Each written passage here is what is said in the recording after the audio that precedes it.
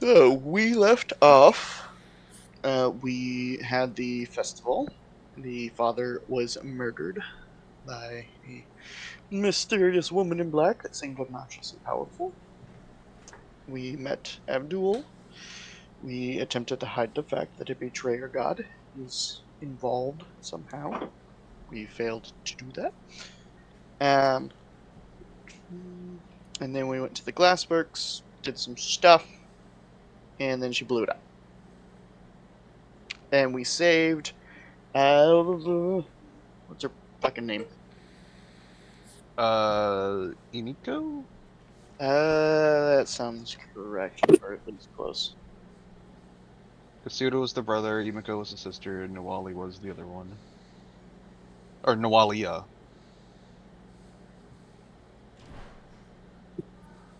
So Nuwalia was the one who blew it up, if I understand it correctly, and she was the one who killed uh, The the priest priest. dude. Yeah. Yeah, That is correct. and we just ran out of the glasswork, and it exploded, and we got our unconscious friend. Yes, we have Amiko who is stable but unconscious, even though we have attempted to heal her. So, what do we want to do? What were we saying last time?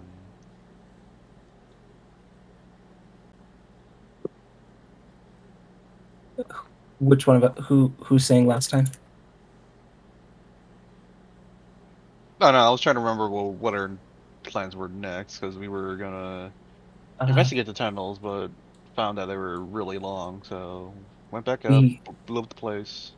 Our plan was to get Emiko to safety or report what we found and then explore under the tunnels, but unfortunately, as soon as we came upstairs, Nuwalia was there and the explosion happened.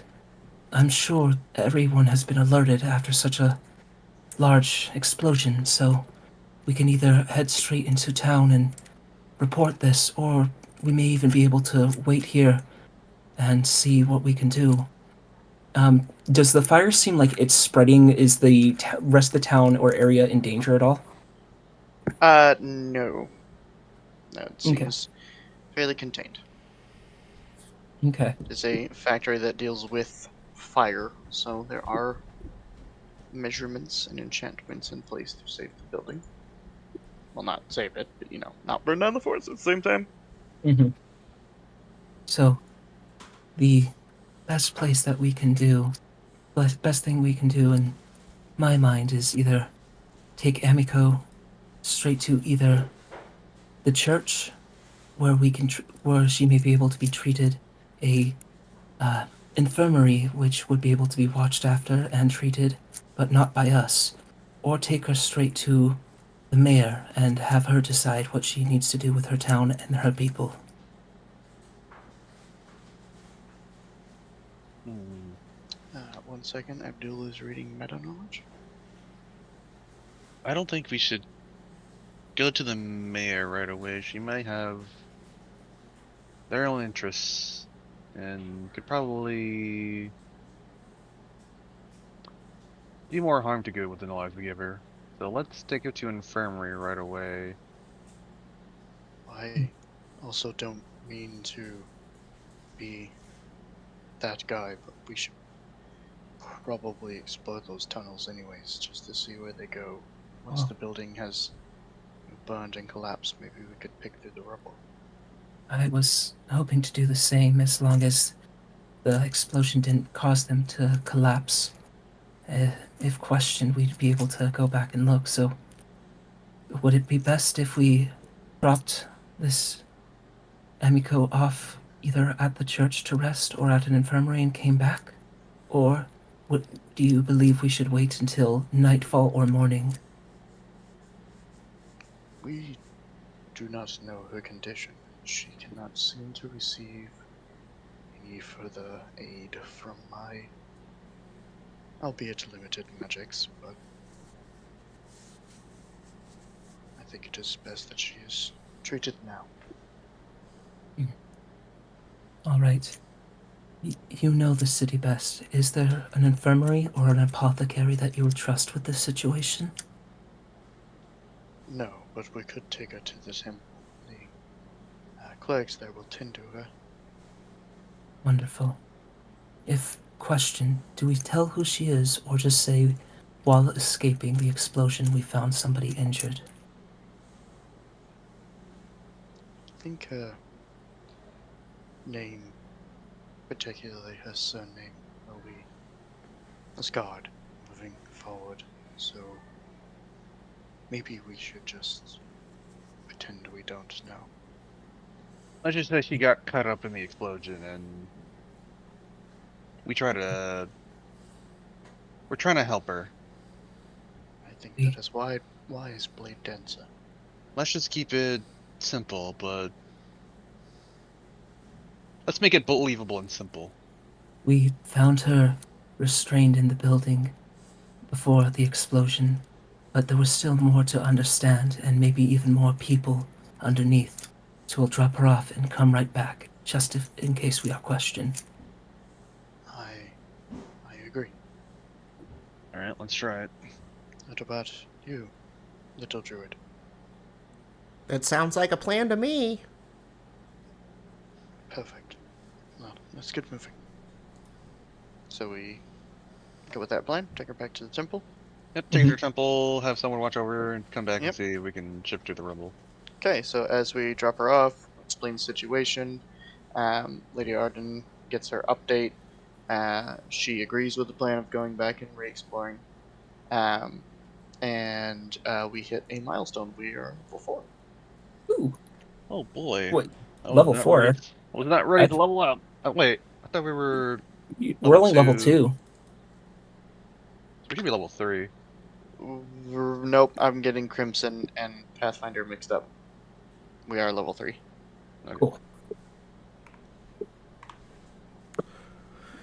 Which Woo. means we get, I believe, a general feat and skill feat. Hey, I was not put out for this. do you still approve of the ones that I sent to you? I do. Cool.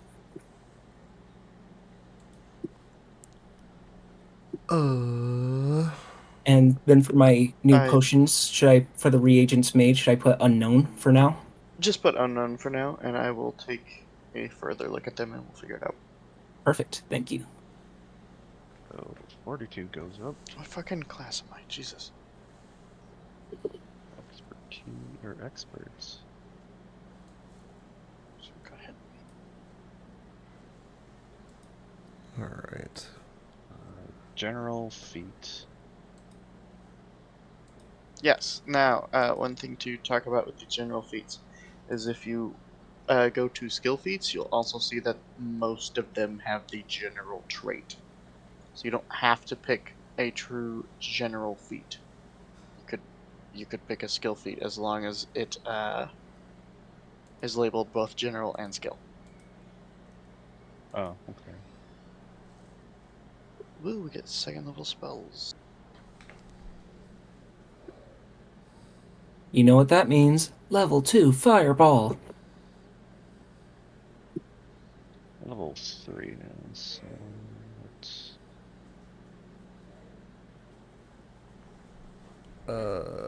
Skill increase. Hmm. Nope. Nope.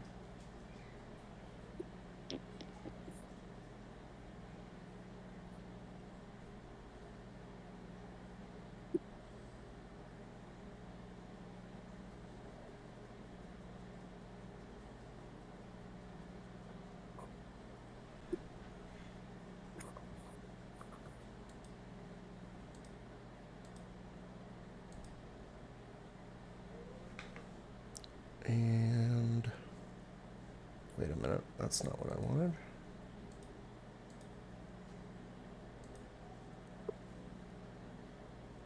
Did you go into crafting, Jameson? For your skill increase? I believe it was nature, or oh wait, a skill increase. Right. Yes. I got yes, that you one get wrong. Then crafting. Yes, I went into crafting. perfect. And then when skill increase, we can You pick one increase the skill and vial. increase it up to expert. Expert. Okay. If it's already trained, right? Correct. If it's not, and you somehow have expert in the skill already, you could increase it to master. But If I you're don't. not proficient currently, you can make anything trained, though, right? Yes, you can also pick a new skill. Okay. Let's go with this. Why not? And then a general feat. Ooh, player core 2 got loaded. Sick nasty. Be barbarians now. Sources. General sheets. We're only using player core, right? Player core and player core 2. Because Oh. player core 2 released within the last few weeks and they finally got it loaded up. Player core, yes, they split their player handbook into 2 books.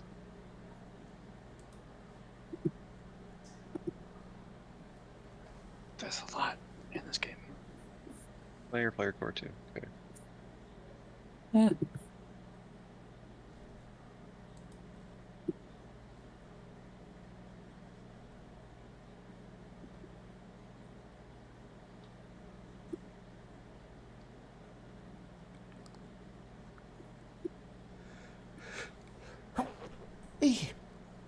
I'm gonna take toughness. Can increase my HP by my level. Woo.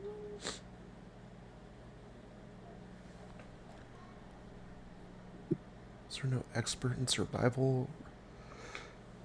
Not every skill has all ranks. No, I'm looking for a feat that requires it as a prereq, but I'm not finding one. Huh? Like, a lot of these general feats, the prereq for them is like expert in deception, expert in nature. I'm looking for the one that's expert in survival, but it doesn't seem to exist. Well, there's some pretty good non-skill general feats as well. Yeah. You can go in there, pick up armor proficiencies, weapon proficiencies. I basically took tough from 5e for duel. So there's some good stuff in there too. You can increase your movement speed, and you can repeat those feats over and over. Well, some of them.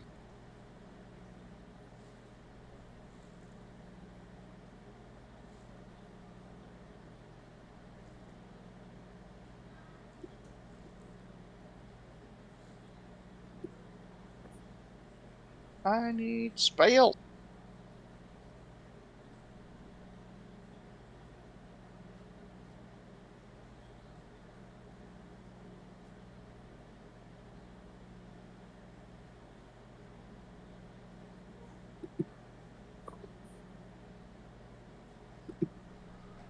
I don't know what I want to take. Christ.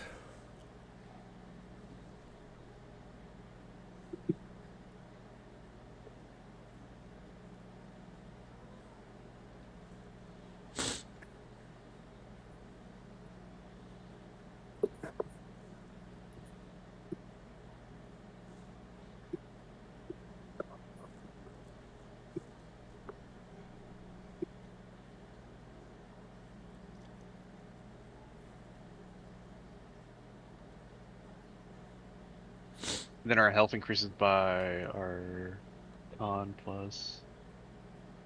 As soon as you on your character sheet, as soon as you Plus class. yeah, But yeah, once you level up your character, it does math for you. Yeah, but oh, then we just add our. no, even that's the con bonus too. No, not the con. I was thinking of the your race health. You take your race health every time you get an ancestry feat, which we don't get one of those until level 5. So Yeah, we got it at level 1, so. Yeah, and searching background at level 1, so shouldn't we be adding that to our health? yes, It should. Shouldn't that one also add automatically? It doesn't add it for mine. Then never mind. Because then it should be like the max that it says there plus whatever the other stuff is. So my health should be at 40 something, I think.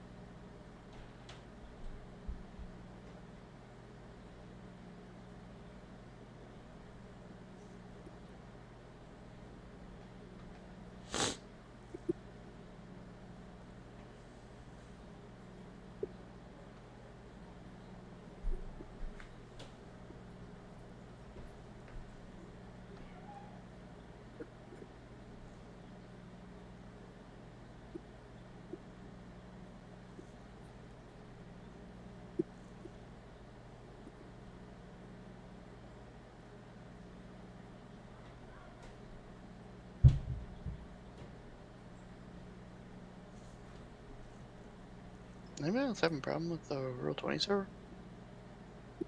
Not right now, no. Yeah, nothing. I have a notification that says your current connection to the server has been interrupted.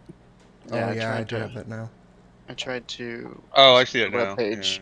Yeah. I think Roll20 is going down. I can't get back into. I tried to refresh the page and it's just locking me out. Well, I'm just not gonna do that right now. I'm just gonna. Let's just Hopefully it saves it. completely close that. I don't know if mine got saved, but I have it pulled up still. So let's try to open it up again on a different tab. Okay, I think their website just went down. Neat. Yep. Theater of mind, or talk about other stuff. We're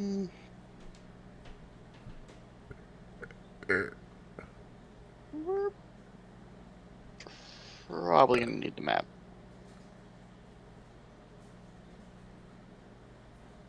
Just gives me more time to pick a feat.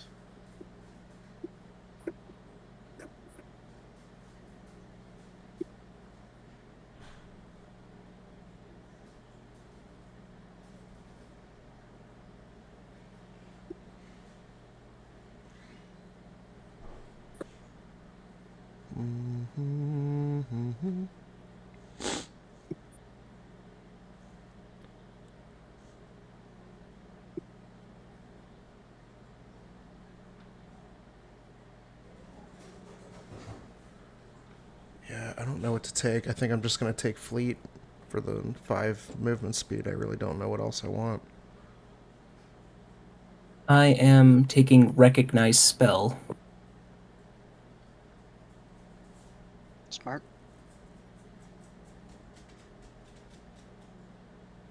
I just wanted to make sure I use this feat as a reaction, correct? Correct. Cool. Jimson's first reaction. Yep, Roll20 seems to be completely down.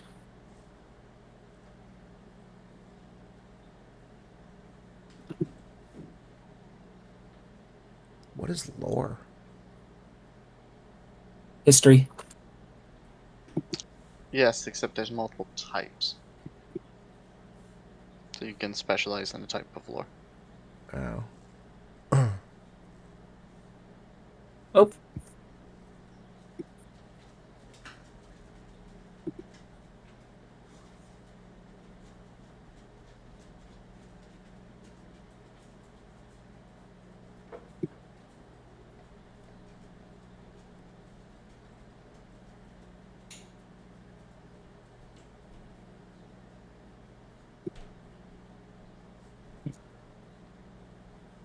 Started working for a second, and then now it's freezing up again.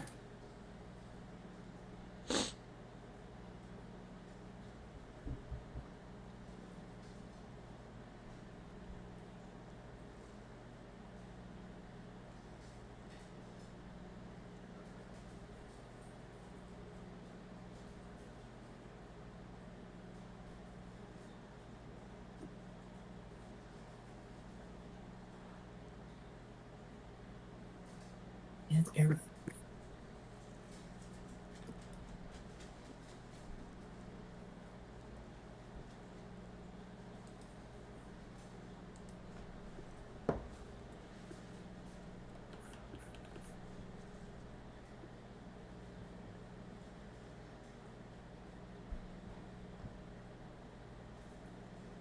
Hmm.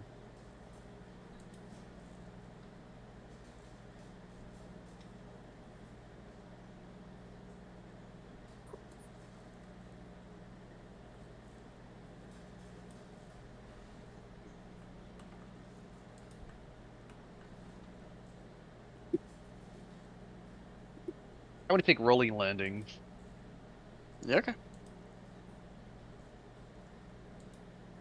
This will help me do stupider shit later on.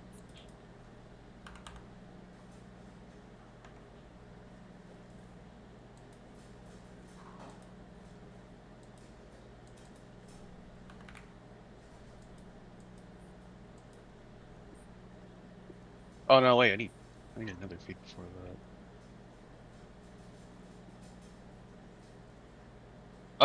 Discretion, I'm taking catfall. Cool.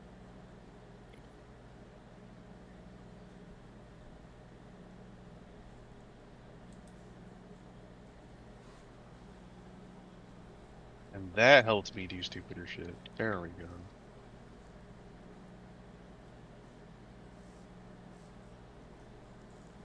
And then how do spells work? What do I get?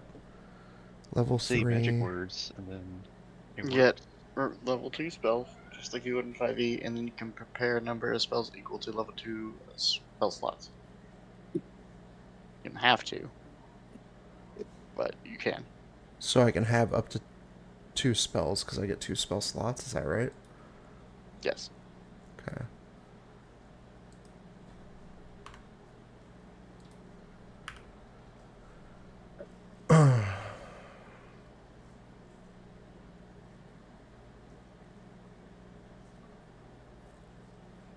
Reddit is mad. What did they do this time? Oh, I went to the Roll20 Reddit to see if Ah, people were experiencing it. The answer is yes. well, This is technically a free action. Oop. Oh, let's see.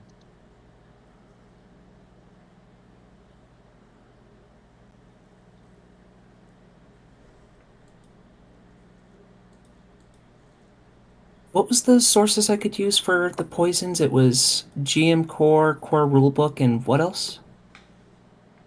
Do GM Core, Player Core, and Player Core 2. Okay.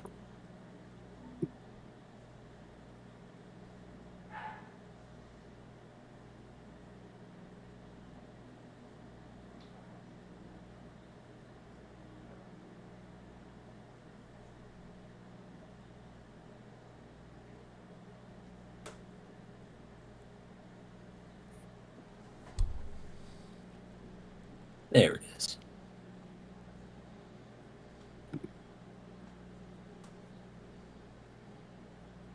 Okay, and then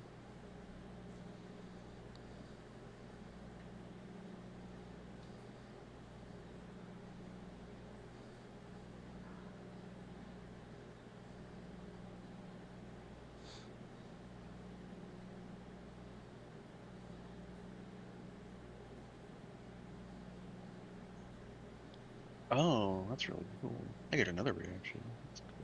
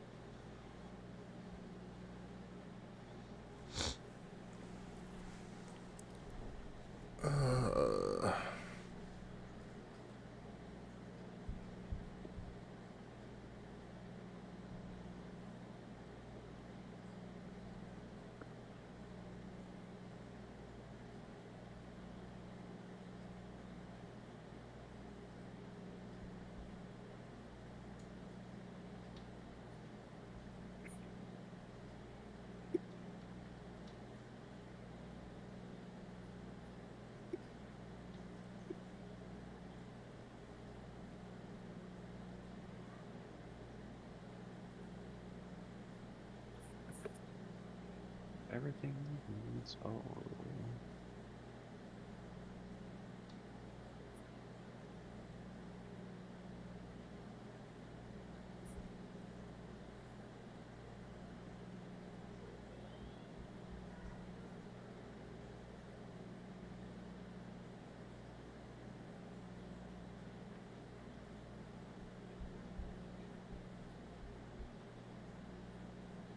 Well, this is a bummer.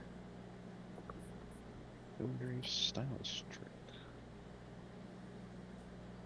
Well, I guess we're gonna try theater of mind then.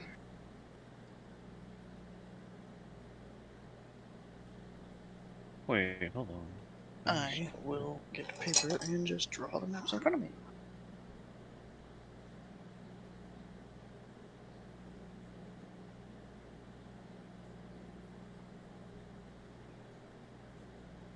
Oh, I get an additional skill increase. That's crazy. How do you get to? A level 3 swashbuckler's stylish trick. Oh, nice. You get additional skill increase. You can apply only to acrobatics or the skills from your swashbuckler style. Wait, what did that mean? I can increase one thing by 2? That is exactly what that means. Oh, but I don't think I would need that right now.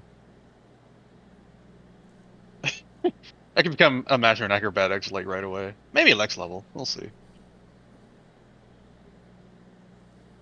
3rd, I 7th, and promise you, 15th. it will not break game balance. Okay.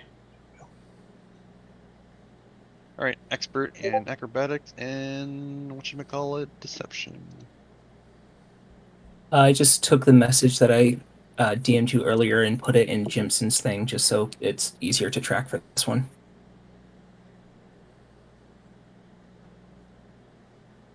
And Well, we can just go ahead and handle this while we're attempting to wait. I wear theater of mind. Grapefruit. Hmm. Well, the cytilish oil, you will have to, just acquire a cytilish corpse or pieces of a cytilish from somewhere. cool. Grave root.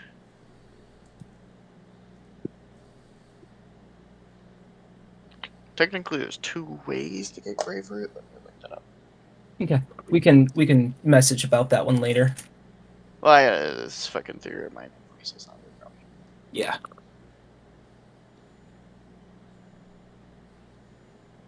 Oh, my speed increases by 5. Not finesse by 2. Are you saying Cytilish is a creature? In the description here, it says it's a type of fungus.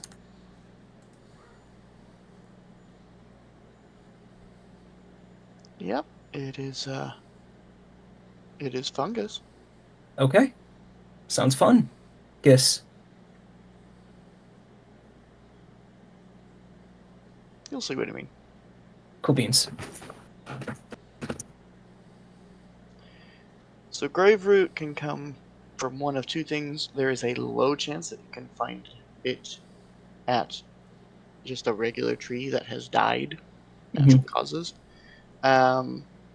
Or if a person is buried near it. It'll corrupt the plant and create little shrubs that spawn grave root. All right. Are we saying that I still have to experiment with these and just kind of figured out how Are these your where? level 3 potions? Yes, and you and I were discussing whether I would just get the inspiration and still have to explore to figure them No, out. yeah, we're still gonna go with the experimenting thing, Okay, cool. just to make But it make narrative sense. yeah, sweet. But get the idea for him, but not quite sure the correct balance is to actually produce the poison Yeah. that I'm looking for. Well, I mean, both things you picked here are not exactly super common. Mm-hmm.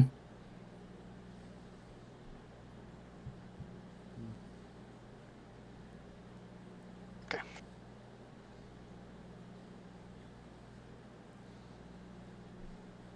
Give one last to get roll 20 up here, and then we're gonna go through her mind.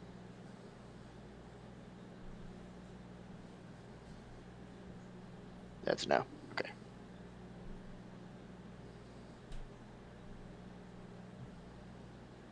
Oh, but I hope it saved all my shit.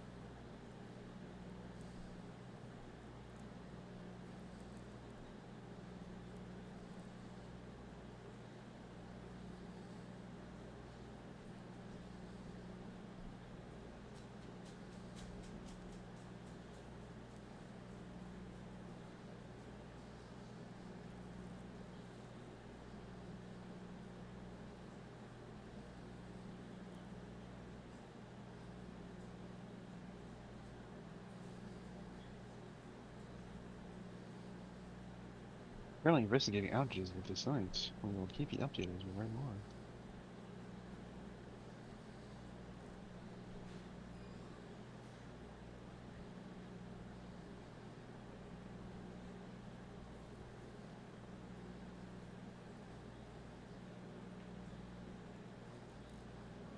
more. Okay. So, assume we return back to the glassworks and try the tunnel. Start picking through shit. Yep. Start Okay. picking through it. All right. So When we get back downstairs, if we are able to find the entrance again, has this also destroyed all of the black powder and yes, everything down there? My yes. powerful explosion. Have any other hidden walls or doors been opened through this explosion, or any cave-ins in areas we were in before? No, unfortunately. Most of the building is actually destroyed. There's actually not that much that we would have to pick through to get back to the tunnel. The building is gone.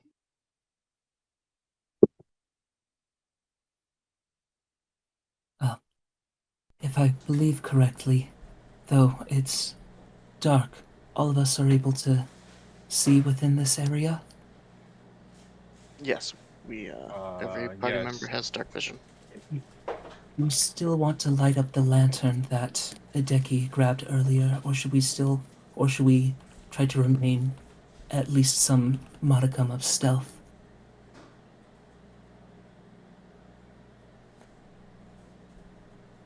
I think whatever's down here would probably know something else is probably in here with them. That So I is a think fair, the element surprise is already gone. that is a fair assessment. So with that being the case, I will pull out my lantern's bullseye and just lead the way. Okay. So as we travel down the tunnel, it goes on for about 100, maybe 150 feet before we're able to start seeing light around the curve. Upon seeing the light, I would then turn off my lantern. And then, I guess slowly approach the light to see if there's anything around the corner. Give me a stealth check. Oh, fuck, I don't Oh know. yeah, how do we roll dice? Or with our modifiers. Oh yeah, I didn't really think about that one, did we? We can use the roll, just do straight 20s if you want to adjust the thing and use the. Oh, my jump gate is. I got it open I now. can just roll you a dice and just tell you what I get. My roll Yeah, 20 the is problem open is now. modifiers. Yeah. You guys can check yours, but I was able to get mine open. Oh, it looks like it worked. Perfect.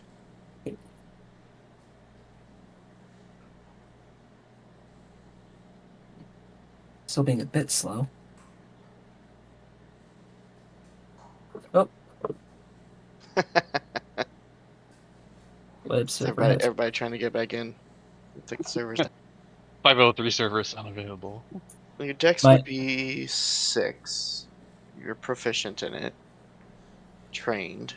So 11 plus 11, and yeah, just roll a dice if you have one available. Tell me what you get. 6. Okay. So 17. Total 17. Okay. Okay. Yeah, so you get, well, actually, hold on. Luckily, the book has their stat blocks in here. So love the idea of Gil trying to be sneaky, but with every step, it's just like the sound of a salmon hitting the floor. I've got Actually, it wet would be feet. against dirt.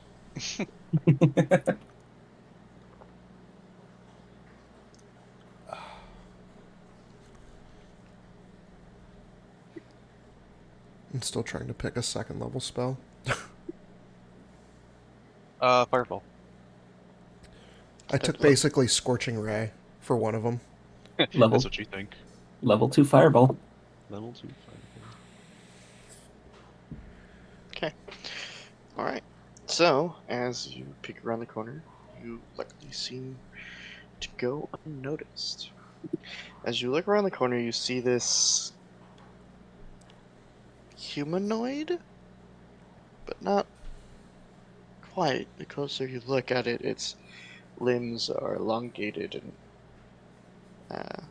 massive talons at the end of its arms. Its feet, its legs kind of curve back, almost goat-like, and you see this kind of. There is a neck, but instead of the neck and head going up, it's leaned forward, almost protruding from the chest, and the face, top half humanoid in nature with eyes and a nose, but the mouth is this again just kind of elongated and gross uh, flaps that just kind of drip all the way down, halfway down his body, with these serrated teeth that line the inner, uh, line the gums all the way around, and this maybe foot and a half long tongue just kind of occasionally flicking and licking the teeth.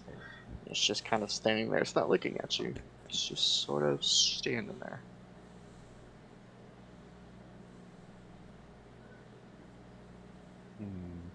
Is this the only creature I see? Yes.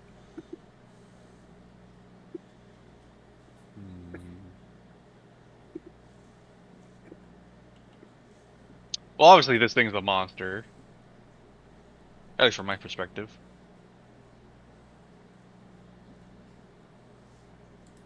You know what? I'm gonna try to sneak up on it and just give it a quick slash. Okay. Josh. Being careful of my footing to make sure I don't make any noise as I approach this creature.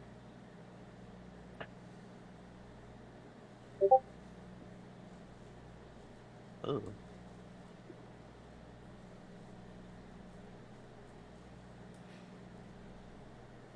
So.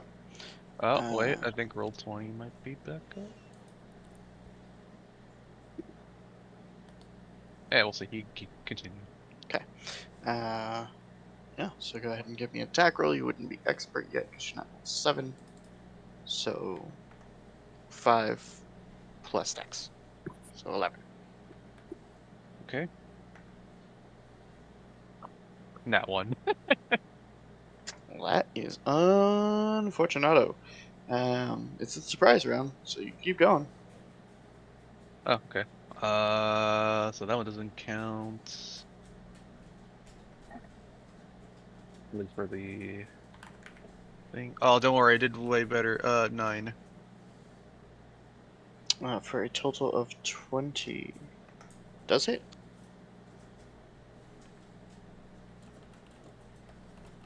And that's a D10?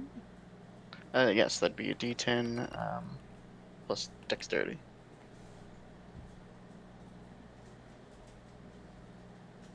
Oh, this is the D10. Finally, I get to roll my fucking physical dice. Oh. 10. 10 total? Okay. Or I rolled the 10. Oh, so then plus your dex, which is 6, I believe.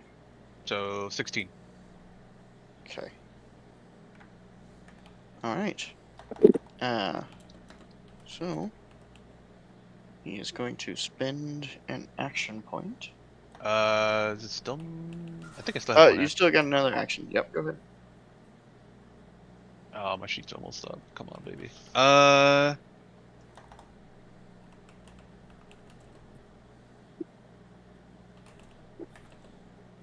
And then I'm gonna try to feint to make it look like I'm going to swing on it again, but then kind of like throw some dirt in his eye.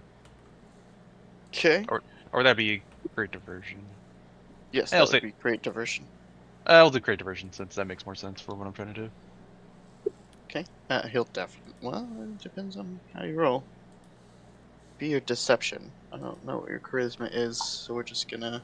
It was like 12, and then I'm expert in deception. I think it's a +8.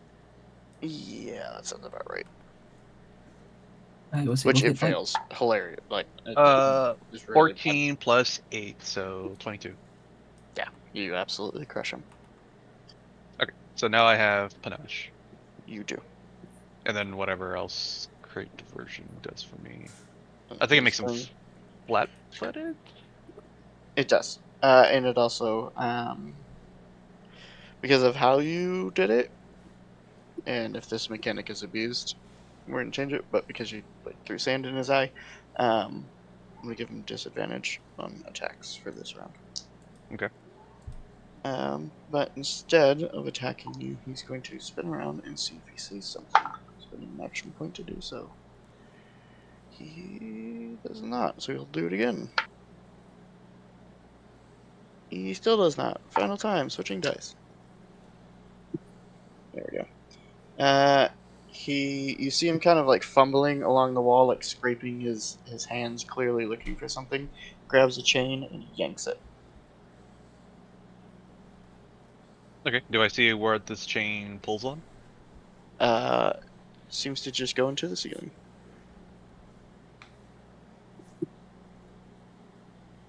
Can I look up and see if there's anything in the ceiling that's about to fall, or that he alerted someone else? You can attempt a perception check as an action. Sure, I'll do so. I don't think my first wisdom was very high. I think my intelligence was -1.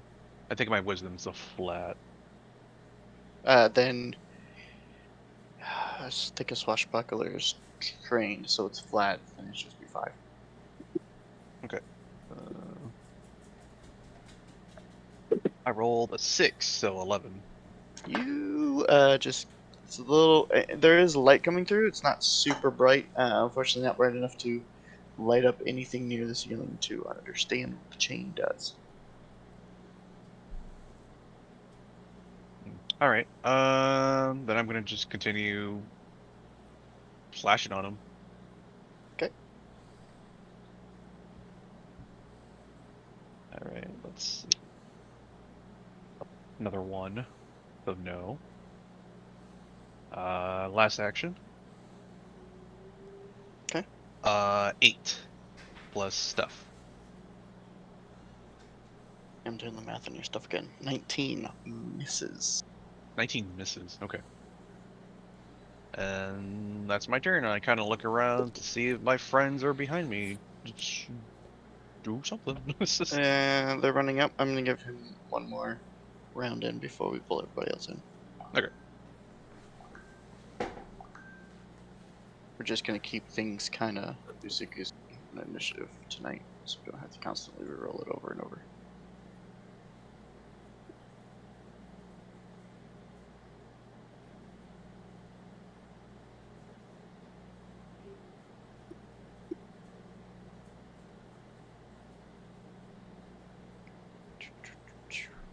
I am sorry, taking a look at see if he's got anything extra. He does. He is going to attempt to grapple you. So this would be contested athletics, which I'm now expert in. cool, but your strength isn't super high. Oh, athletic narrow. I was thinking of acrobatics. Yeah, it's athletics, and I believe your strength isn't super high. No. Are you negative? Do you remember? No, I think the only negative I had was my intelligence. Okay, then we're just gonna make it a flat roll. You're probably not trained in athletics, so just be a flat roll. 16. Well, unfortunately, he rolled a deck, so you still beat him. That was 2 action points. She's gonna take a regular swing at you. That is a 23. Hits. Okay.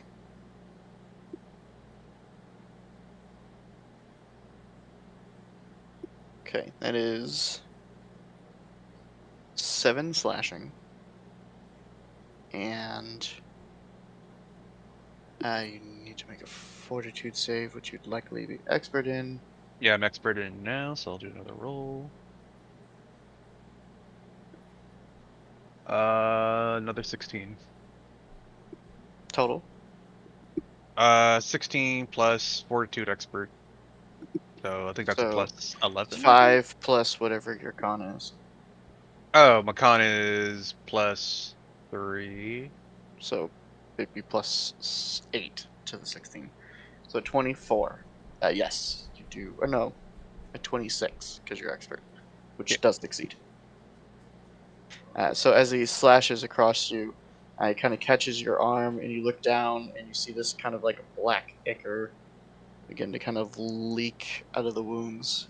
Luckily, it didn't dig deep enough. So I'm gonna roll random dice, and that person's gonna go.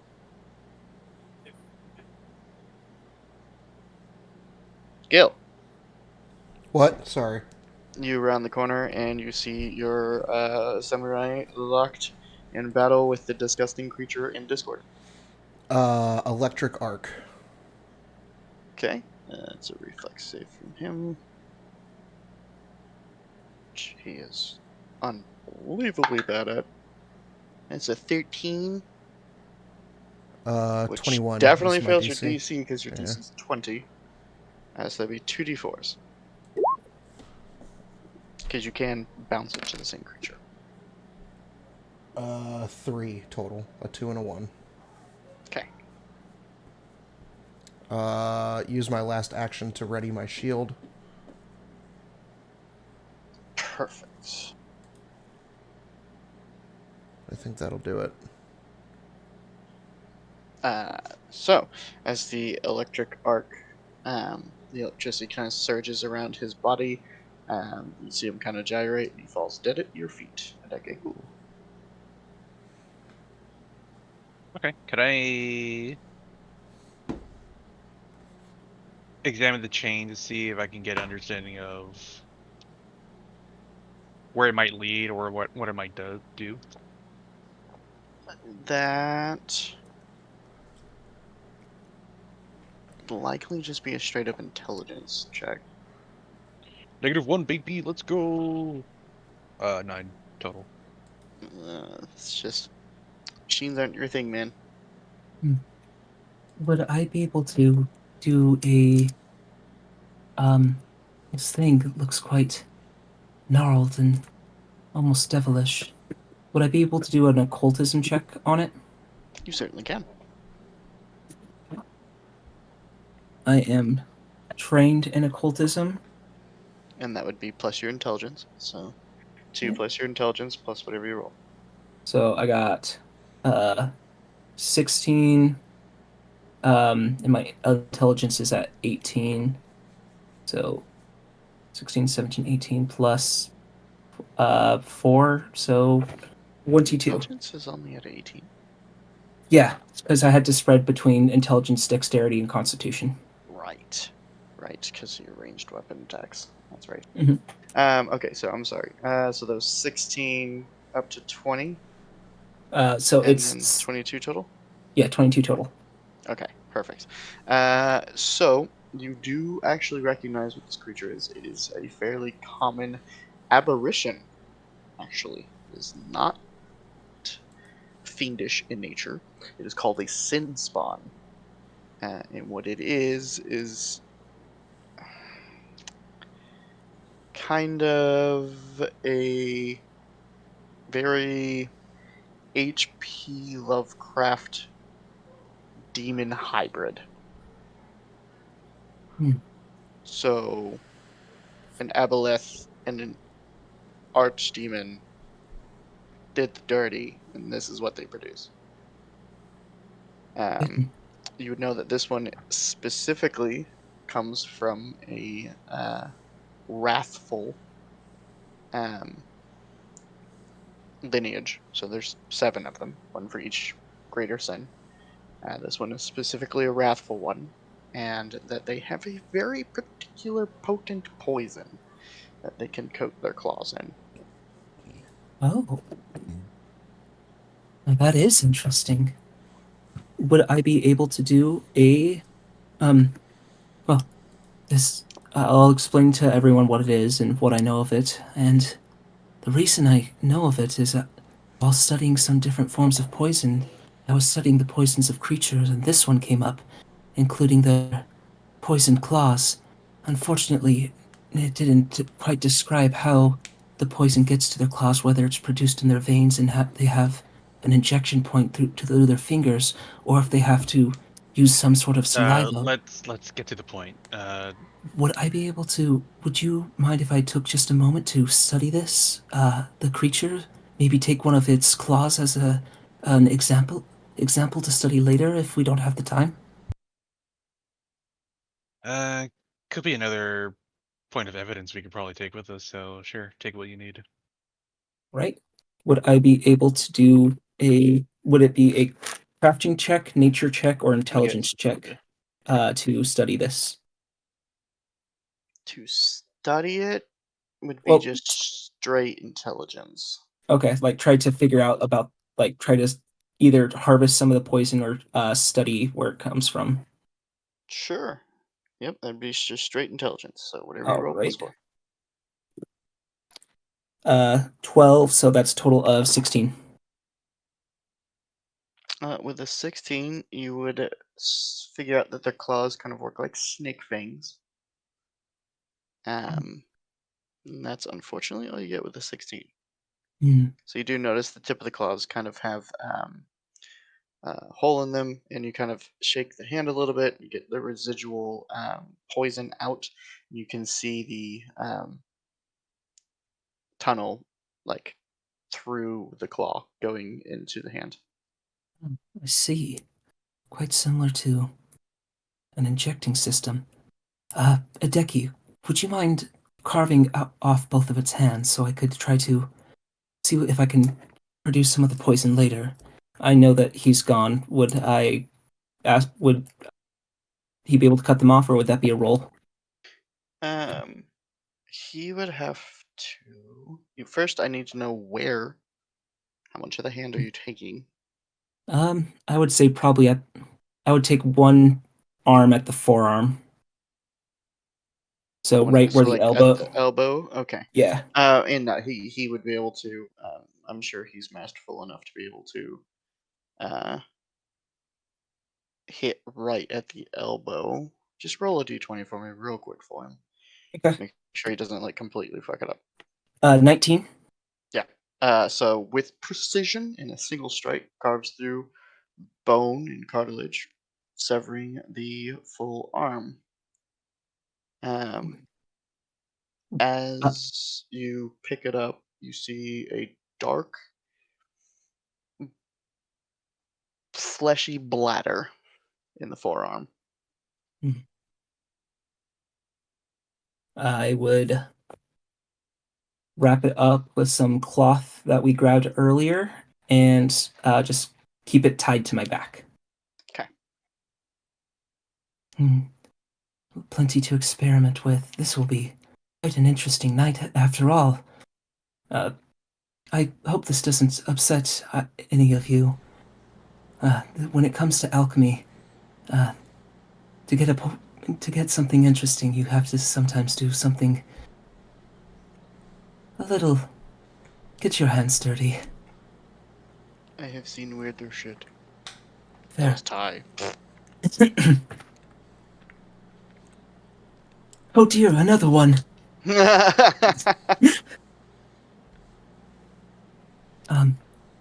Would I know if this creature is magical in nature, or is it just demonic in nature?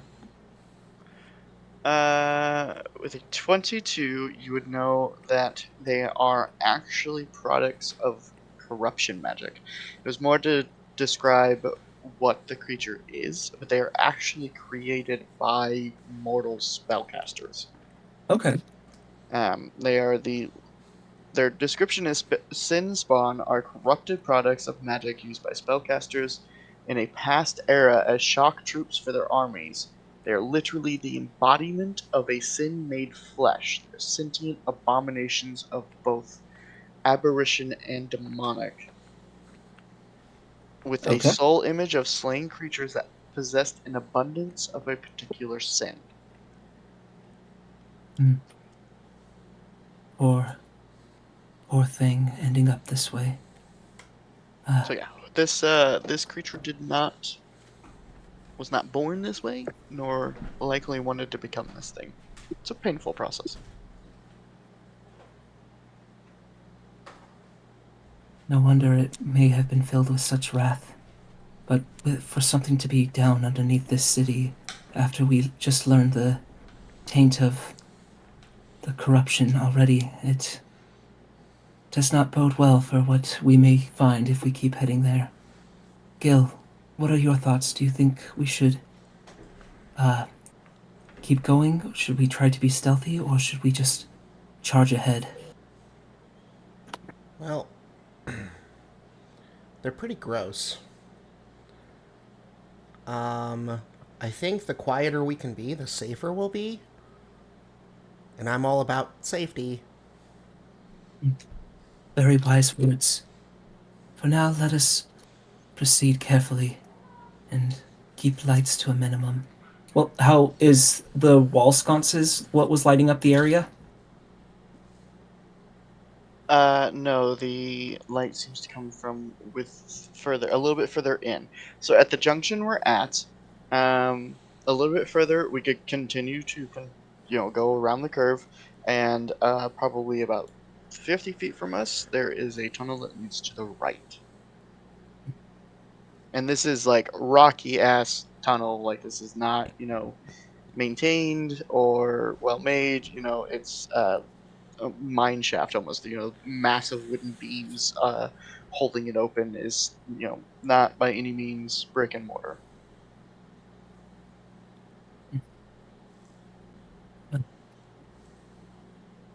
Be on your guard, and let's prepare for whatever's to come. And since I haven't said it, I will say that I have just a normal dart loaded in my blowpipe, and I'll prepare to continue to follow a decky. I will keep my blade out and prepared for what's gonna come, and I'll try stealthing again, see what happens. Worst case, they already know we're here, but So I roll again. I rolled a 16 plus 5 is a 21. Perfect. Okay, so do we want to continue forward or do we want to take the right?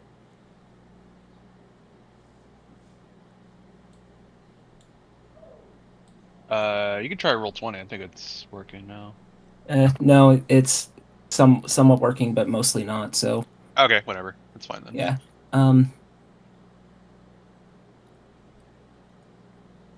So I'll try to wave down a decky and point towards the right. I'll go right while stealthing. Okay.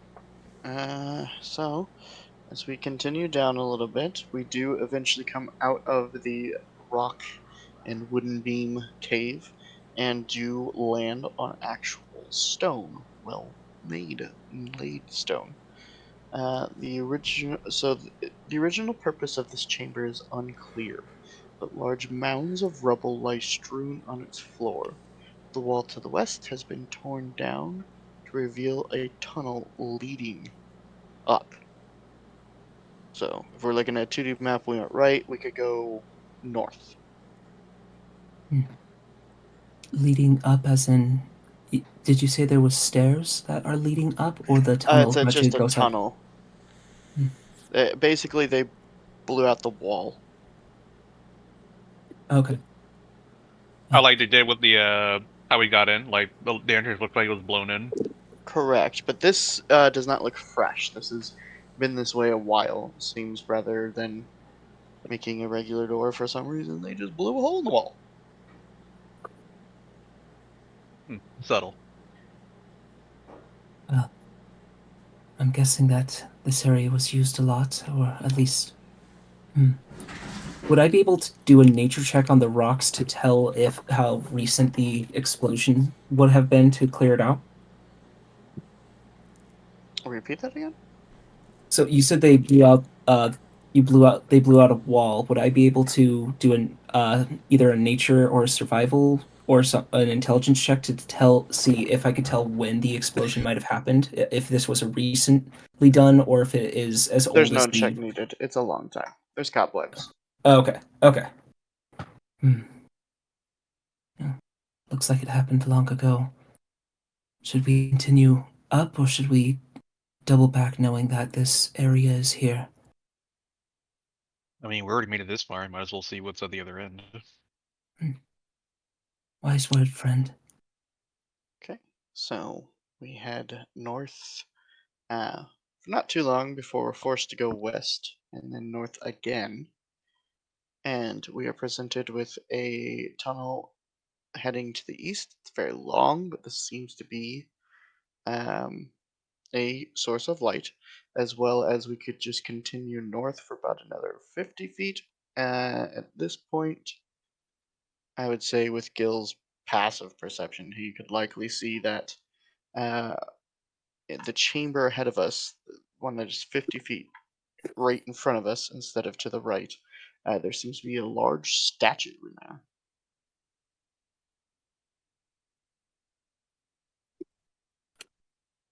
Oh, sorry, was muted. I think there is a statue down there. Can you tell of what? Can I tell of what?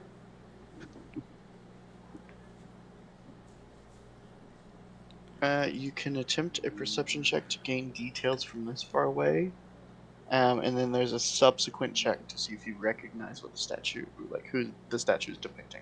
Okay. So we are about 50 feet away from it. So 29 for my perception. fucking lord. You're really Yeah. So you can see the details. So you could attempt a society check. We live in a society. I rolled a 4. That's an 11 total. Yeah, you have no idea. Yep, it's a statue, all right, but I don't know what it is. One of the weird things you do notice, though, it is made of marble, but the marble is stained red. Like, not stained as in a secondary effect. It is red marble, which is strange. Looks to be made out of a strange red material. Well, did you say that there was like a light source close to it? Yes. That room in particular seems to be lit up pretty well. Well, if it's so well lit that you are able to observe it from here, we may have another encounter on our hands. Rather than leaving this just to you, would you like us to come, or do you still want to try to scout out the area, Dickie? Let's go. Everyone, let's go this time.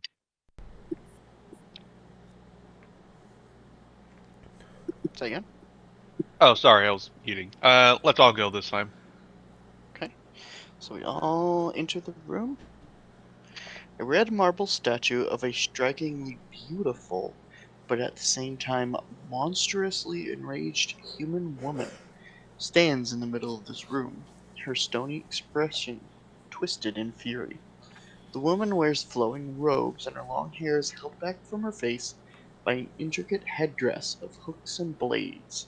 In her left hand she carries a large book, the face of which is inscribed with a 7-pointed star. Her right hand holds a glittering gold and ivory rod.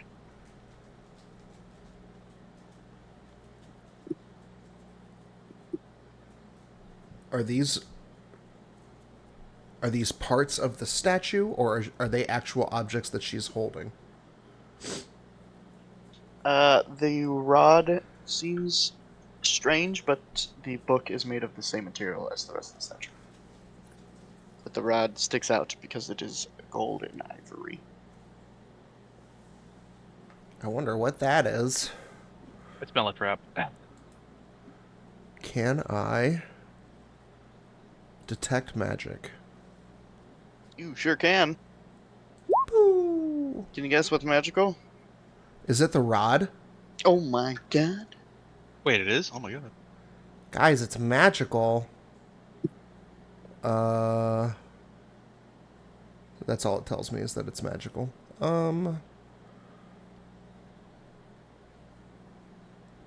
I reach out and I touch the rod. It's cold to the touch. Can I try to remove The statue it? is fairly large, Oh, so I'd say Gotcha. you'd be able to touch like the bottom half of it. okay. Is there any inscriptions on the base of the statue? Well, with a 29 religion check. That is the symbol of Asmodeus. Oh. Oh dear. Wait. The symbol of Asmodeus is at the base of the statue? It's on the book. It's the 7-pointed star. Oh. Okay. So Not very well learned, but who is Asmodeus? Asmodeus is often referred to as the leader of the betrayers. He is the one who is responsible for the start of the War of the Ancients, which led to the calamity of Avatar. Hmm. He is the Lord of Lies and the ruler of Hell. And yet we were attacked by people who were against the Beloveds, and now we find a statue of one of the betrayers down here. I think things are starting to add up more and more. Still, to be this far underground and this well preserved too. Obviously, with these lights around here, there has been someone who has been here recently, if not here right now.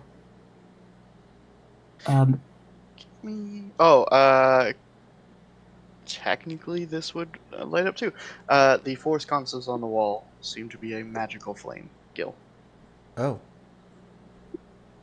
The flames on the walls are magical too.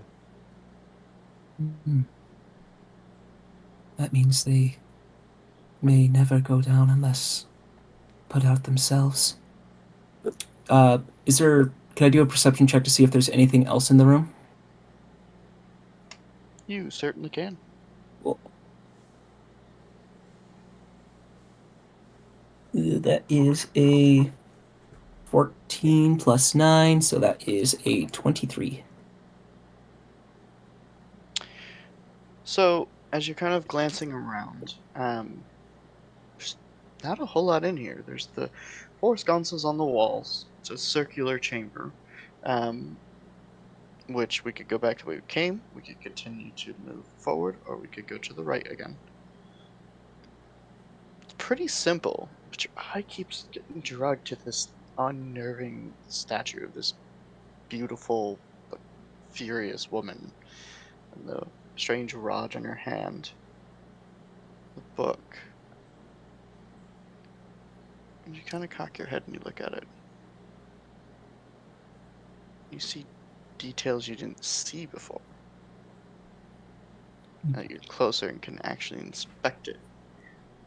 You see a lot of runes carved directly into the brim, the edges of her robe.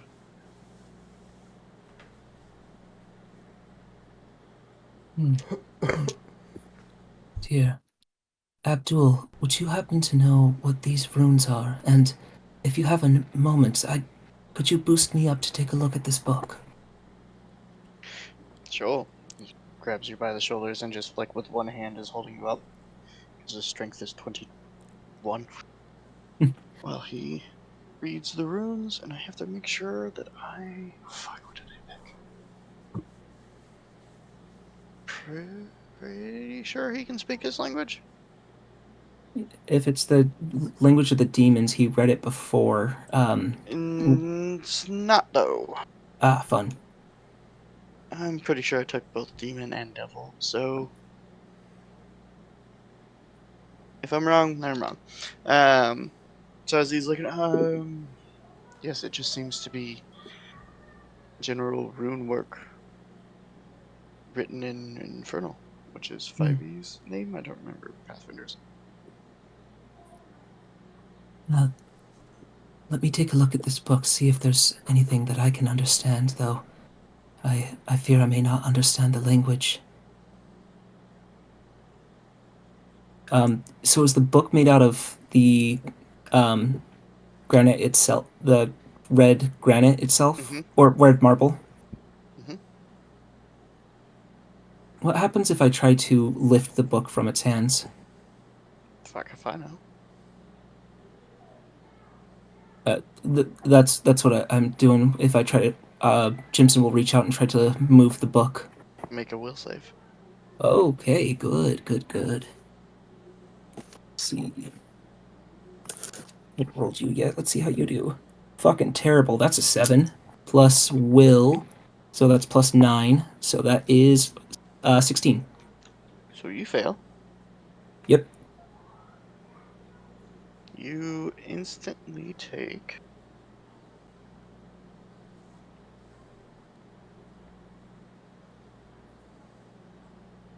16 fire damage and are blown back 10 feet, which yeets you back to the ground.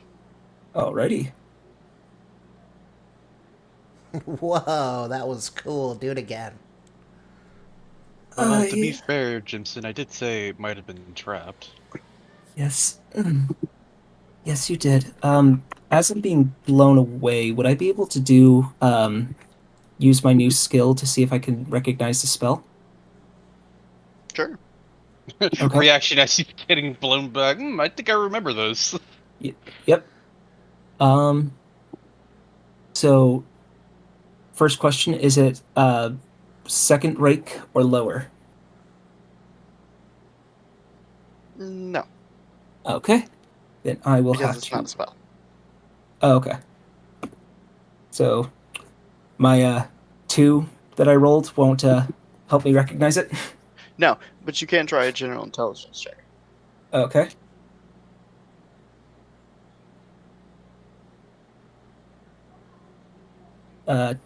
10 plus 4, so 14.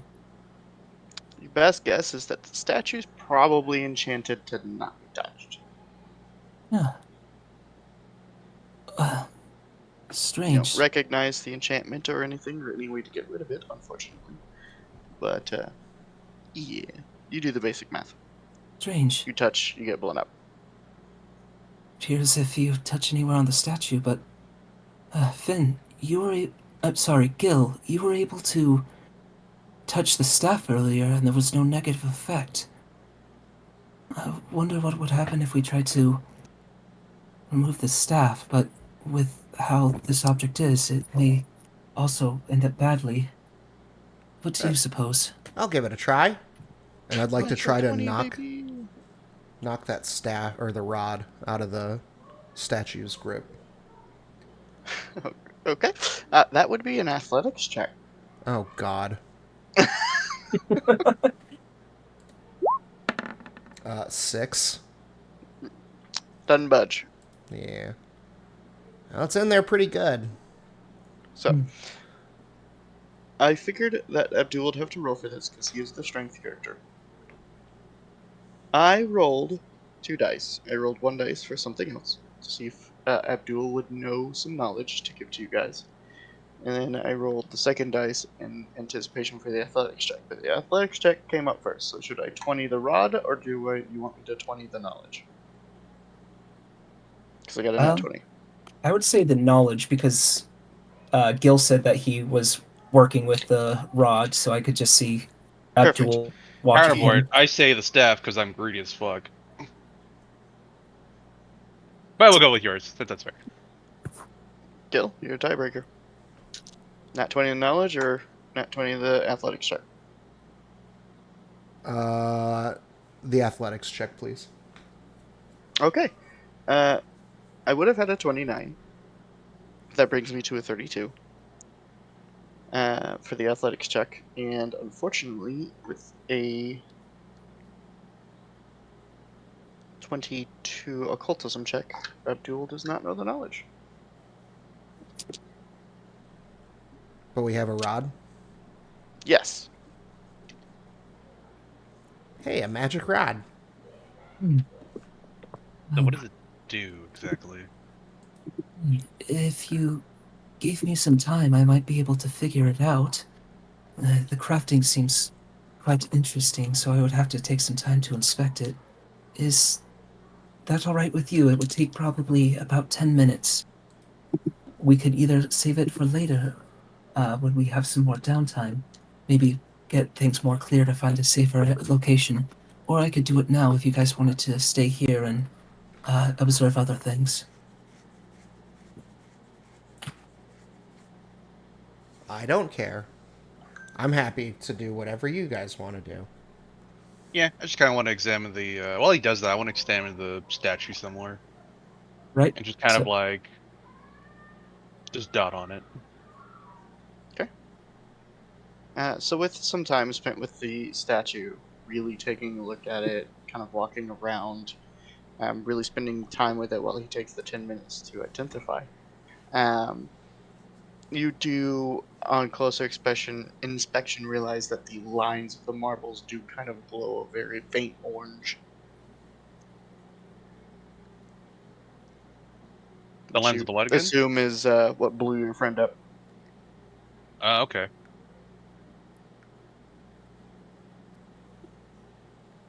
And But you can attempt an occult. Are you even proficient in occultism? Fuck no. Then yeah, no, you can't even try for the knowledge. I guess I would point it out to. I guess either Gil and Abdul, since they're the only ones who are, I guess, not doing anything at the moment. Sure. Abdul will come over and try an Arcana check, and fail hilariously with a 2 total. So, any ideas? Absolutely Touch none. it blows up. I think that's a fair assessment. For crafter's appraisal, I rolled a 15 plus my crafting, so that would make it a 26. To try. Oh, yeah. So you identify it. It is a rod of blazing bolt. Ah.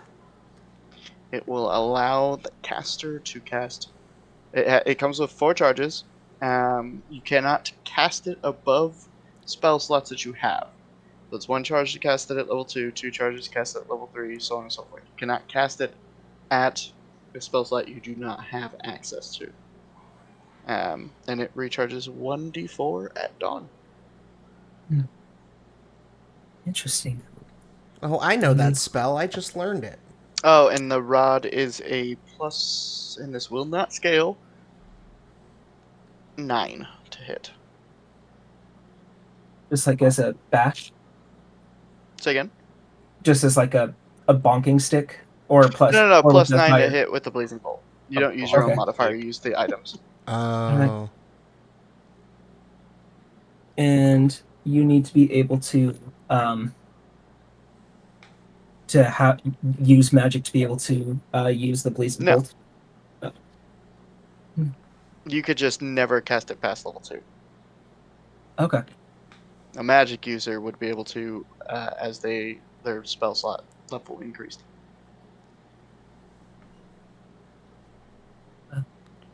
This may be very, very useful.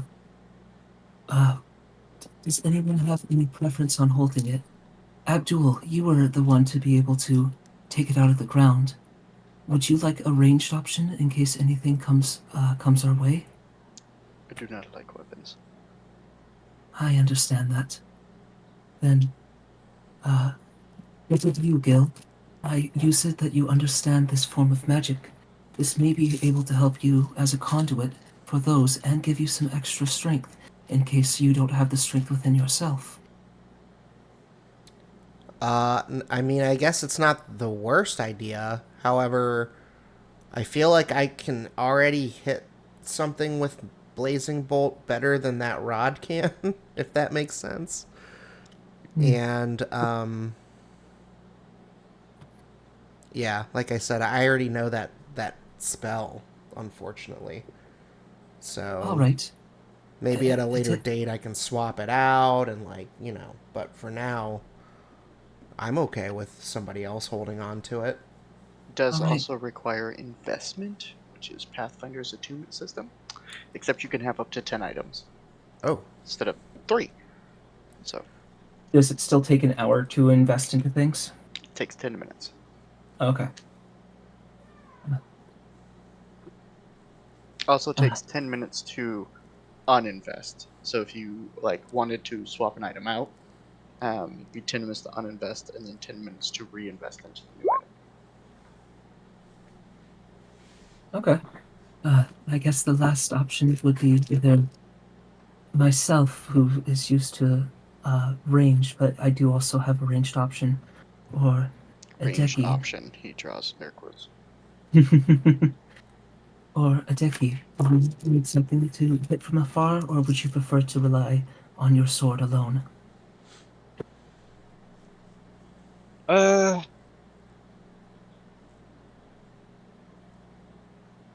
I think. oop, ignore the roll. But that's Blazing Bolt in case you haven't seen it. Well, let me look at it. I guess. It's basically Scorching Ray. Yeah. Scorching ray. Yep. Three Except- bolts of fire, 2d6 each. Each one takes an attack roll. Yeah, each ray has to strike a different target, though, right? Versus Scorching Ray, you can hit. I may have modified it in my games because if that's a case, that's dumb as fuck. Yeah, that's how they word Do it. Do I need to be a spellcaster to use this? No, you can fire an additional ray at a different target. Can, meaning you can choose to. Or you can just blast 3 in this thing, dude. And then if I were to use it in combat, can I just pull out the staff and use it, or is it like an action? How would that work? Well, it's 1 to 3 actions to cast the spell. It's 1 action per bolt that you want to throw. So that would be up to you. I would say it would be an action point to pull it out and get ready to use it. So it's something you'd have to set up for. Okay. I think I prefer to just strike with my katana. I'm not really comfortable using a magical item such as this. All right. For now, unless anyone else needs it, I will take hold of it, and we can decide what to do with it later. If it proves useful, we will keep it. If not, that will come later on the road. Though, it is interesting. Fairly calm, so if you would like to, we could probably take the time for you to invest in it. All right. But let me take some time to get comfortable. Again, thank you for taking the time so I can do these things. And Jimson will just hold the staff and take a meditative pose. And I fucking love it. Why is it always fucking you? Make Me? a will save. Oh my goodness. That's great. It's always fucking you, Jimmy. Oh man. Oh boy. Not great. That's an 8 plus That is your 9. rod. Oh. Is Hideki eyeballing it? It's yours.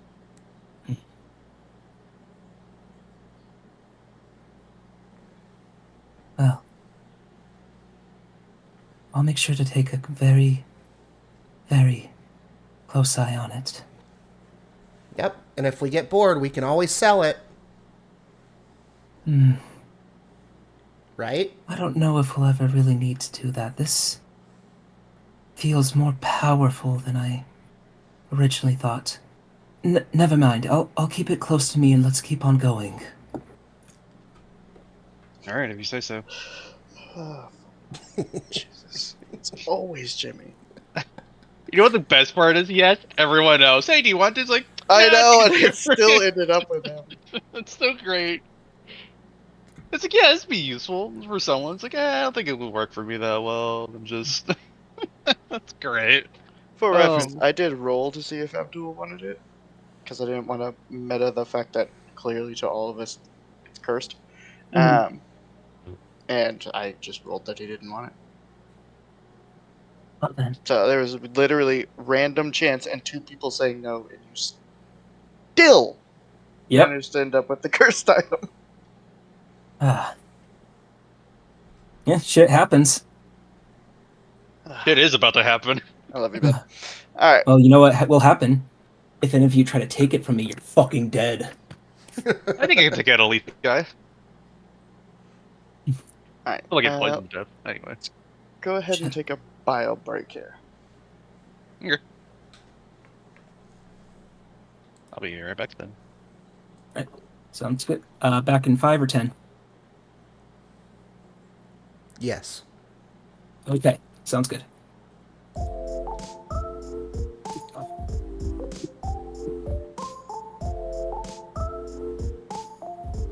I love it, Gil. That's awesome. Okay, be right back.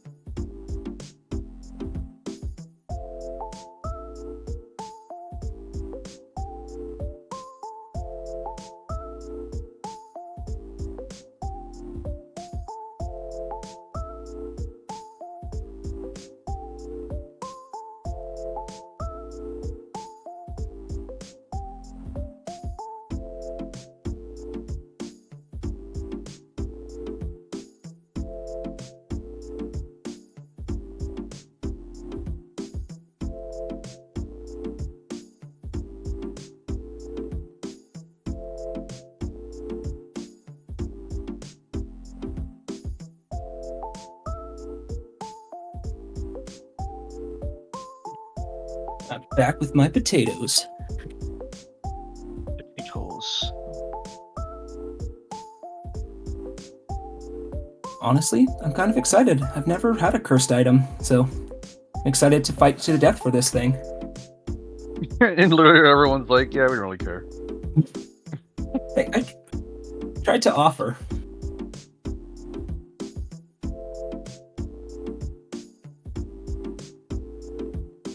You just wanted to get somebody cursed.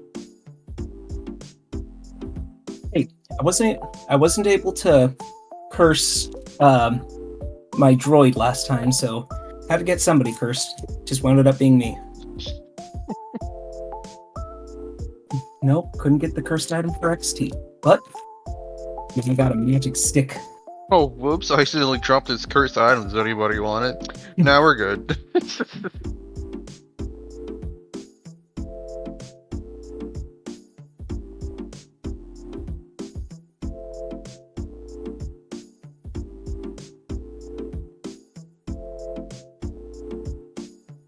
Oh yeah, Hideki, I did use you to cut off one of the arms of the creature that we fought.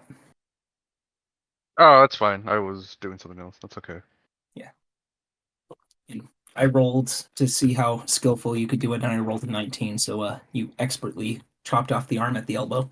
Whoosh. Give it a good old shing.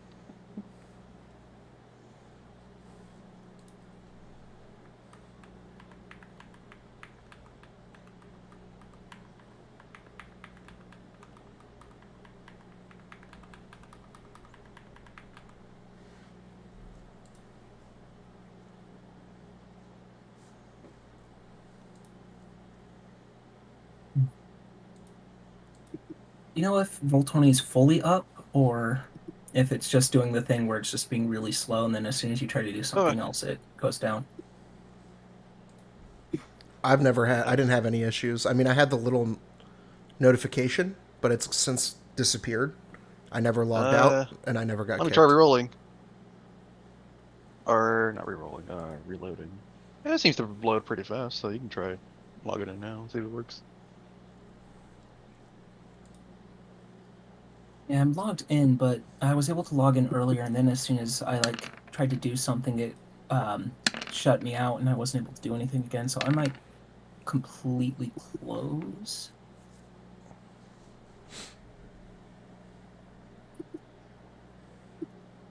And try to launch the game again.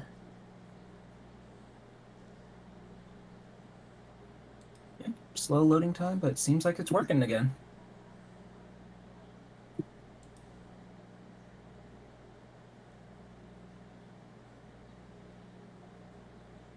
When Abdul comes back, we'll let him know, and we can continue down this hallway of fun and Doom. Horses.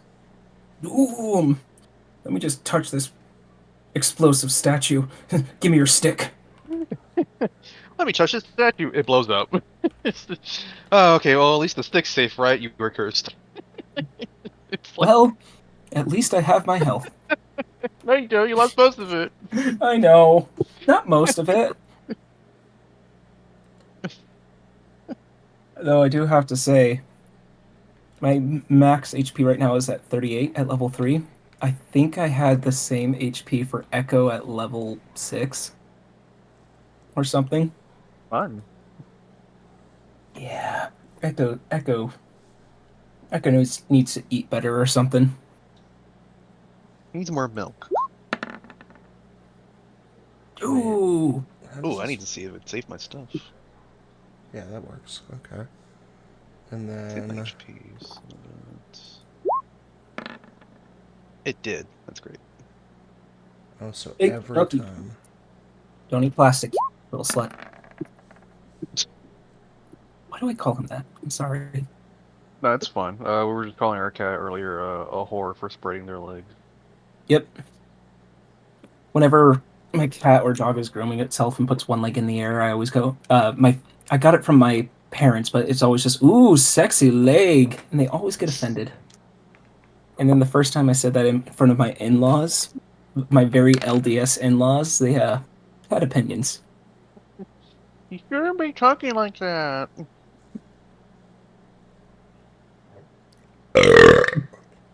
Nice. Felt powerful.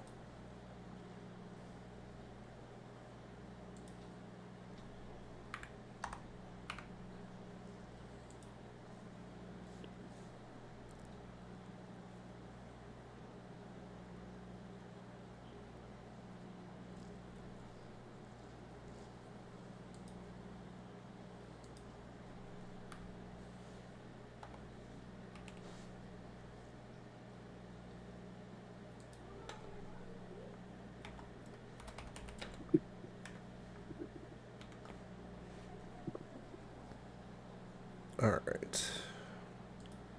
Let's see if that fixed it.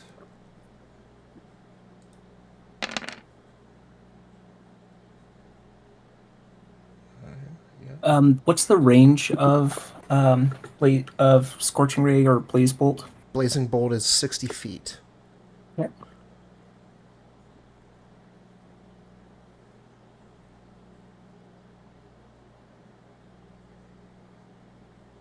Yeah, each bolt is an action. You can cast it up to 3 times.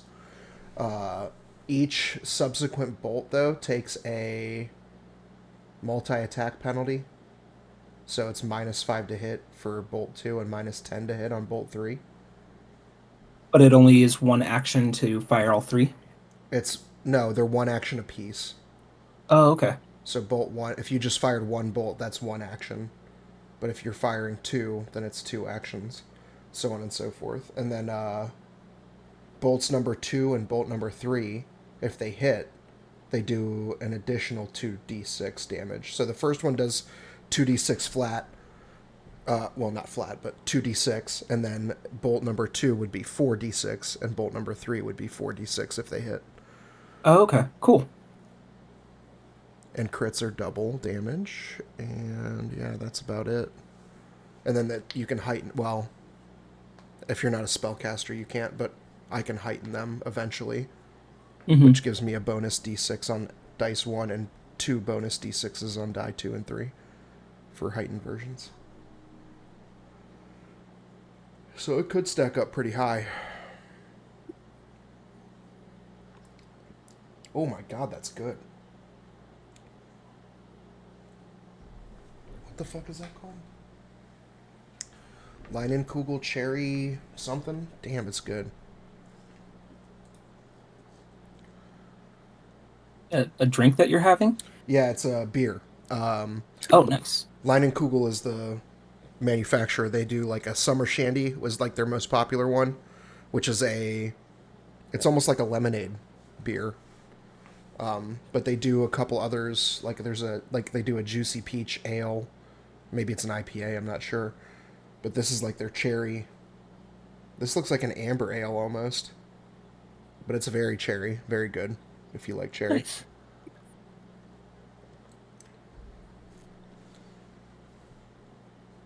I am a bit of a bitch beer drinker, though I really like amber ales. Yeah, me too. Everybody likes IPAs. I don't like IPAs. I think they all taste like grapefruit, and I don't like grapefruit. That's fair. So I like Yeah, wheat beers, and I like stouts and stuff like that. They're really dark, like porters and stuff. I can drink just about anything, but I tend to stay away from the pale ales. They're just not for me. I get that. I've had a few really good Guinnesses before. I like Guinness. Yeah.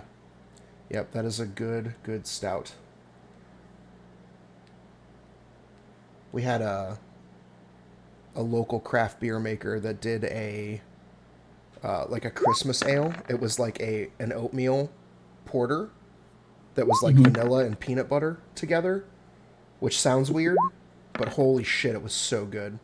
And it's black just the same way a Guinness is, but it would taste like a combination of like oatmeal in the morning plus like a vanilla peanut butter like what do they call those things? Muddy Buddies or something? Ooh, yeah, I love Muddy Buddies. Yeah, it was like Muddy Buddies mixed in your oatmeal, but it was a beer. Wasted crit. I did mean, one still too. a crit. I'm just testing.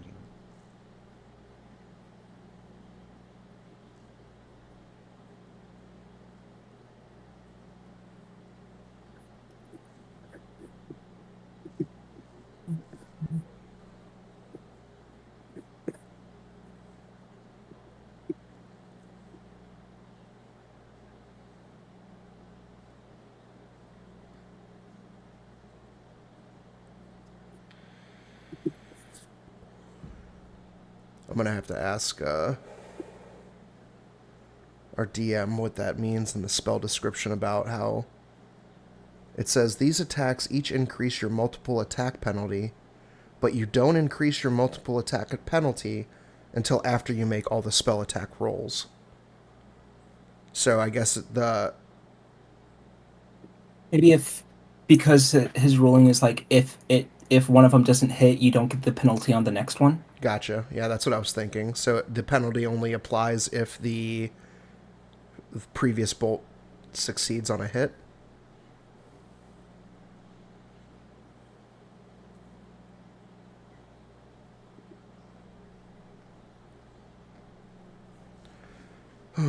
I was struggling to find level 2 spells. There's not very many damaging spells, level 2, Druid, Primal. Yeah. Quite a few support. They had one that was like bark skin that makes you like resistant to, what was it, piercing and bludgeoning, but weak to fire. Ooh. Yeah. I thought about taking that one. It'd be very good situationally until you try to touch my fucking staff and then you're gonna burn. Yeah, oh god, every time I gotta put the filters back on, I always fucking forget. Rule books, player core 2. Okay. And then close the filter. Oh shit! Is it up? Yeah, it seems like it's up. Nice. Yeah, we were just fucking around with the dice rolls. Which means I don't get to roll my dice anymore. Fucking hate it here.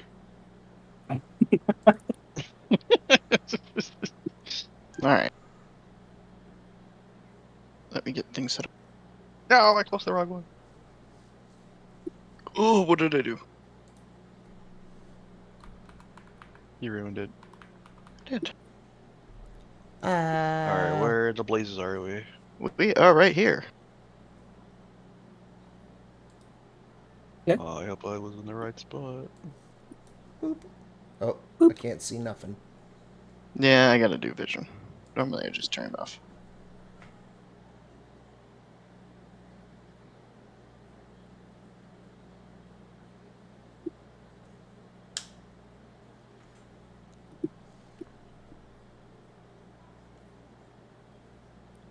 What happened? I almost went to go and give myself vision.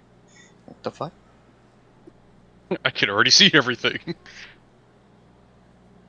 I can see clearly now that I fucked up. Alright, where was the statue? Gil standing on it. Sorry. You think if we can get enough of these cursed items that do the same thing, we can like build a rocket ship to like go to space? Or do you think the enchantment will run out? Of having people constantly touch it, giving us propulsion from the explosions underneath us? Yeah, why not? I Oh wait, propels you back. Never mind. I thought it was the other way around. just stacked enough of them and tie them together and somehow touch them all at once so you get propelled by multiple at the same time. Yeah, like a rotisserie stick. Like you get like people on it, and then you just keep rotating them in and out of the touching it. As someone who experienced it firsthand, don't.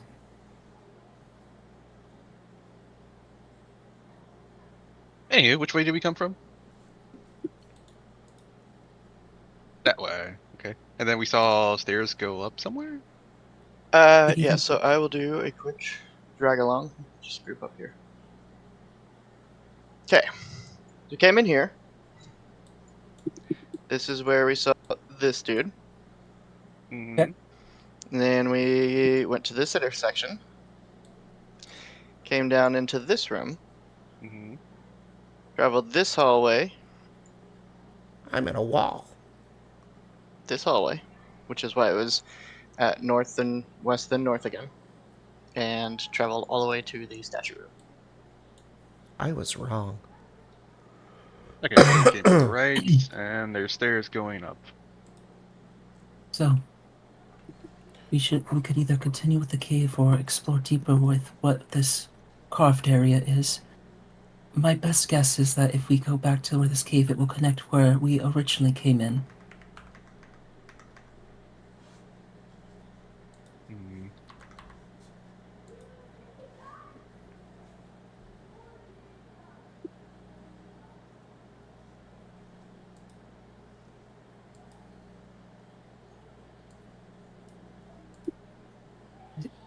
I would say with things progressing as they are, it might be best if we continue this path, the one that you just walked towards, Adeki.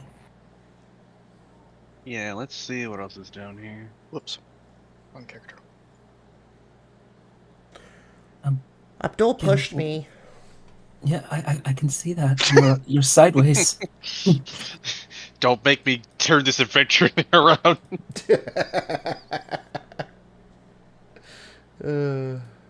Anyway, I'm gonna continue going down this hall.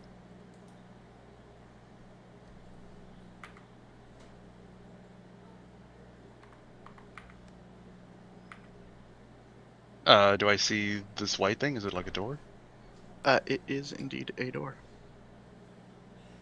Okay, I'll try to stealth up to it and...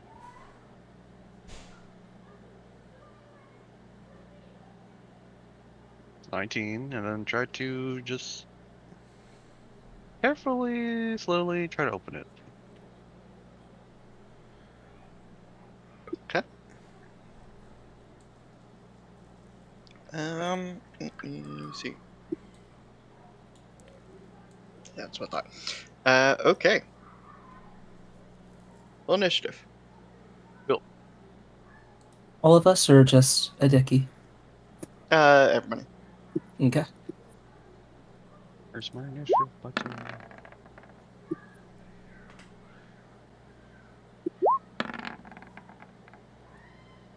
Oh, there it is.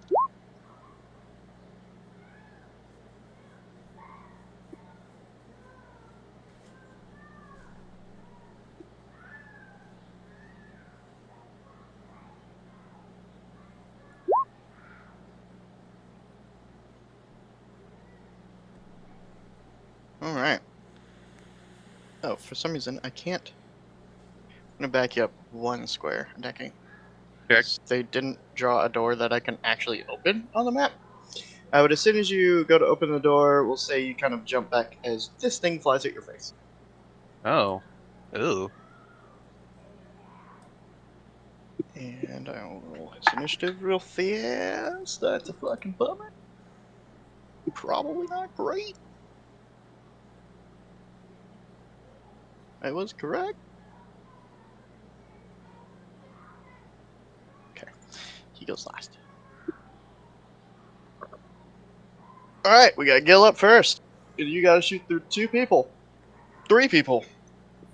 So that's disadvantaged as fuck. No. If you try to do anything with a spell attack. I will. All right, let's tap. Oh, wait, that's got 30 feet. 5, 10, 15, 20, 25, 30. Perfect. Adeki's 30 feet from me. I will use one action to cast Guidance. Let me double check this before I confirm.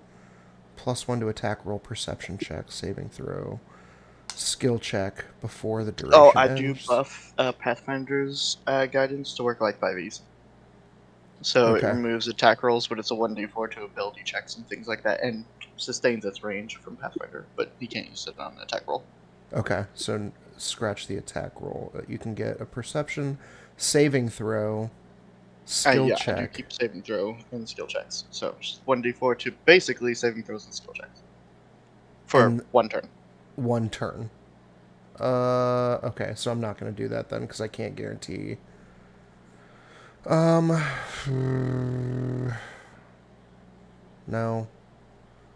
No. No. Let's try. No. I'll just shoot. I'll try to shoot an electric arc because it's pretty much all I can do. Okay, Right I now. would say to begin with, because that obviously completely circumvents the fact that there's 2 people in front of you, let's try to perceive the creature first. Perceive. See if you can get a good look at it. You can't, electric arc is, well, he doesn't have a pinky toe, but you get the idea. Okay. 31. Use it. He will make his reflex check. Nat 20 is the save. Okay. So he takes nothing? Is it an all Correct. or nothing? Cantrips are all or nothing. Yep. Same in this game. Okay. So that's 2 actions to do that. Third action, I will raise my shield. Let's see. Yeah, I'm going to stay in the back. So I don't need any movement. And I don't have any bonus actions, so that's my whole turn. Perfect. Alright. We move to a decade. Okay, and then I have guidance, right? No, you cancel the guidance. Canceled it. Got it. Would have been useful, but that's fine. Well, I will. no, because I bring in the 5e version of guidance, so it doesn't apply to attack rolls. I was not going to attack. I was going to do something else. What? I know. I'm going to try to tumble through and try to get to the other side of him. Sure. So, jump through. It is my acrobatics. It's a contested acrobatics, right? Oh no, his reflex. Okay. 30.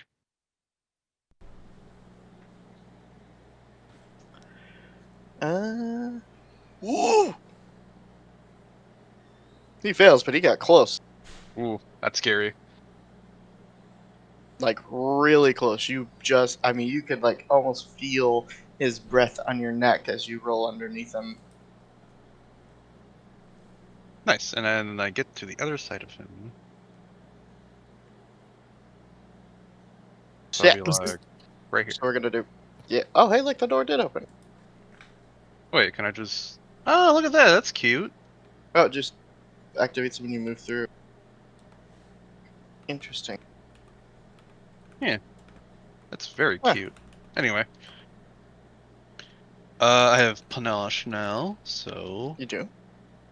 Oh, and then that activates my other ability. If I succeed on a tumble through, catches my guard off, and I get to... They're flat-footed until... for my next attack. Advantage!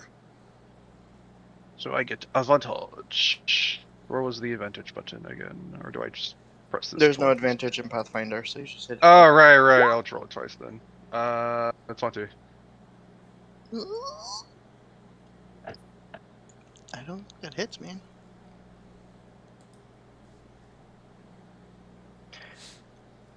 It does not. It does Okay. indeed miss.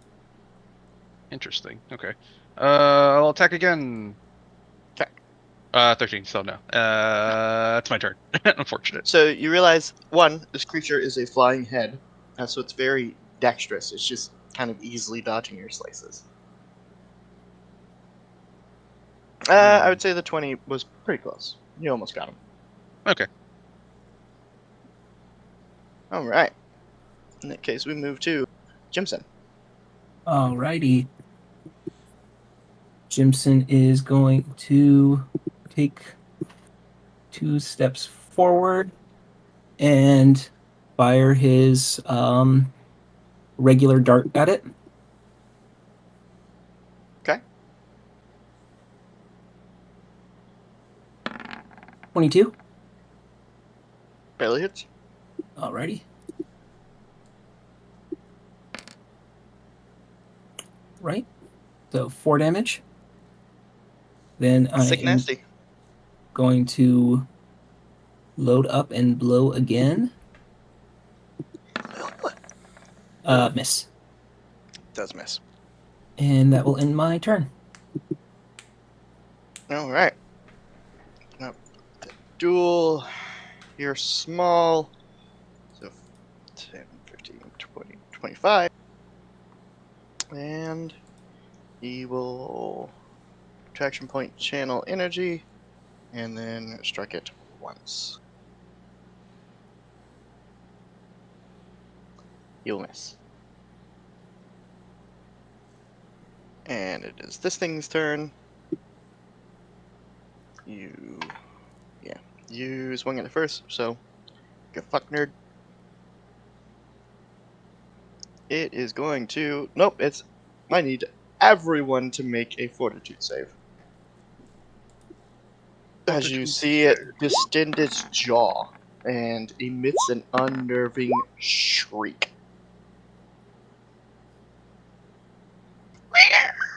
Yep, that was bad. Anyways, no. Oh, no. And Abdul.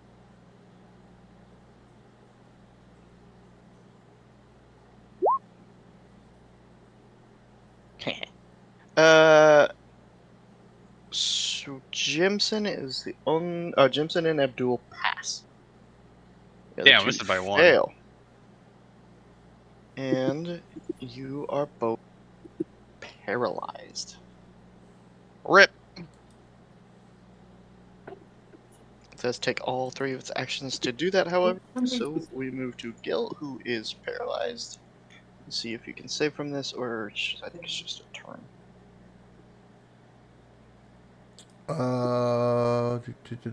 Yes, you are paralyzed until the end of your next turn. So, basically skips your turn, but you're no longer paralyzed. Okay, I don't have to roll. Nope, you just Okay. become unparalyzed, but your turn is consumed. Same with Man. the Decky. Things just love to stun and paralyze you. Really good ailment. We Alright. move to Jimson. All right. After hearing the screech, Jimson is going to kind of get a sly smile, and in his other hand, he is going to try out his Rod of Blaze Bolt. So. Okay, that is 3 attack rolls with a +9. Yeah. So, we were reading the spell earlier, and this one, it fires one at a time, and each one that hits it gets a -5 to the next bolt. Is that true, or is it just the same as... Let me take a look. These attacks increase your multi-attack penalty, but you don't increase your multi-attack penalty until after you make all the spell attack rolls for Blazing Bolt. Okay. Can you explain what that means? So, what this is saying is if you, for some reason, only wanted to send 2 bolts, or 1 bolt, or if you had 4 action points, it would increase your multi-attack penalty, which is the thing that Adeki suffers from when he hits with his weapon, and Jimson too. So when you successfully hit with a attack, which is most spells function this way, as well as a weapon attack. Every time you land, you gain a stacking debuff called the multi-attack penalty. It's Pathfinder's version of making sure that fighters and barbarians and shit don't go absolutely fucking bonkers in combat. Okay. So it's after you successfully land an attack, it drops to it goes to -5, and then when you land a second attack, it goes to -10. If you don't land an attack using an action point, your penalty doesn't increase. So what the spell is saying is these attacks do apply to the multi-attack penalty. So if you only send 1 bolt out, or 2 bolts out, or again have 4 action points, you would apply the multi-attack penalty as normal. Except you don't increase your multi-attack penalty until after you make all the spell attack rolls for Blazing Bolt. So when you cast the spell, you decide how many bolts you're sending out, and then you don't apply the multi-attack penalty until you have fired all of your chosen bolts. So basically, if you don't use all 3 of your action points casting the spell, you're kind of an idiot because you're just gimping yourself with a multi-attack penalty for no reason. Oh, because it takes 1 action to send 3 bolts out if you cast it at level 2? It takes 3. It's 1 action point per bolt. Okay. So you have to use all 3 action points. Now, again, you don't have to. If you want to just send out 2 and then try and like take a shot with your blowgun, you can. But if you land either of those bolts, you would suffer the multi-attack penalty on the blowgun shot. So this is a spell where not using all 3 action points is super inefficient because you're just giving yourself multi-attack penalty for no reason. I Because get it. none of the bolts have the multi-attack penalty as long as you fire the amount that you say you're firing. Okay. So when you cast the spell, I use all 3 action points. None of those 3 bolts will have the multi-attack penalty, but if you only use 2, whatever you follow those 2 up with will. Okay. And So it's then just super inefficient to not use all 3.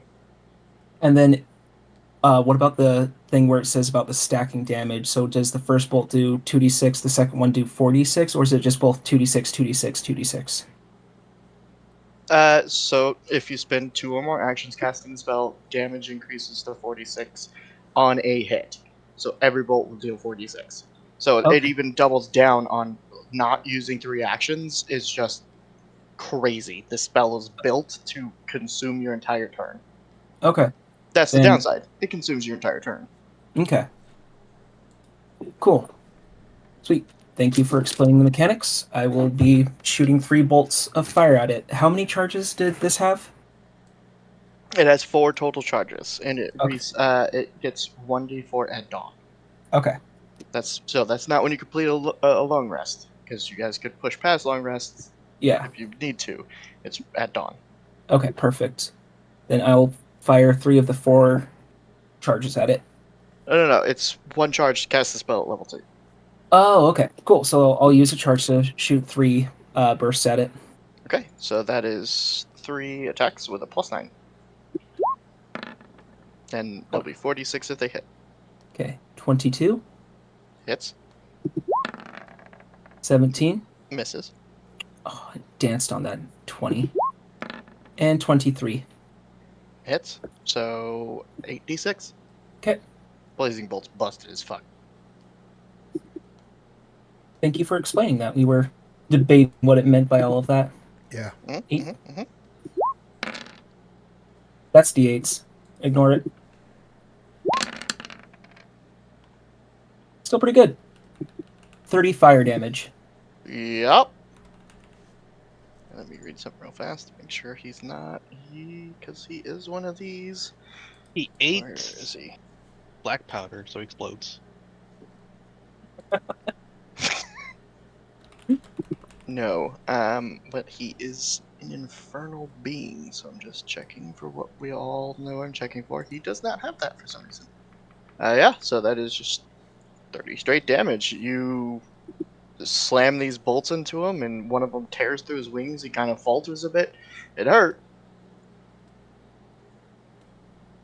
All right, end my turn. Alright, go to Abdul, who's just going to... Oh wait, we're not level 4, I can't do that yet. I'm gonna do this! Fuck, what's Abdul's plus the hit?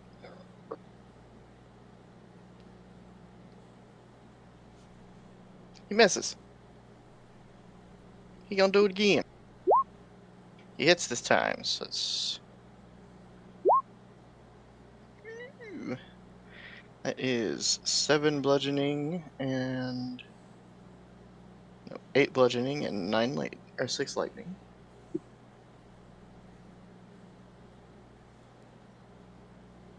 And then with a -5. Nope. Alright. This thing's turn. You didn't manage to hit it, so it no longer cares about you.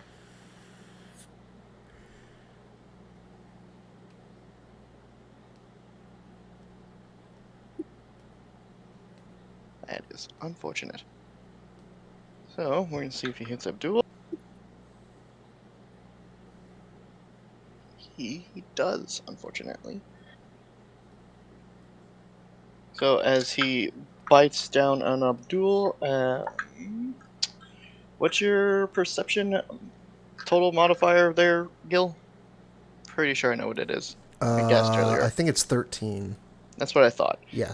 Yeah, so with a passive of 13, you would see that kind of same black ichor that Jimson was trying to inspect earlier coming from this creature's mouth.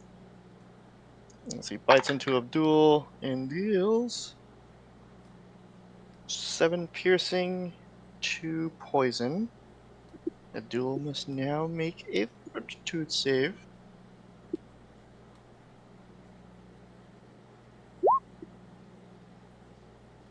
Which he will pass.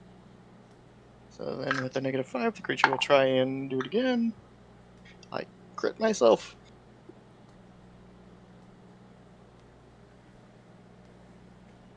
That is 12 piercing, 6 more poison, and the fortitude save, which I pass. That is a lot of damage.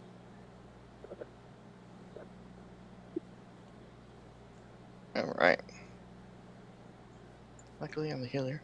I can just heal myself. Guilt. Well, that looked pretty cool. I think I'll try it now, too. I'm going to move so I can see it. And then I would like to also give a shot at Blazing Bolting. And I will fire all 3. Okay. So, that's not good. 2. Damn. Well, 13. Sorry, it's going to display this every time. 24. That will hit. And 26.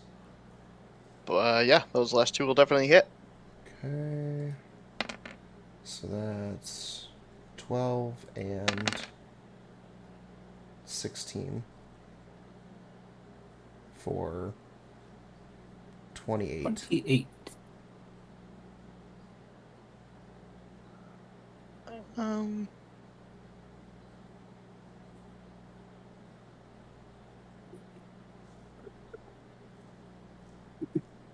Well, oh, I see what it did. Why did it do it that way? It's the top number is the first 2d4. Yeah, that's so weird that I they know. put it that way. Well, that was me. I had to manually enter it in there. I gotcha. Okay, yeah, how do you want to do this? Oh. Well, is it... It looks pseudo-plant-like. Is it, like, made out of...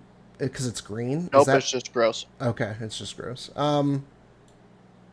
Yeah, I think it'd be cool if one of those blazing bolts landed inside its mouth and you watched it just kind of burn from the inside out. Okay. As you unleash the 2 bolts, second one takes out its other wing, and as it kind of begins to falter, you find the perfect shot to curve it around Abdul's head. It slams into the mouth, and you all watch as the fire just spreads through its body, and it turns into a pile of burning goop. Icky. Yeah, I hate the way it screams. Yes, that was quite the odd foe. This area is filled with many things I understand, really. Not what I was expecting. I was thinking either more goblins or humans trying to traffic things, but these creatures of foulness is disturbing. Abdul, are you alright? I saw that nasty bite seem to have strange effects going over you. Looked like poison to me. Yes, indeed, from the way that it started festering immediately in the wound and spreading around.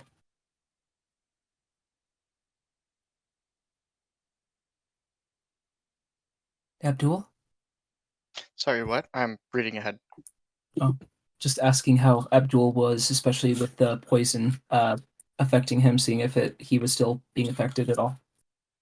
He, I believe, indeed is. Oh, no, he saved the fortitude saves. He was not infected. We'll have to be very careful of those bites. They seem rather dangerous. They hurt like a bitch. Indeed. And he's gonna heal himself. Hideki, you went into the room. Did you see anything? Honestly, Well, it's just this small enclosure in here. And I'll just lead everyone inside. So, what is this room? water, this room. Did you do? Let's see. Water ripples quietly in this circular stone pool, the rim of which is lined with skulls. Humanoid skulls or skulls from creatures that we've seen? Humanoid. Hmm. Uh, would you be able to see if there's any magic effects coming from this water, or maybe from even the skulls?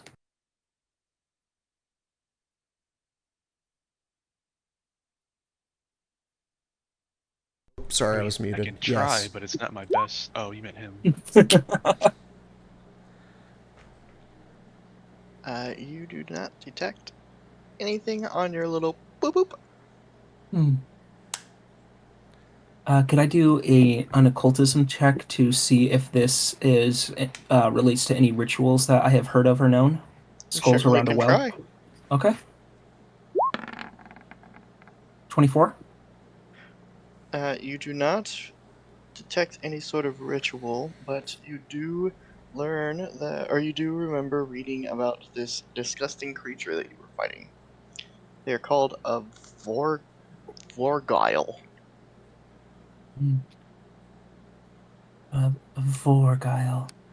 I believe that's what we saw earlier. I remember in the study of the poison, since it had similar effects, there was a subnote within the tome I was reading that connected back Get to to the point, the. Jimson. Uh, It's a fucking weird head. I was gonna say the point is, an evil spellcaster conjures Vargiles by using the head of the dead. Heads of the dead. They are minor fiends, and are directly related to either Asmodeus and Zonkathun, or devoted to a cult called the Horsemen of the Apocalypse. Hmm. So, Weird Wizard probably did the same thing. I'm guessing that who's ever controlling this area may be the one summoning these. Can I look Uh, in the. Sorry. Can I look in the well and see if there's anything in it? You certainly can. You lean your head over, and it's water. Can I touch the I'd like to water? run around the room, see if there's any skulls that stick out particularly. No, just standard humanoid skulls. Okay. Some have, elfin cheekbones. Some are more square, like a dwarf's would be, but generally mortal races. And then, so you want to touch the water? Just to Yeah. clarify. Okay. So, kind of look in. You don't see anything. You take a little thin hand, look down, and as you slowly reach out and touch the surface of the water, you realize it is water. You die! oh, how deep does the well seem to go? Further than you can see. Ooh. Mechanically, how long can one hold their breath? Do Uh, you have water breathing as one skill? minute plus 1 minute per Constitution modifier. Um. Wait, with this how this game works, then it's possible for someone to hold their breath for like 10 minutes straight. Is one turn Yes. six That's seconds crazy. still? Yes. Okay. I want to hop in the well and swim Okay. down. I have What's your swim 25 speed? swim speed. 25. Okay. Um, takes you 24 seconds to get to the bottom. Is there anything there? The floor. All right, I head back up. to the surface. Okay. And as I Well, splash out of the well, I found the bottom. There's nothing there. well, are you safe yourself after your adventure? Oh yeah, that was cool. I liked it. Good. Does this appear to be stagnant water, or does it still seem too well preserved? No, Uh, question for DM. I don't know. the answer. It's crystal clear. Crystal clear? All right. I think it's just water. Mm. Well, so may come in handy. I'll take a vial of it, and I'll be done interacting. Okay, you have a vial of water. Yay!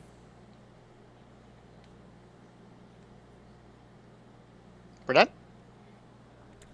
I'm good. Okay. We plug it. Door? Do we want to go through this door? I'll go through the door.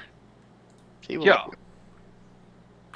You see stairs leading to another door that ascend. Stairs ascend. They go up. Would we be able to do a any type of check to tell what direction with the city we might be going? We're getting there. Okay. Let's proceed through. Right. We'll go and. You're small. You can walk through all of us. So, okay. I will slowly open this door as well, preparing for anything that might attack me like last time. Okay.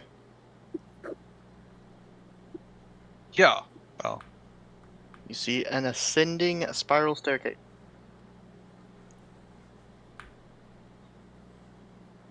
okay, this time I'll try to stealth up the stairs. Gonna save us all a bunch of time.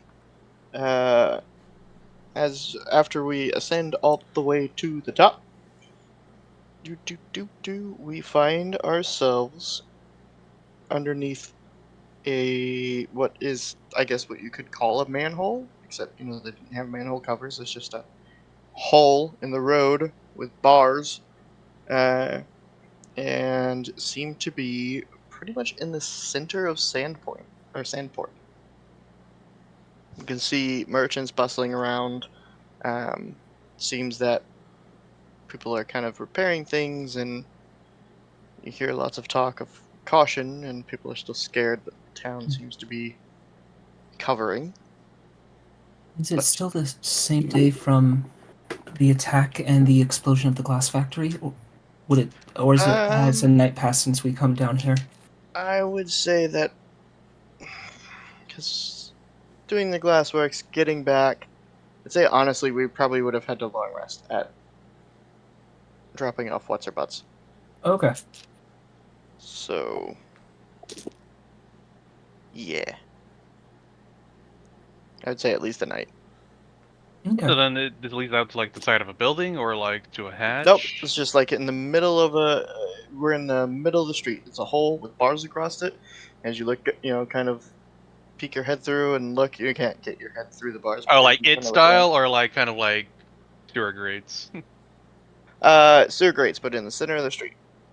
Okay. Basically, picture a manhole, but instead of a cover, there's iron bars.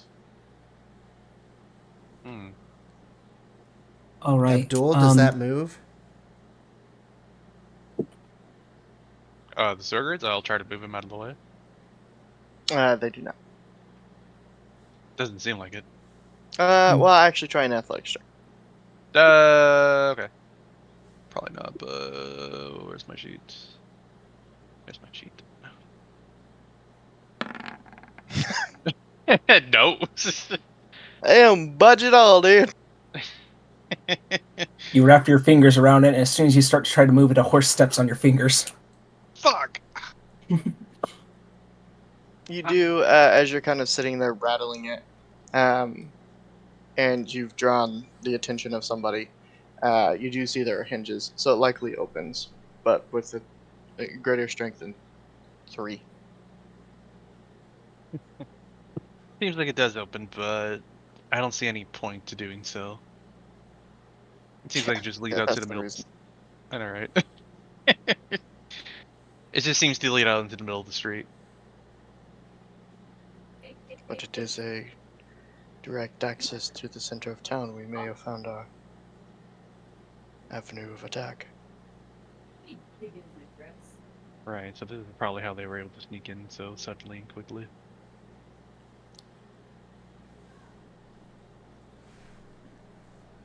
Let's keep exploring the rest of the tunnel and see what else we find.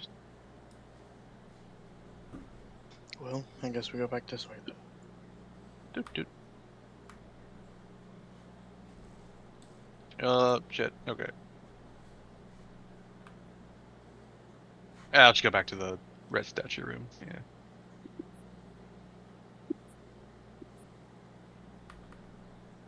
Yeah. Double click that. Well, again. Anyway, where haven't we gone yet? Oh, we have this path here that we walked past earlier. And then we have straight up above us.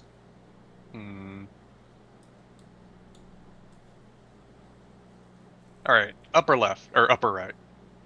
I vote up. All right, lead the way up. Okay, I'll go up this way. Okay. Pause. Back up, Jimson. Okie day. And Gil.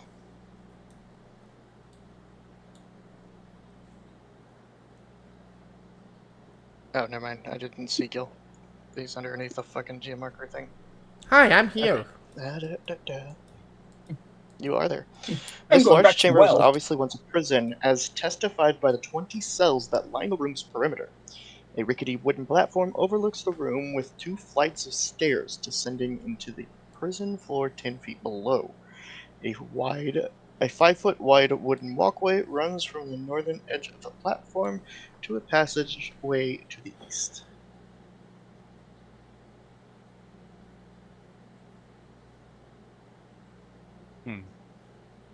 Seems like some sort of prison cells down here.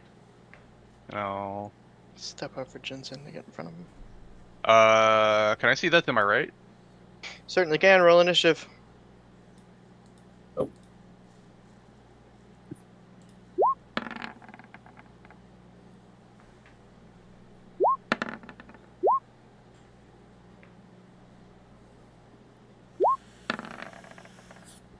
Ooh, yay.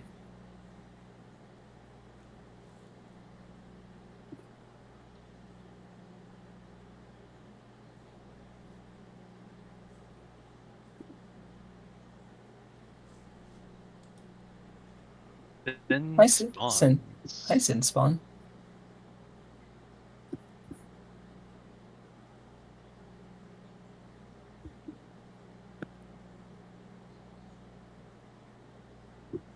Alright. Then we just fix this in ascending. Jensen starts us off. All right. Not knowing what was seen, I will take an action to load a regular dart into my blow dart. Move forward, see this friend, and take a shot at him. Okay.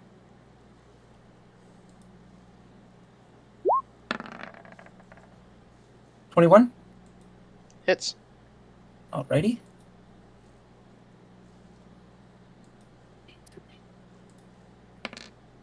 So that is 4 piercing damage.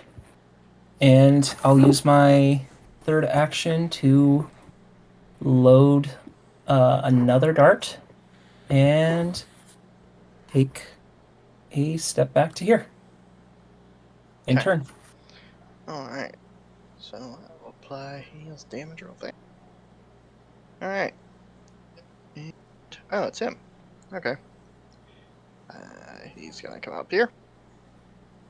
He's gonna spend 2 actions attempting to bite you.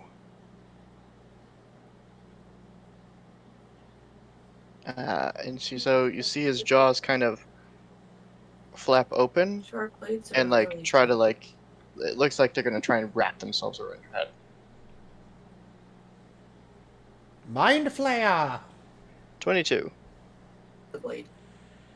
Yep, that hits. Okay. You take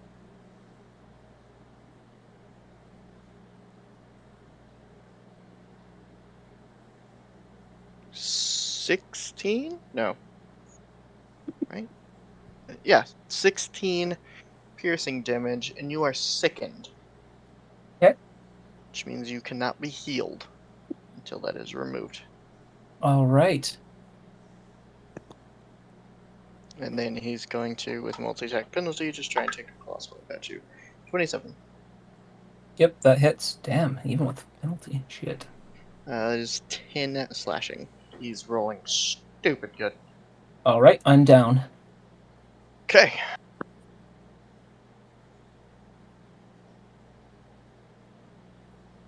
Alright. Move to Gil. Save from injury. 5, 10, 15, 20, 25. Oh.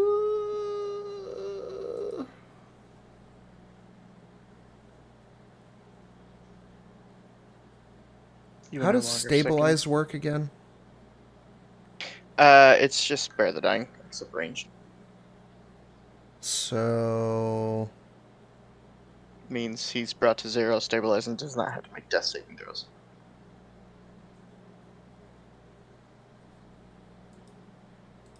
okay. Do we do negative health in this? We do not. I do not agree with negative health. Okay. My death system's so much more punishing. So it would just save him from having to make death saves. He'd be stable but unconscious, and then if we could pop a heal on him, it would bring him back. Correct. Is that... Sorry, new player. Is that worth doing, given Abdul's position? Probably not. Okay. Thank you. I would just blast dude. Okay, let's do that. Let's blast our guy with... Yeah, I guess I'm just going to use my cantrip. Let's blast arc. Jimson. Bzz. Man, this guy's rolling really, really well.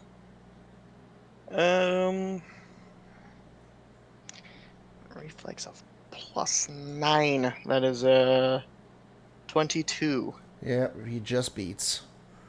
Alright. Final action point to raise my shield. Okay. A decade. It is me. Yeah. I'm gonna try to tumble through and try to get here. Okay. Versus his reflex. Oh, okay, he finally rolled that shit. Yeah, you 30. fucking crush him. Okay. Since he failed, I get tumble through, so my next attack gets advantage. And you have panache. And I do have panache, which is the whole point of this.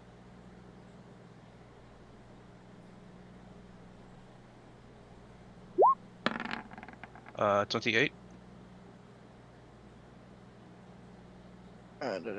28 will definitely hit. Okay.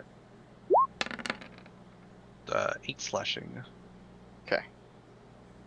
So as you carve the katana across him, it was a pretty big hit.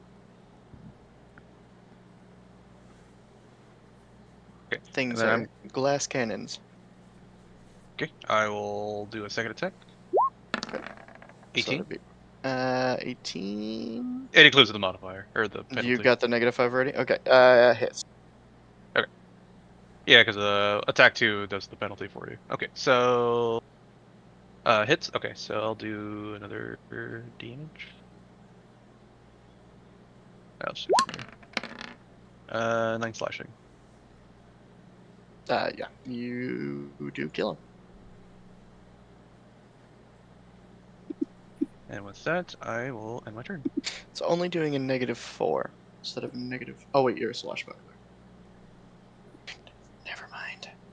Okay. Until... Do swashbuckler get a less of a penalty? Maybe we'll look into it. For now, just go with what the game says. Okay. Because there's several classes that, like monks, it's like -2 and -4. Just whoop Oh, the okay, back so out of somebody. so that we get -4. Okay, I'll just go with the game then. Yeah, just go with the game says, and we'll figure it out later. All right. So we're gonna come up here. And the second level, heal you for 2 extra points, which is 16 health. Cool beans. And then use my last action point to athletic rush at this guy. It's his turn. He's gonna attack the first thing he sees. It's almost like purpose. He's gonna try and bite me. Try and bite myself. I fucking crit myself again. Stop doing that. And Dio's like, I'm here. Oh my god, then I almost rolled max damage too. Gosh. 27 piercing. Jesus. I think that's like over half your health, huh? A little less than half. A little less? Okay. I built a lot of health on Abdul. Okay. But he was already damaged from the Varga fight. So, yeah, he has 7 health. And then this guy's going to try and get in a slash. And then thankfully miss. We go to Jimson. All right. Jimson is going to use an action to stand up. And then do I go to half movement as well? Oh, yes, it's half your movement to stand up. Okay. Oh, it's also an action to get up? Okay. Wait, No. it's half... Sorry. Yeah, I got that confused. So half of my movement. When my movement is 25, would that bring me down to 10 feet or 15 feet? You round up. Okay, so 15. So then I will move here.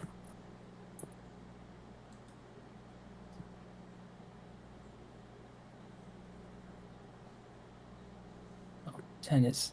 This is the maximum I would be able to go unless I spend an action. Can I see...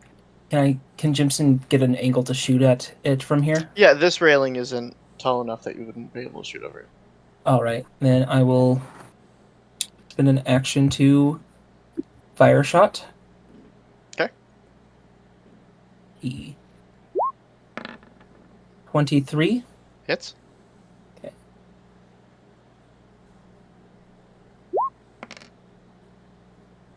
Two. Okay. And load another normal one and fire again. Alright, -5. Nope. Nope. Critically fails? You're not a -5 because you have a bug on it. -3, so Yeah. that will... I mean, it's still a miss, but Yeah. it does not critically fail. No. Okay. In my turn. Gil. 5, 10, 15, 20, 25.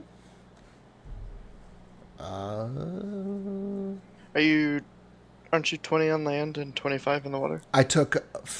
Oh, that's right. You took the general feat. That does Yeah. apply to your swim speed. So if your swim speed is naturally 25, it's now 30. Oh, okay. Nice. All right. I will update that.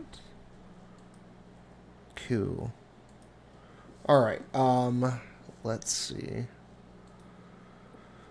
Yeah, I'm really lacking on available spell slots. Let's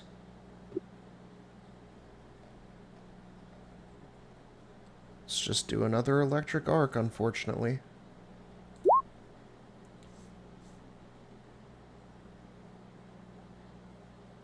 Okay. That's a natural 1. Woo! I assume both bounces into him. Yeah, if that's allowed. That's rough. Yeah, No. absolutely it is. Whopping 3 electric damage. Okay. And then I will use my last action to,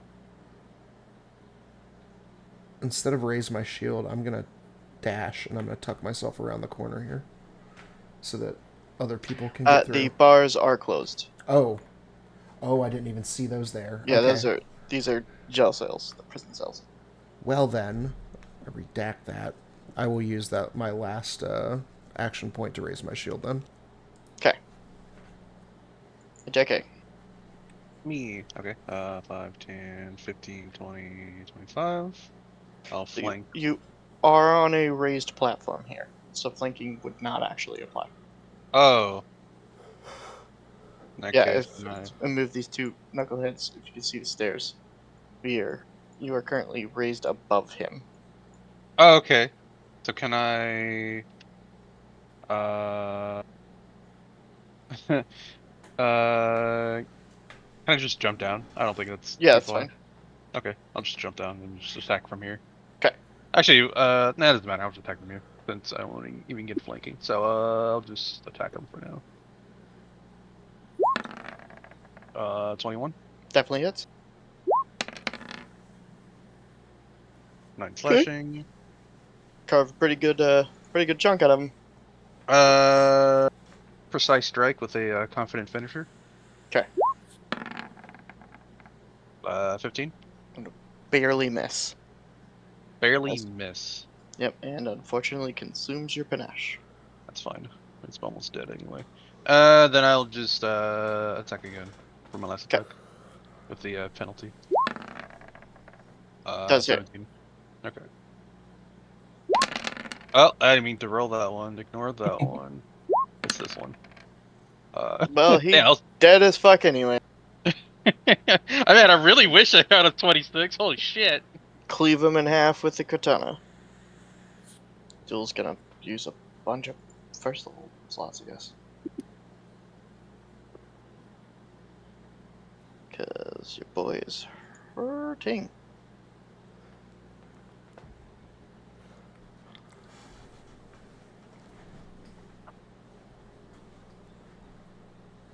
Okay. Abdul has roll 2 one first level left. This is bad. There's a lot left to this dungeon. Oh boy. How about I take the lead next time, Abdul? I think that would be wise. I'm sorry about my folly earlier. I was startled seeing them and just shot and did not move further. I did not expect them to be able to charge so quickly. But You should be thank more you. mindful of your positioning, little blood. Of course, I will take that into consideration. Very wise. What do we see inside of these prison cells? They are empty. Hmm. Bone dry, not fucking thing. Would I be... No, we've spent enough time in here. If we have time, I'll come back later for these bodies. Okay. Let's continue searching. Anything in the cells on the west side of the corridor? You do notice that this cell has a hole in it. Like in the floor. Do I smell anything coming from the hole? From where we're at? Yeah, you might not want to get any closer. Yeah.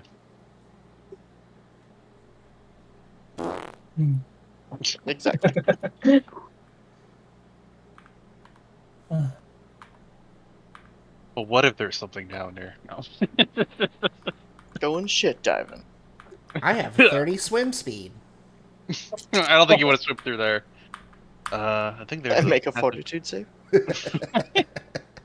So this is like railings, right? Or is this like just kind of like a platform? It's like a raised platform. It's like you can imagine like a guard walk, basically.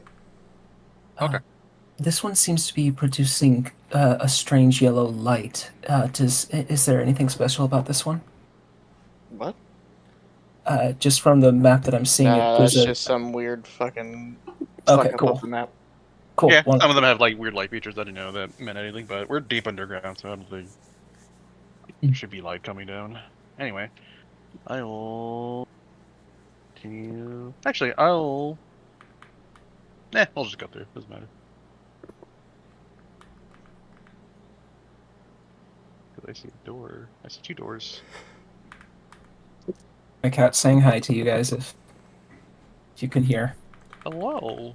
Meow meow. This room contains several what would appear to be torture implements, although their function and style seems strange and archaic.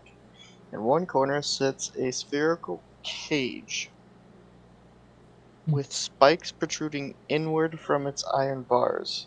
In another stands what appears to be a wooden frame, surface studded with hooks. And in the center of the room is a long table covered with leather straps and a number of cranks that seem to rotate. That can't be fucking right. There's nothing in this fucking room. Good job on the map, guys. Fucking theater of mind, I guess. It's a torture chamber. So the room we're in right now is the torture chamber. Correct. Would I be able to do a crafting check to understand the tool implements for their exact purposes, or if they could be repurposed for anything else? Sure, go ahead. 22? Yeah, you find 3 tools. One that specializes in the removal of eyeballs without direct damage. No other use. You find another, what looks to be kind of ball, that when you crank the handle in the end, the ball expands. Fill in your imagination. And a standard knife. Probably just used to carve flesh.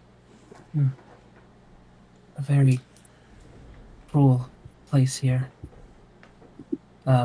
Is there evidence of it being used anytime recently? Any recent blood No. splashes? Okay. There's a lot of blood on them, but it's long dried. It seems the more that we travel here, as if the city was either built on top of this, or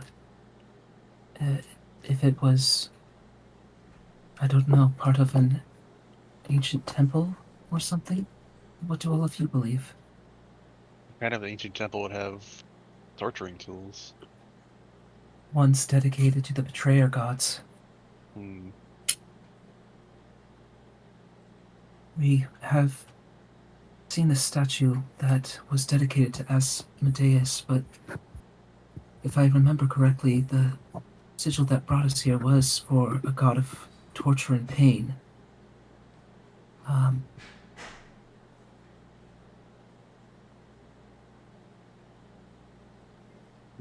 Maybe they are a bunch of worshippers of the betrayer gods down here. And someone's been summoning these creatures to stand guard over what remains of here. But I don't think anyone's been active down here for a while, from the looks of it.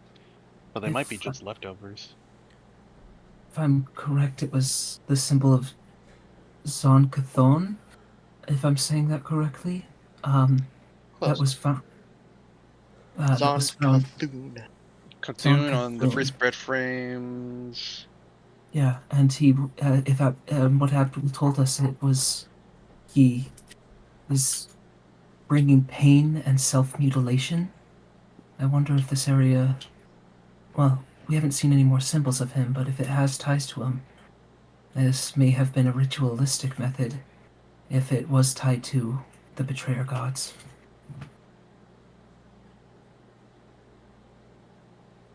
Food for thought. Anyway. Down Gross. right. I know, yeah, it's pretty fucking gross. Let's head down before we continue forward, if that's all right. Okay. I will get behind and have a blowpipe loaded and ready. Open the door and ready to be slashed anything around behind it. The crumbling remains of several chairs and a long table clutter the floor of this room. To the south stand 3 stone doors, each bearing a strange symbol. Do any of them look like the symbol of Zon Kutun? Yes, you recognize the 7-pointed star, you recognize the skull with chains, and I must get you the new one. So one for Asmodeus, one for Zon, and a new guy.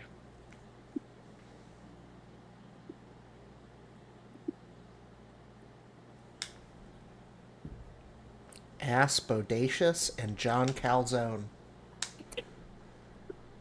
Sure. His pepperonis are dangerously delicious. They're to die for. To mutilate yourself for. Yeah, might have to use that hole later. Oh no!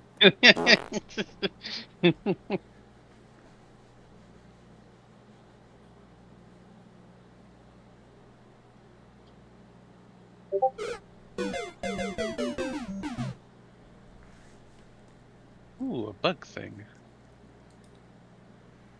It's a death's head horsefly. I recognize 2 of the symbols since we just run across them, but I don't know this third one. Do any of you know? Abdul will attempt.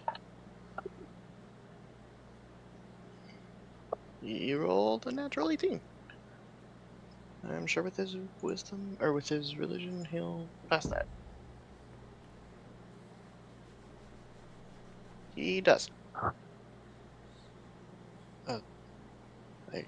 I knew it is another betrayer. It is Urgathoa. Urgathoa.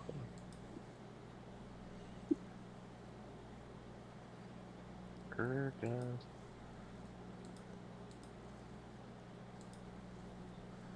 She is the, well, she's a bit hard to explain. She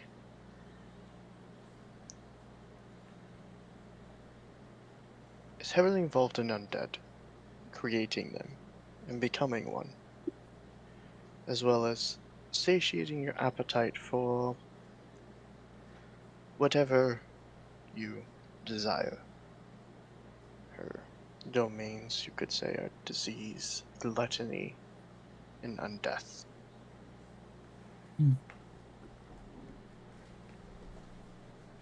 I believe 18 plus. Does he know this? He does. She is a twin sister of the Pallid Princess and Abadar's younger sister. The sister of who? Abadar. Abadar. And daughter of... Daughter of, you have no idea. She is the twin sister of... Abadar. No, she's the baby sister of Abadar. Oh, that's what And I then meant. he has twin baby sister.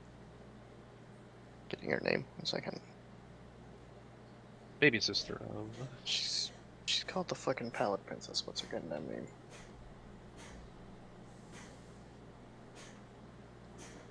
Lamash too.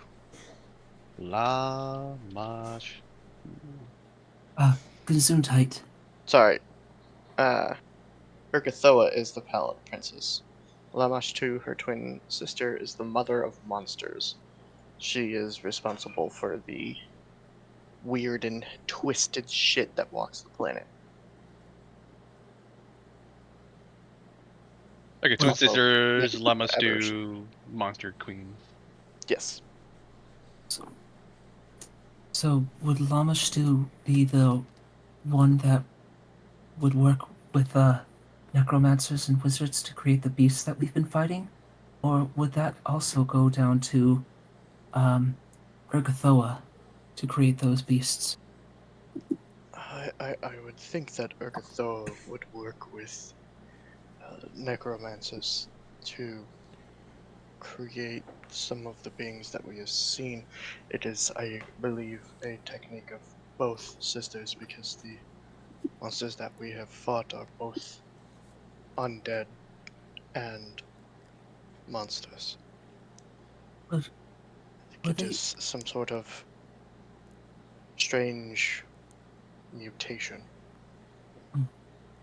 were they sealed within the same prisons, or does their powers?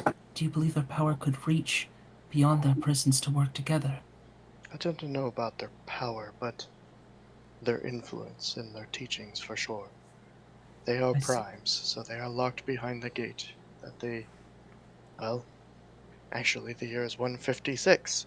So mortals have no idea. Oh no, yeah they do, because it was implemented in. So the Divine Gate's been up for like 13 years. So when the gods stepped away that short time ago that they did, we just have to have faith that what they tell us is true and that the Portrayers are locked in their prisons and the beloved can no longer directly influence the world. But, I mean, there was the calamity, so Mm. it is hard to tell. Too many questions to so many so many problems, but no answers. Well, the symbols over each of these doors does not indicate anything good, but do you believe that we should still check behind these? Or do you believe that it would be best to leave them? Do any of them seem as trapped? You can roll thievery or a perception check.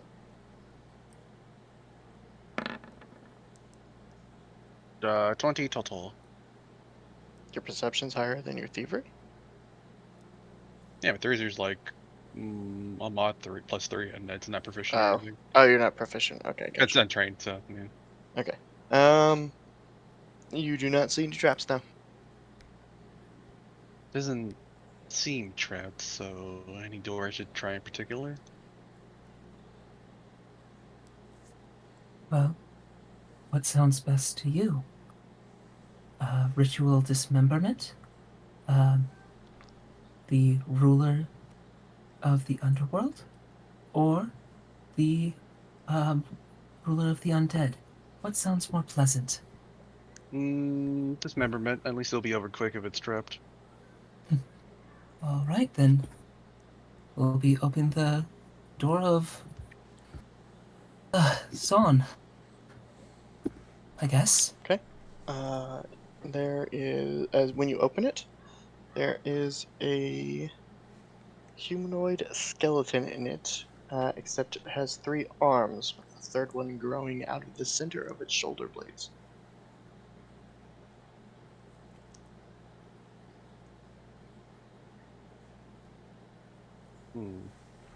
Gross. Indeed, that is quite a unnatural growth.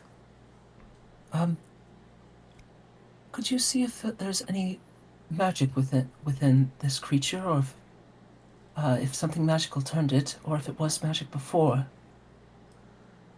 Sure. And I Why are cast. you upside down?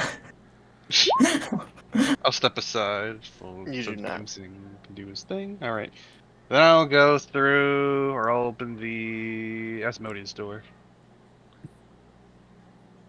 Another humanoid skeleton, except its rib cage, instead of the ribs coming together with the coccyx, that's your butt bone, sternum, the ribs seem to have grown almost straight out, almost like a blood eagle, but they don't look broken. It looks like they were grown that way. Curious. Before we open the last door, I'm worried what would happen if we had all 3 doors open at the same time. I know you didn't detect magic, but strange things can happen. Let's close the other 2 and check the last door. I was gonna do that anyway. Actually, funny enough. So yeah, I'll close the other 2 doors and then open the last door. The last one is another skeleton with a very large, enormous, misshapen skull and razor-sharp teeth. There's also a scroll on the ground. How far was it? About 5 feet in. Kind of on the back wall next to the skeleton. Hmm.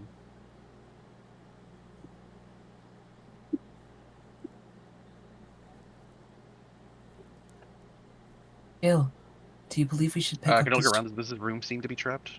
Or if the skeleton seems like it'll spring to life? I'd say the second one would be kind of impossible to tell, because that would be more of like a magic kind of roll rather than just perceiving if it will come to life.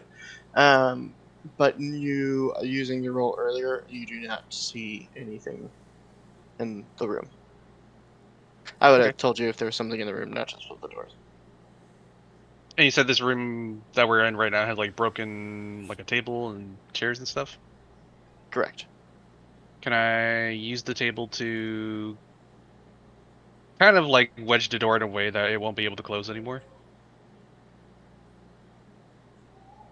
Say again? Can I use the broken table on the floor to kind of like essentially wedge the door in a way that it won't be able to close Oh, anymore? sure.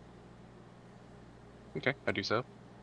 Okay. And then I'll quickly pick up the scroll and then get out of the room. Okay. Nothing happens.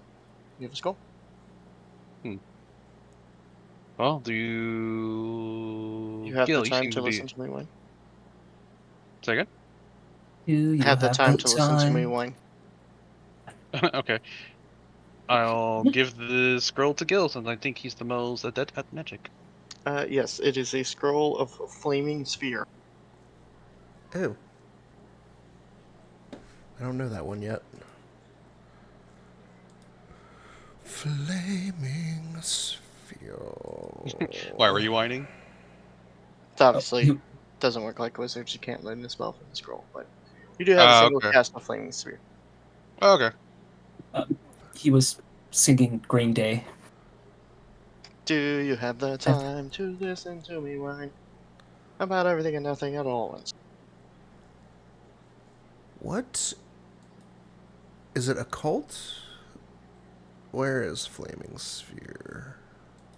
They may have Oh. changed its name. This is an actual second edition, not a brand new campaign. So let me see what they changed its name to. They changed a lot of spells when they remastered the game. They didn't really change how they function. They buffed a lot of them and then changed a bunch of names.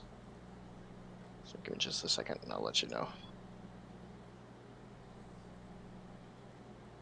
Like Blazing Bolt was not called Blazing Bolt in original 2. I think they called it Scorching Ray. They're trying Is it Floating Flame? That's probably.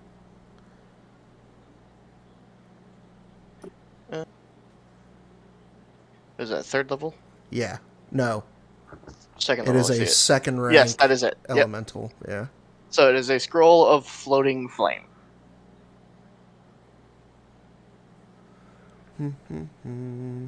But when the remaster came out kind of shortly after the OGL, and they delayed it by an entire month to change a bunch of names so they could distance themselves from WotC. Fair enough.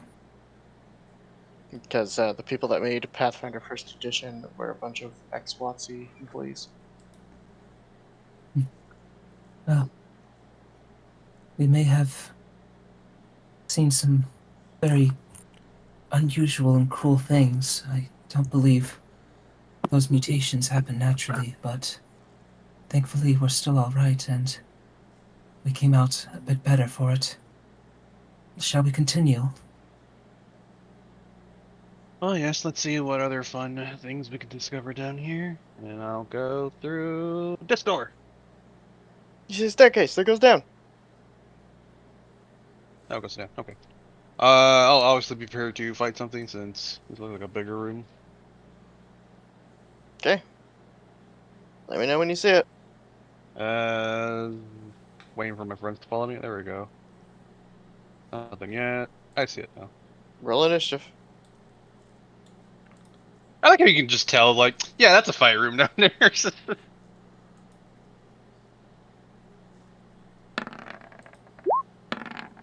Ooh, nice.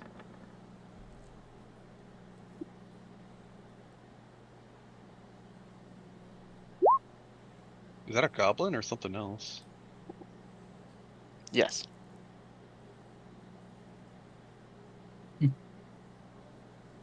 It's a goblin.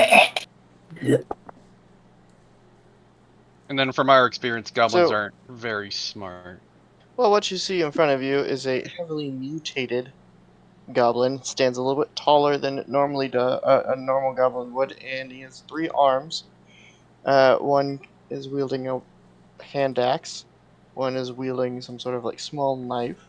And the third one is holding what looks like a pretty gnarly ass kind of burning longsword. Like this thing is like looks like it's made of brimstone.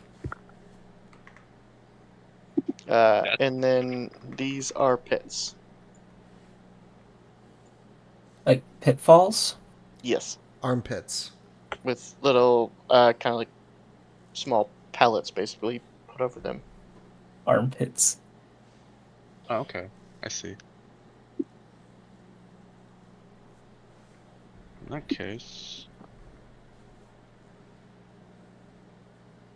Oh, did you roll initiative for the goblin thingy? 1 second. That's bad. Where's my mouse? Okay. Do.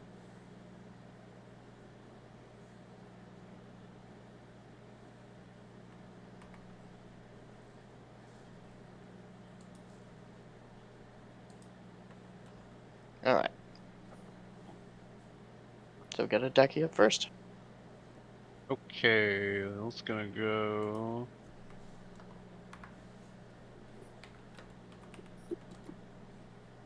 I have 30 feet of movement now, so I'm gonna go here. And then we're gonna try to...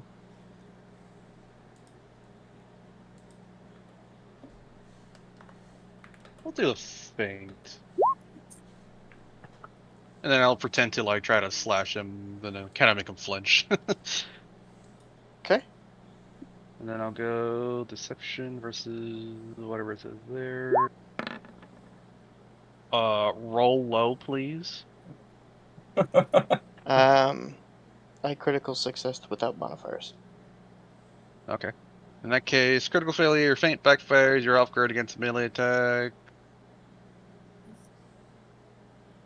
Yep. So he has advantage on his first strike against you. Right. It's unfortunate, but it is what it is.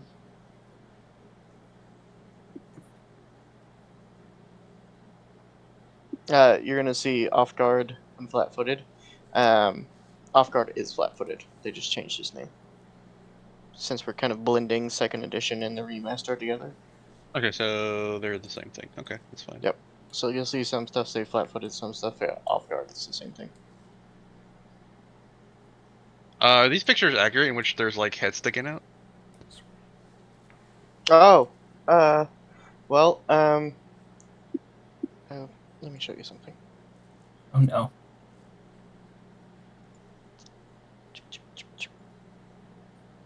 That is why I didn't see that there's heads.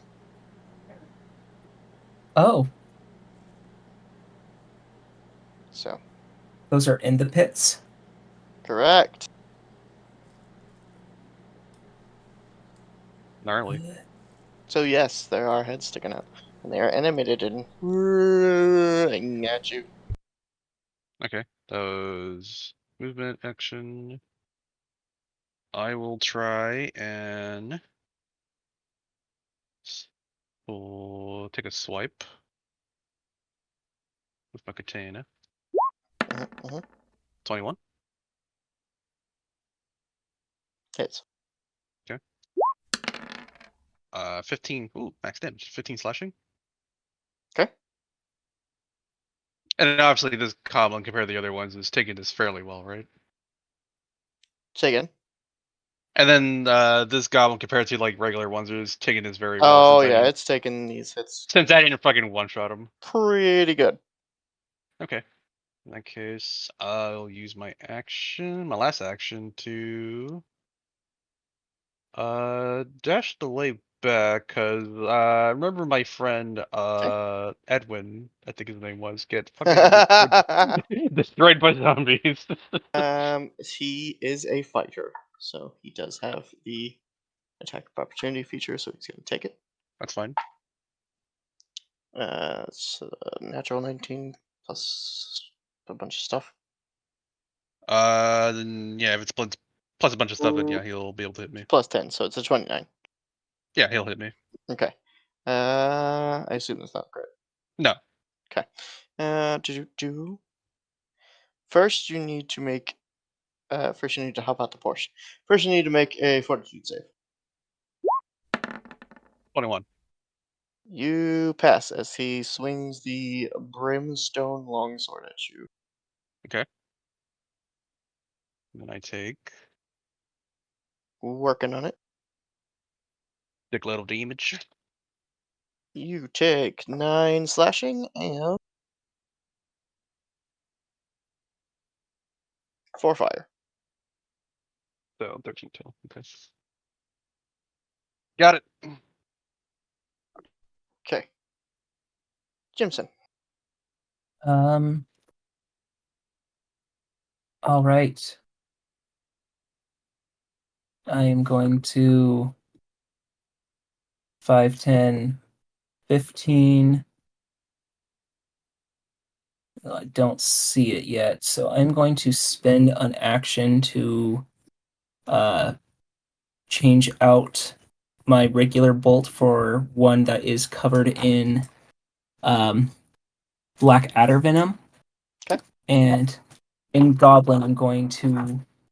Well, I don't know that it's a goblin, so I'm sure a decade would have It's a informed goblin. everyone at this point. So in goblin, I will yell out, "What form of creature are you? What did this to you?" Well, so goblin, so what form of creature are you? What did this to you? Type of thing. If that could be heard. The Latas. And I am going to how do I spend my last action? Can I spend my last action to hold my attack until a decade gets hit?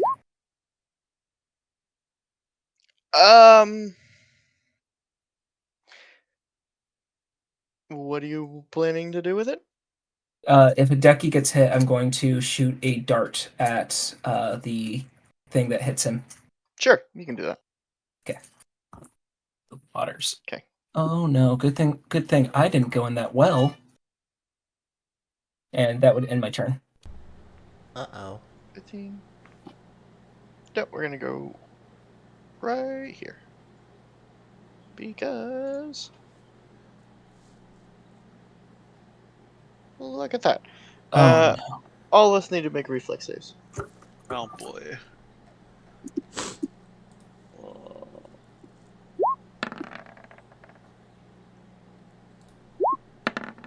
Yes.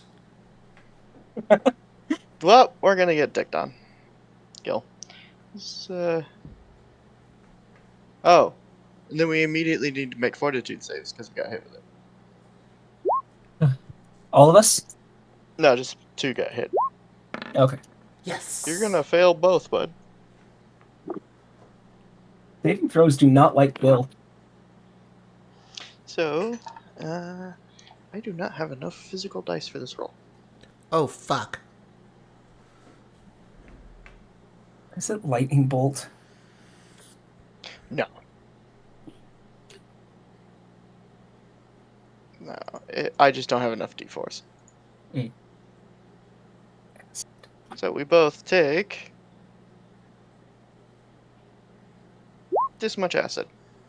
Woo-hoo-hoo-hoo! And then you are sickened. So you cannot be healed until the condition is removed.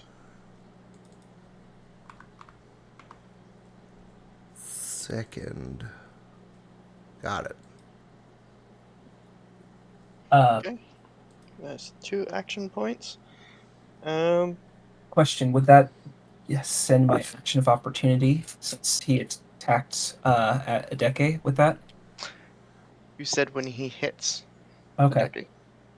Could I use my reaction to try to figure out what type of spell that was? It shot out of his mouth. So it wasn't a spell. Okay. Nah, he straight snake venomed that shit. Spit it at us. Okay.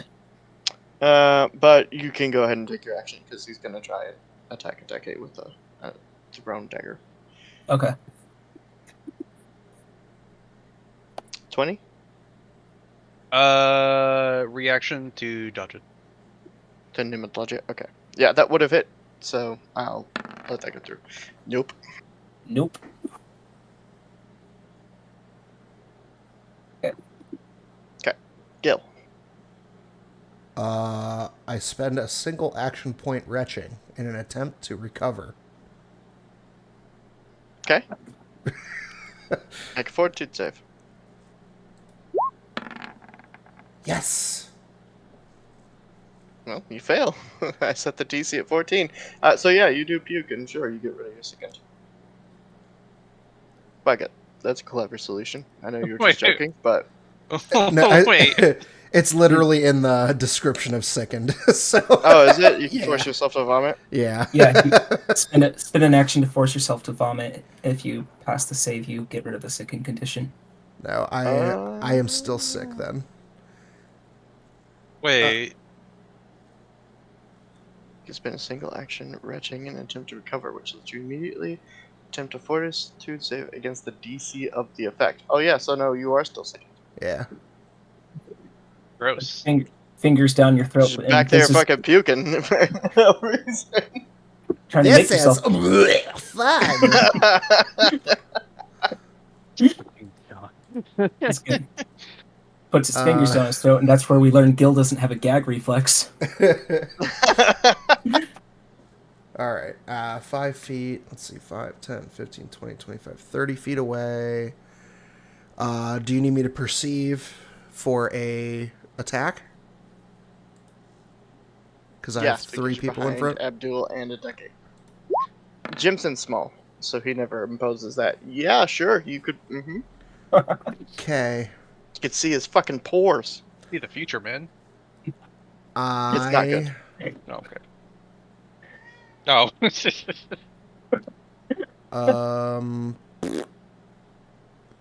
Yeah, electric arc. Why not? Okay.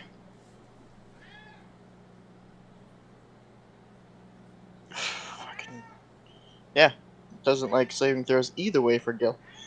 With a plus, whoa, with a +2 he fails. Ooh. He rolled a natural 18 for a total of 20. He failed. Hey. Take 7 electric damage.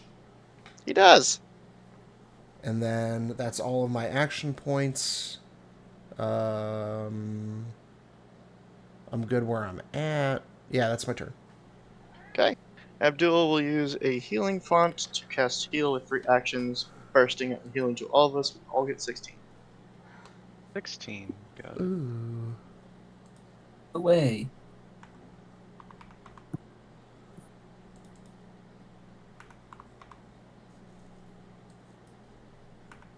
And then we move to a decade because it's 3 actions. Okay. I'm going to move here. Doing 10 movement, and then I'm going to try to tumble through, and then try to go here, and then try to get back to my original spot. Okay. Against this reflex. Ooh. Acrobatics, sir. Jesus, dude. I think you've rolled 30 every single time you've done this. Yeah, it's crazy. You beat him. With Cool. a nat 20. Oh man. Oh, that was lucky. So I get panache. Mhm. That's somewhere. I'll just use this for now. So then my next attack gets advantage because of the other feature I got. So, It does. fucking Doesn't matter. 14. That'll miss. Okay. Last action point to attack again. That'll hit. Crazy. Anyway. 13 slashing. Is that adding the +2 from your panache? I don't think it is. Looks like you rolled an 8, and then it's adding your dex. Oh, let me fix that real quick. Then it'll be 15 then.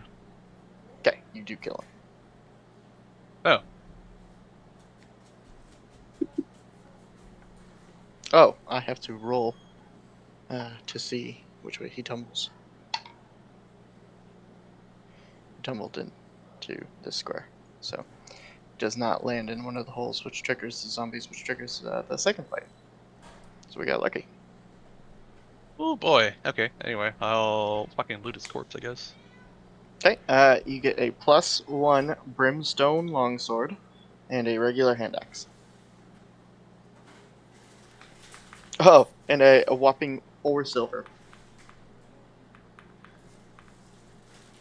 I guess I give everyone 1 silver. Hooray. Fucking rich now, guys. You doing alright over there, Joe? You're going in a lot of circles tonight. I have ADHD. That's fair. Was it What? brimstone longsword, right? A brimstone longsword. A +1 brimstone longsword. Help. Can I use this? I don't think I could. Let's look it up. Go ahead, Jimson. It's a martial weapon, so if you're I'm proficient puking with again. martial weapons, you can use it.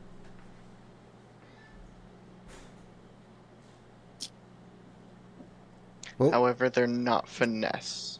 They're a strength weapon, so. I trained in simple, martial, and unarmed, so they are martial. They are strengths, so Never. it'd be know just a when- straight roll for me then. Yeah, and Abdul, all of his shit is reliant on the fact that he's not wearing a weapon, or not using a weapon. His kineticist dedication requires he doesn't wear a weapon to be able to do his lightning stuff, so. That's Abdul fine. will never pick a weapon. Then I'll put this in our magical bag of holding, I guess, for now. For future reference, or so that I don't have to look it up again, between 500 to 700, depending on how well you guys do in negotiations. 500, 700 GP. Got it. Abdul, does the waters mean anything to you? When I spoke to the creature, that's what it said turned him into that. You're the one walking around with a vial of it. True enough. I know little more than you do. Which is nothing. He just vomits on top of the zombie. Yes, you can sit there and puke over and over until you eventually. You know what? We're gonna play it out. Start rolling. 21 was the first one. Any luck with that Oh, one? okay. You do save, yeah. All right. Well, this Gross. guy over here got some vomit on him in the process. I feel Yeah, better. he's like looking up, mouth agape, like ah, and you throw up, and it like lands in his mouth and piles in, and it's just dripping out of his cheek Just as it's baby now bird. gargling noises, as your own vomit is being gargled back at you. Yes. Eat well, baby bird. Oh no. Jimmy's like, no, please. Oh. Anyway, not good thing we got the gross thing out of the way. Anyway, I want to look down the throat of the one that vomited on us. Do a nature check so I can understand the poison attack. Or would that be an occult? Oh, that'd be a cult, because he's mutated. That is Yeah. not a natural thing. You have no fucking clue. Very weak gag reflexes, maybe. I have to look at it more, but honestly, I don't like looking at it. Abdul, what do you believe we should do with the living dead here? Leave them. If we Right. attack them, they may break free. And there are I think- several of them here. Well, Or is the GM lying to you? I mean, Do it, Jimmy. I'm Punch I'm me. I'm super good. I'm smarter than Telv. I'm smarter than Tell. Because my instant thought was, ooh, I wonder what would happen if I tried to take the eyes of a living dead that was trapped like this. Would I gain their story? Would I be able to learn from them? But no, I'm smarter than Telv. The only one that seems satisfied is the one that was fed earlier, and honestly, that just does not seem natural. But to be fair, the living dead is not natural. I agree. You also eat a lot of fish, Gil. I'm a cannibal. Oh dear. Oh. Just kidding. I'm not a fish. I'm Athamaru. It's different. I mean- Trust me. I also like cat or Chinese food. Oh. What's a Chinese? Oh no. Make it sound God, so now I much gotta worse. make something else canon. No, Chinese food. It's like, what the fuck is that? Oh, it's just a restaurant, you know. Yeah, it's a Popular restaurant in called P.F. Chang's. Claymore. Totally. P.F. Chang's. Yeah. It's a certain type of creature that you kill and then are able to make into food. The legendary Chinese makes very good drumsticks. I'm hungry now. I heard he was the general somewhere. So, General that you can chow down on? Yeah. Legendary. Anyway. Let us do as Abdul says and leave them for now. Right. I wonder. He Wait. could have just been guarding this area. Must have been guarding something else. Also, I know that you were just sickened by those creatures and had to relieve yourself in some way. It mentioned the waters. How are you feeling, Gil? DM, do I feel any different?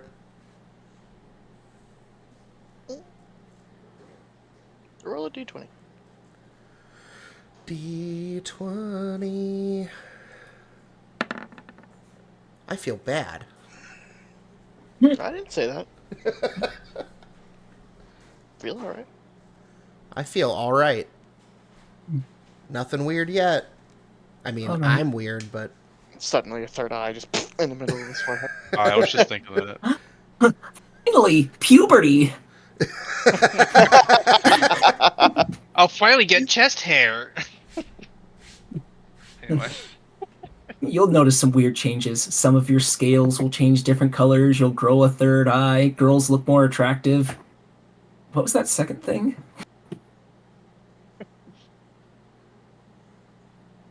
Anyway, I'll continue down here before someone infects me with some shit. Okay. Looks like there's some stairs that This is the lead. time we will climb all the way down here to realize it's been caved in. Which direction? To the right of me. Oh, okay. My instincts tell me that it's caved in from that end, so let's continue going this way. Hmm. Is this a door up ahead, or It just is, indeed. Then I'll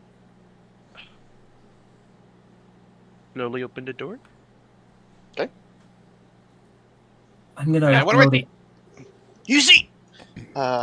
This strange room is a 15-foot diameter sphere. Several objects float in the room, spinning lazily in space.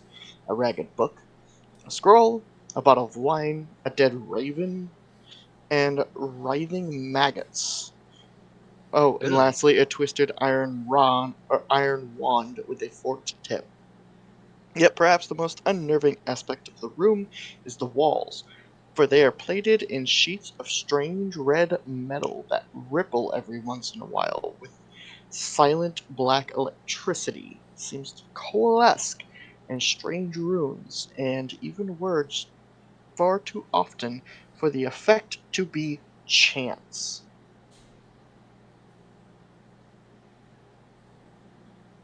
Wait, to be chance? What do you mean by that? Random.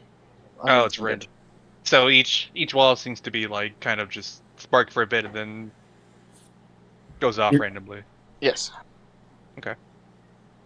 Oh, I'm gonna fucking exit this room. Oh, okay. And be like, I got something.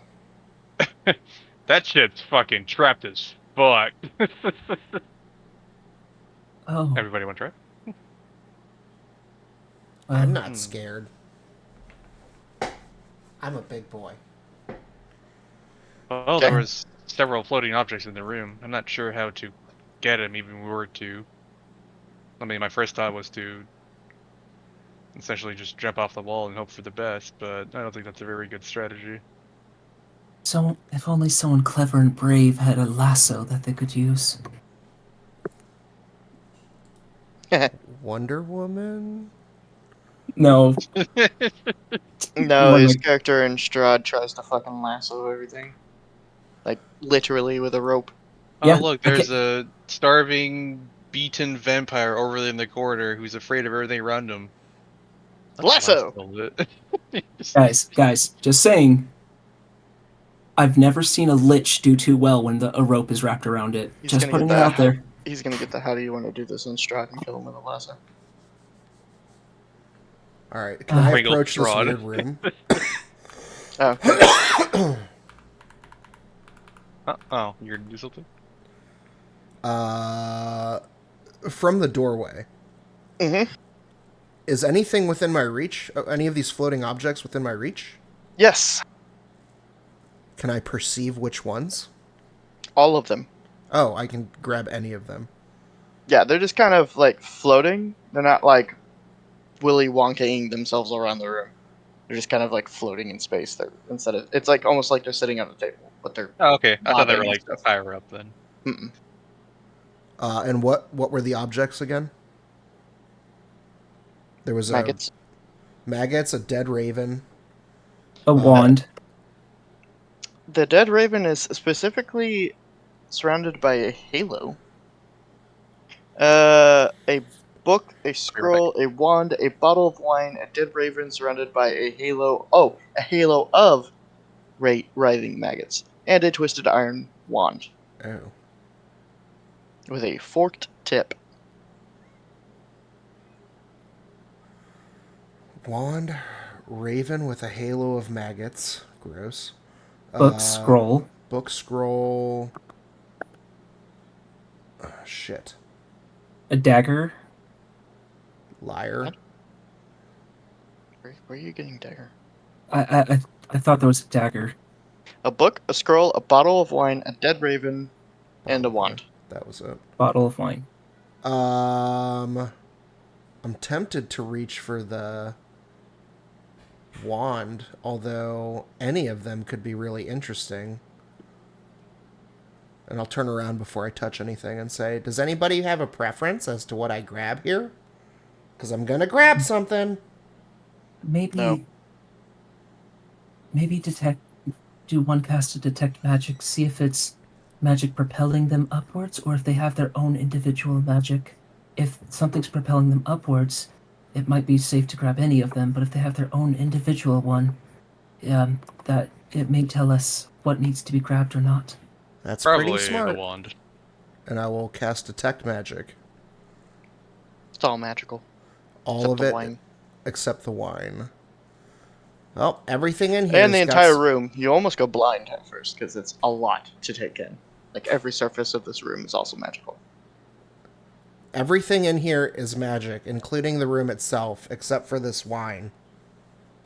So the objects are producing all the same magic other than the wine, or do they have different types of magic? The detect magic of Pathfinder does not do that. I'm so sorry. There is a higher, like, actual spell version, but what he's doing is spamming the cantrip, and it kind of works like a sonar. Oh, okay. Yep, it just shows him if something is magical. Okay. Thank you, and I'm sorry. No, you're fine. If he takes that spell later on, or if Abdul does, then it tells you the school. I can't remember its name, but there is like an actual spell, not a cantrip. Well, honestly, if just the bottle of wine is not producing any type of magic, That's the most curious thing to me. I would also, so I'd avoid either the wine and, just for hygiene reasons, avoid the raven. I mean, Honestly, the Raven's the one that most curious to me. If it's magical for some reason.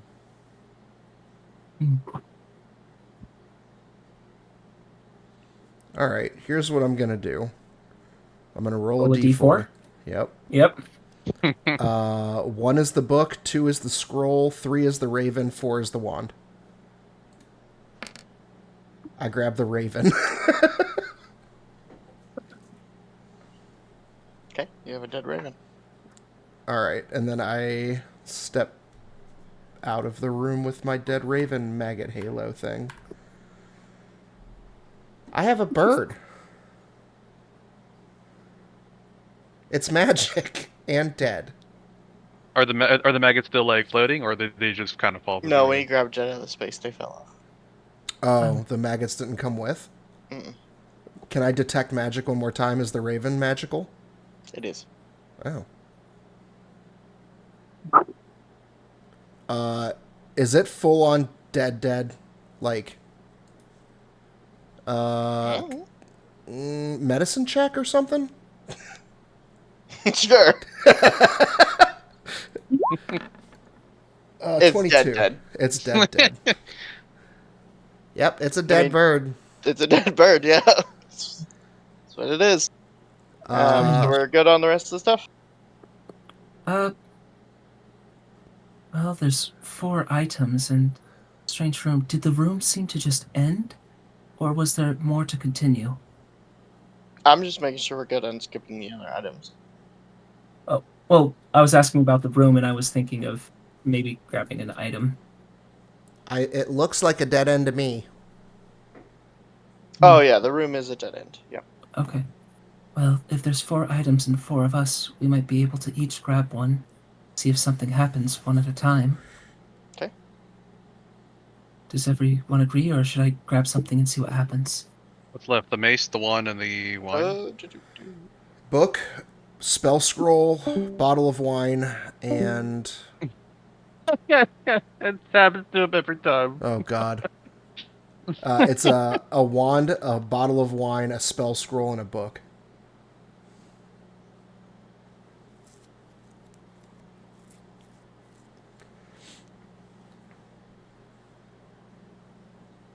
I legit wanted that bird, too. I'm glad I rolled a 3.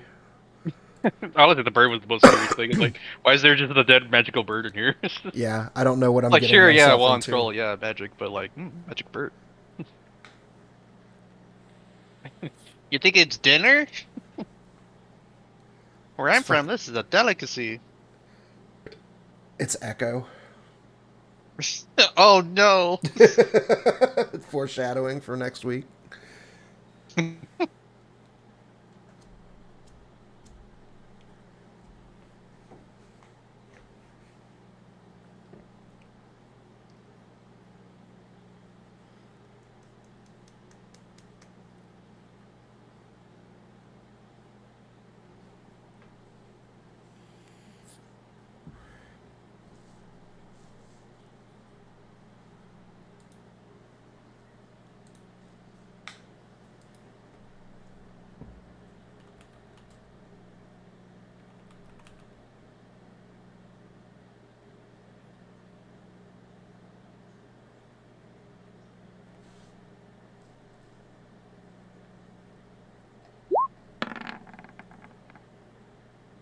Uh-oh. Yeah, maybe that's good.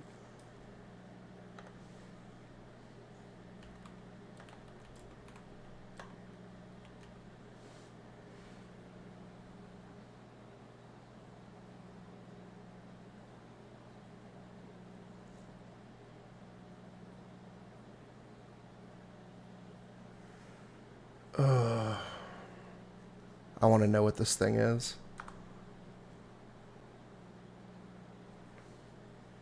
Bird.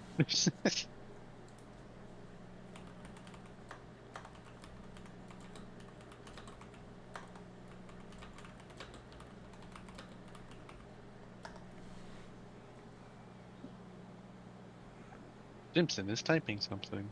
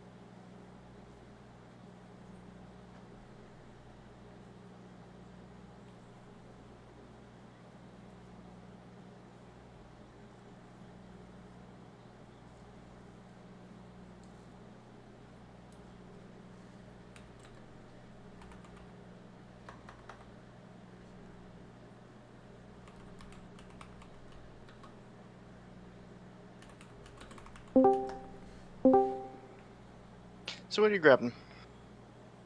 I'll grab the book and stagger out. Okay. You okay, Jimson?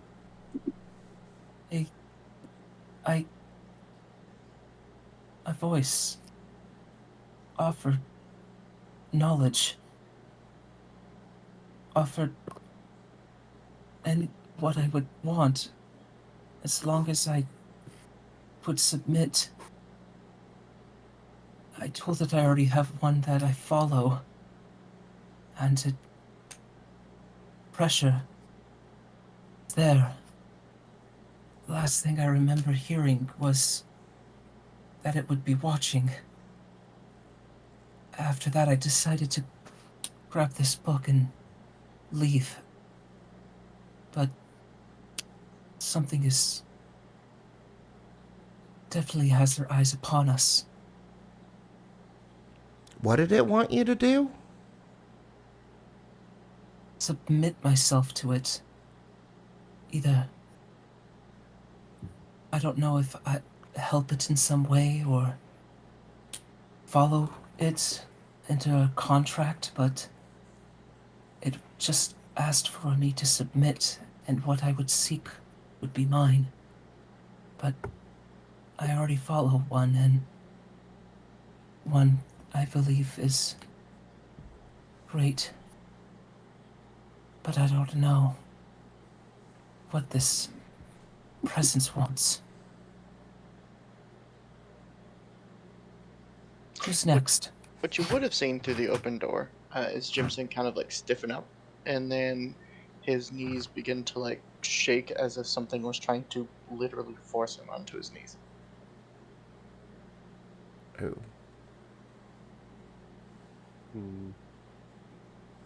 Did they hear me talking at all, or was this... Nope. Okay. All in your head, mate. I mean, you said it was what kind of voice was it? Like a feminine, masculine? Extremely masculine. Very masculine. Dark tones. Harsh. Almost. As if it wanted something, but was also being cautious. Obviously it wanted something, but I'm not sure. I tried to resist as hard as I could. And it seemed, in the end, more eager to watch than to force. I don't know what to think. In the end, I just grabbed this book and went out. Could I take a look at the book? Sure. I do so. Okay. On the front, you see that bug symbol. Well, Actually, is that right? Hold on. I'm sorry, you guys weren't supposed to see the bug symbol. I got the wrong sister. This is not Ergothoa, this is Lamashtu. this is not the god you're looking for. That 800 number you're looking for does not exist. Anyway, while he does that, I'm gonna go inside the room and pick up the wand. Okay. It's a wand of lightning bolts. What's what? Wand of Wand lightning what? bolt. Once Lightning per day. bolt. Yeah, once per day you can cast lightning bolt. Cool. I'll give it to Gil. That is the actual symbol you see. Sorry, ignore the bug. I'll delete it. Oh, Actually, let me thank go you. look Do, at this. do you want a That- dead bird? I think I'll pass. Upgrades, people, upgrades. What should I name Um, this dead crow? How about Echo? Lol. So this is Lamashtu's symbol. It's just I got the wrong sister. I picked that up. Oh, instead of the bug, it's this weird dragon goat thing. Yep, and that's on the front of the book. So then the symbol we saw earlier was Lamosh too. Okay. Wait, so this is a symbol of Lama Stew, and the symbol that we saw on the door was also Lama Stew, not... Yes, ignore the bug. Okay.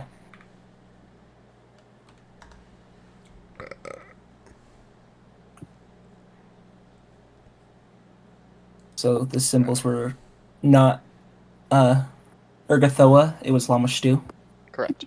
Okay. I go get the scroll and also give it to Gil. So it's a scroll of breathe fire. Holy shit. Let me write this down. Oh. I have a dead bird. A wand of lightning bolt. One lightning bolt actually seems pretty good. A scroll of what? Shot. Third level spell, which he's not even high enough to cast yet. So, yeah. A scroll of breathe fire. Oh, or was it the same thing, same way in here in like D&D where they can learn from scrolls? Yes, but the process is a little bit different. Okay, that's fine. And that's They're for... also the only class in the game with access to counterspell, which is why I don't think about it when I make 5e stuff. Because if I don't have a wizard in my party, I spend an entire campaign without having to worry with it. Rather than a campaign where all of your characters have a way of counterspell? Yeah. Yep. The temple fight, I had to rebuild like 6 times to deal with all your fucking counterspells. Because I kind of need something to happen for Crimson in that fight. Is there any, besides identify, anything that I can do with this bird to try to, like, perception check or see if there's anything weird about it or anything off or... I could maybe And it'd be kind of an identify thing. Okay.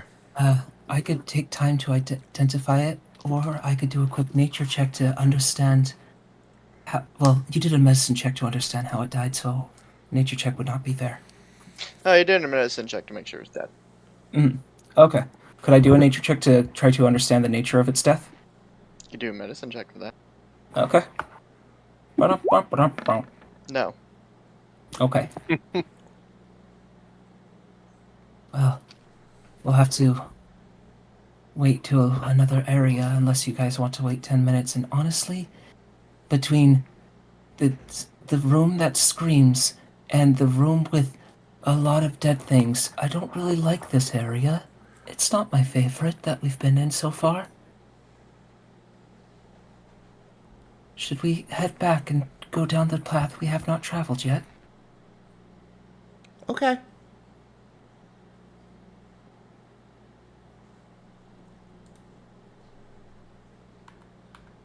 Were we getting dragged? Okay, cool.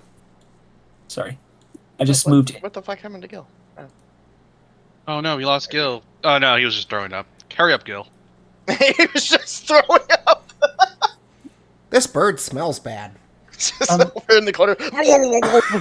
Yeah, he's been touching weird water, fucking getting infected, touching dead birds. Guy's like fucking. On it. Does Gil have gills? Yes. Can I But do he a perception? can't breathe underwater, though. Innately. Huh.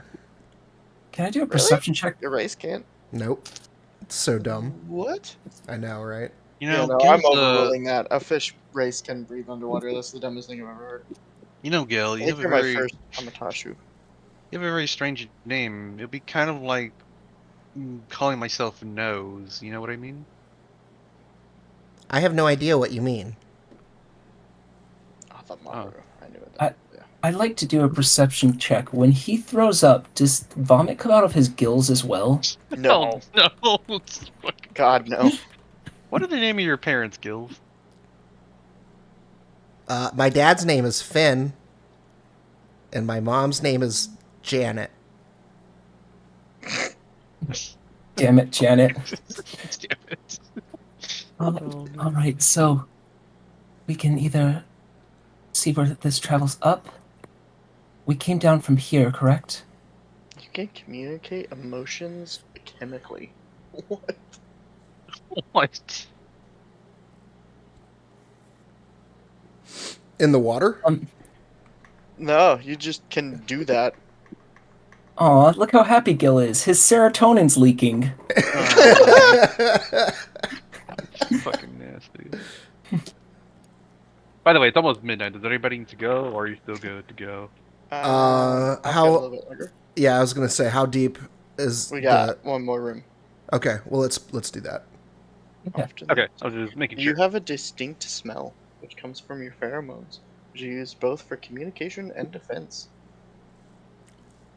I need to read more, apparently. Apparently. You can eat coral. That's really random, actually. So, shall we continue searching? Yes, let's see what else is down here. Oh, isn't this the way that we just came from? No, that was the other way. Oh, well, or is this the way that we originally came? Whatever, we'll look. Yeah, I'm gonna override the fact that you can't breathe underwater because you're a fish person. That's just kind of dumb. Anyway, we see this weird shit. Yeah, we see this weird shit. The tunnel widens here into what appears to have once been a small shrine. For to the northeast steps lead up to a platform of gray stone. Sitting atop the platform is an ancient altar, little more than a jagged block of black marble with a shallow concavity on top of it. The basin is filled with what appears to be filthy water. Detect magic, if I may. Wait, hold on. It is magical. Oh, there it is. That's the water, guys. I think that's the one. It's got magic in The it. block itself is magic, but yeah. Oh, is the block or the water or both? I would say because the items are kind of really like intertwined into each other, you just get a general vibe off of it. Okay. Like, as a unit, like you can't tell if both are individually magical. Like it's just a magical presence. Yep. Is it the entire area or just the altar that's radiating magic? It's not even the altar; it's the block on the altar. Oh, okay. So there's a block on the altar, and the block has water on it or in it? In it, there's a Okay. concavity. It's like a dip. Uh, It's like a block with a water basin on top. well, I am interested in that water, but if anything, that goblin creature told us, I believe we should avoid that. But it may also be important evidence to study later. Try to understand the... Is the altar something you're able to identify? That would take time. Well, not the altar, the block itself. That would take time and me examining it thoroughly. And honestly, that mojo ain't fitting right with me, bro. As the kids say. Why are you? It's not that bad. Why are you hanging around kids? I am Got of him. I'm of the age of 7 myself. They're easily approachable, especially when they're taller than me. Got him again. In a reverse card. You're a child? Technically, no. This body itself is at the age of 7, but I have memories stretching back. I believe I said 1,300 years. No, I don't know about that much. Many generations come and go with the Leshy We'll race. go with many generations. That's fine. So many generations. Once our bodies pass, we return to nature, and when it is time to be grown again, our soul is transplanted into another body. I have come and gone many times, but hold faint memories from each of them. I would say that specifically, Jimson, you do not have memories of Avatel before the war, which was 156 years ago. I was about to ask, do you remember Which anything is of the calamity? fair, because Leshy's only lived to be about 15 to 20 Okay. in each physical embodiment. So that's still 7 generations. So, my memory stretches back a few generations. Some are able He to. does have memories of the Calamity. The Calamity was the first, somewhere between 80 to 100 years after the War of the Ancients. So he does remember the planet in the state of the Calamity.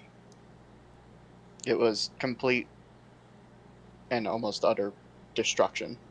80% of the living things on the planet died in that time, either immediately during or immediately after the war, and then the aftermath that followed. About 20% of plant life, animal life, humanoid life, doesn't matter. About 20% of life on Avatel survived the Calamity.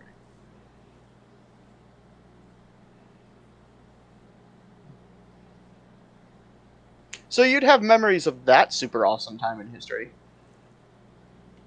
So, many generations back, a lot of it was hiding in the small forests that remained. Being one from the Leaf was difficult and had many gaps between. Because of those gaps, I can't remember everything too clearly, but other Leshies would have better memories. Anyway, at the age of 7, I had just reached maturity for this body, but I have lived much, much longer than I appear. But still, there is part of growing each time that you kind of go through your own sense of growing separate from the ones before. And again, kids are taller than me, and they're interested in the weird moving leaf, or they want to see if they can set it on fire. Either way, they're so full of joy.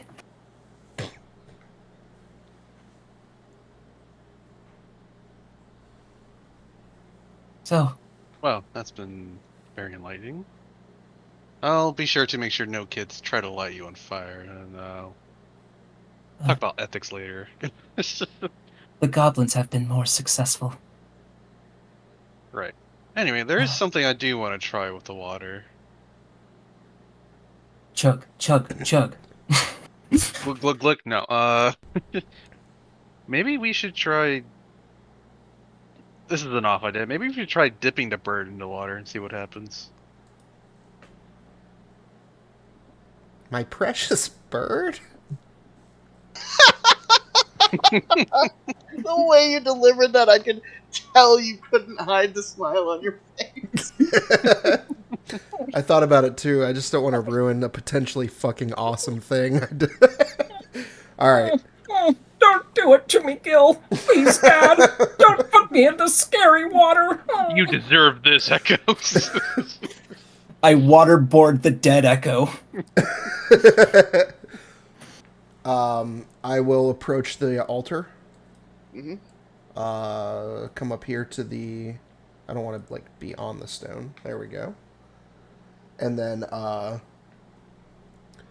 as if I were playing with a doll, I will walk my dead raven through the water with its little feet.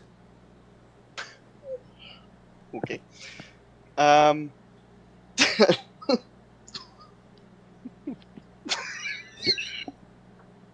can't believe this. It immediately melts. Melts? Acid. Oh. So half your raven immediately melts in the acid. It is no longer magical, and you unfortunately did destroy something pretty cool. I knew it! Oh, my bird! Oh! Oh, it was acid. Oh, we could have seen that coming. It's magical acid. Did you see how quick it ate my bird? I mean, to be fair, I have -1 intelligence, so, Since we lost the bird, what did it do? Or is it too important to say? The bird was a connection to Pharasma. Oh, the raven. Oh. Mm-hmm. Okay. We should have asked our priest about it. It was a connection to what? Pharasma, who is the goddess of death, Oh. but is a beloved prime. She's one of the good ones. Good, in quotations. Could I watch the bird remains dissolve to understand what type of acid it is? You can attempt an Arcana check. Okay. Because it's not natural. Arcana or occultism, your choice. Which one do you have a higher modifier for? Is it the same? It is the same. So Okay, either way, so yeah, 25. that's totally fine. Then yeah, it is heavily arcane modified. Uh, Basically water. It's actually not acid at all. It just functions as acid due to the magic, which is why it's so potent and destroyed half a bird in a blink of an eye. Strange. Usually acid, especially when devouring flesh like this, would bubble, but this just sinks down as it breaks apart. Oh. It's kind of like putting cotton candy in water. If Hmm. you can imagine that effect, that's how fast it works. Got it. Water burns. Well, at least now we know. I want to try to collect some of this to study, but at the same time, I feel like that bird might be stronger than my skin, and that's not a good sign.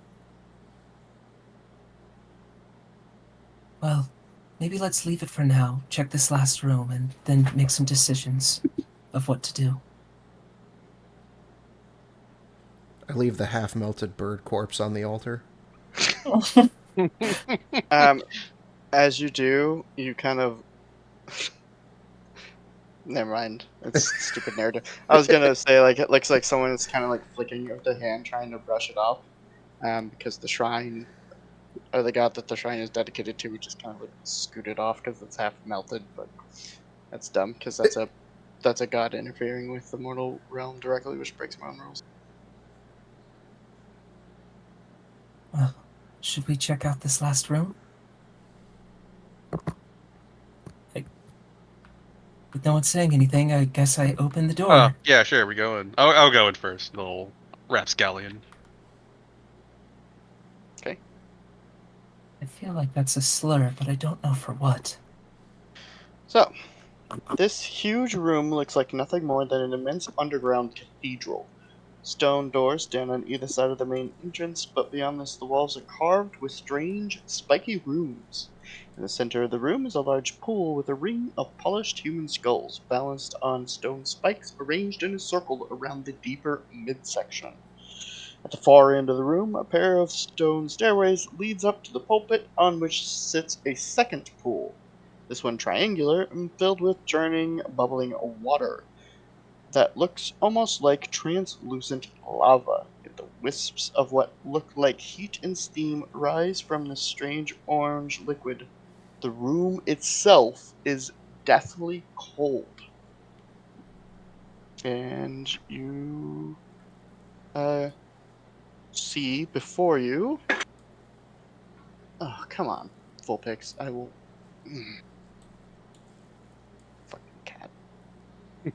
See this. And Deathclaw. Yeah, it's a Deathclaw. Filter into the room. We're not rolling initiative yet.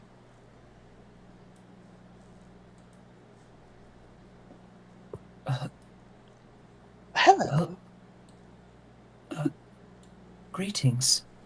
We stumbled across this place, investigating investigating a glass shop, and found our way here. Could you tell us what this place is? Shrine. Why is Shrine. she so fucking smart? A shrine to whom? The betrayers, of course. There we go. All of them, or any in general? We found iconography of several different. Is there one that you follow? Lamastu.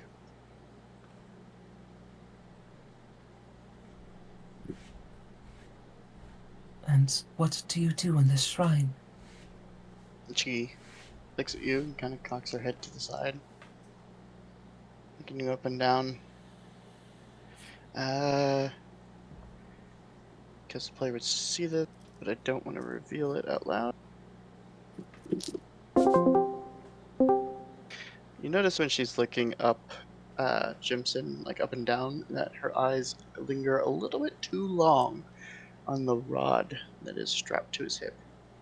Oh. And she kind of looks you up and down at. What was your question? Sorry. And what is it you do here? Who do you, yeah, what is it you do here? Go with that. Don't forget what it was. I kill mortals. I see. Torture them. I lie to them. I change them into horrifying monsters. All for worship in their name. If you lie, then what you just said was a lie? I don't know. Am I? Are you? You are. I don't know. Is she? Are Insight. you? But it's not There we insight. go. Okay, you can roll your perception or deception to see if she is lying. 22. With a Seems to be 9? straightforward. Hmm. Not catch or detect any hints of deception.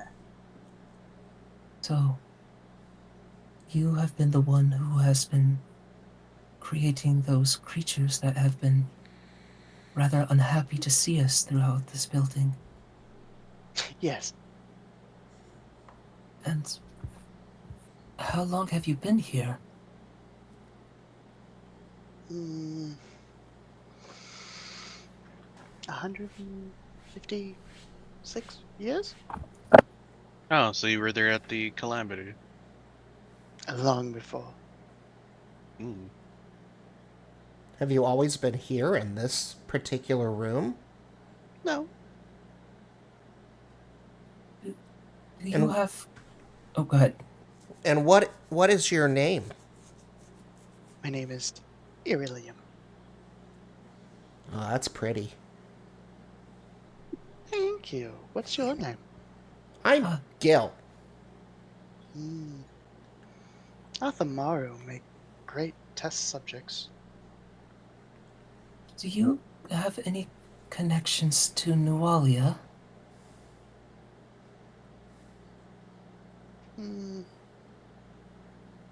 No. Perception check to see if he's lying, especially with that pause. It's a she. I don't know if you saw the titties, but she does have them. Oh, good for her. Jeez, we all have to be all ridiculous about it, Jimmy. I'm a 15. plant. You're a plant. Plants still reproduce? She's actually going to attempt to roll against that. Okay.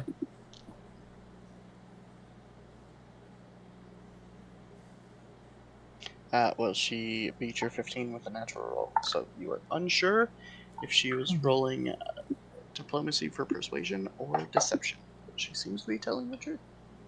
I see. Well, with you just saying that we'd make good test subjects, I suppose you don't have any plans of letting us walk out of here, do you? No. You will be strapped to a table and carved beautifully in his name, lied to sweet hopes and dreams in the other's name, and then risen as a beautiful creation in hers. Unfortunately, I've never been very good at tests, so I don't think my creation would come out as beautifully as you think. Well, Is there yes. any way to persuade you to not test on us?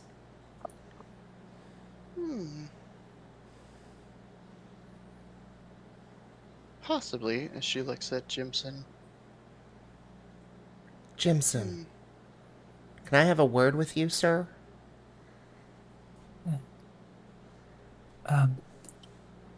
Depending on what she says next.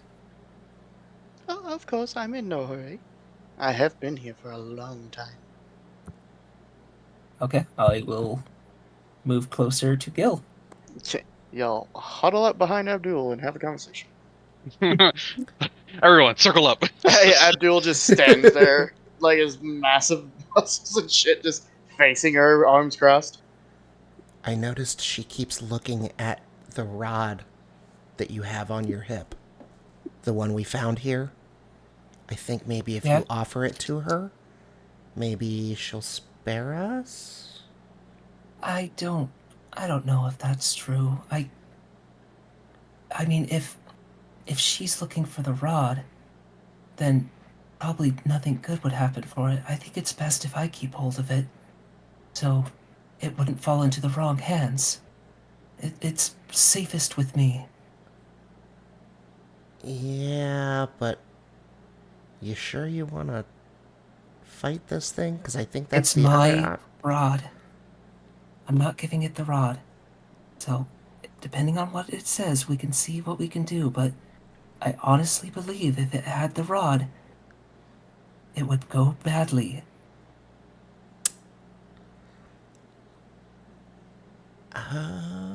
Okay.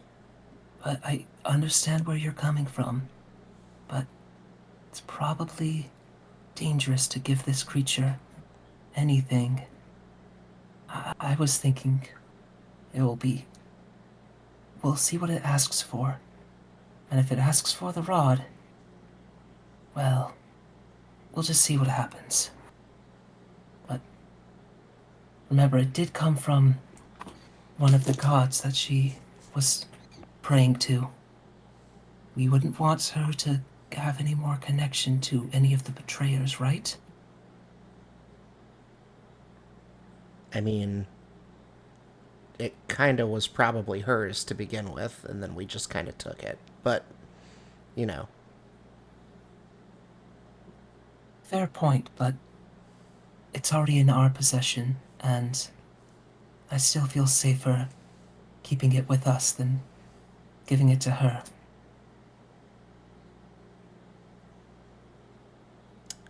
If that's how you feel. Thank you.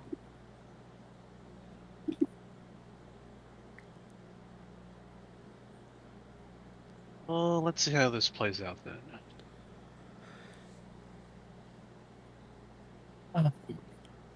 Again, so sorry if that was rude. Could you... You were going to ask something of us? Something of me?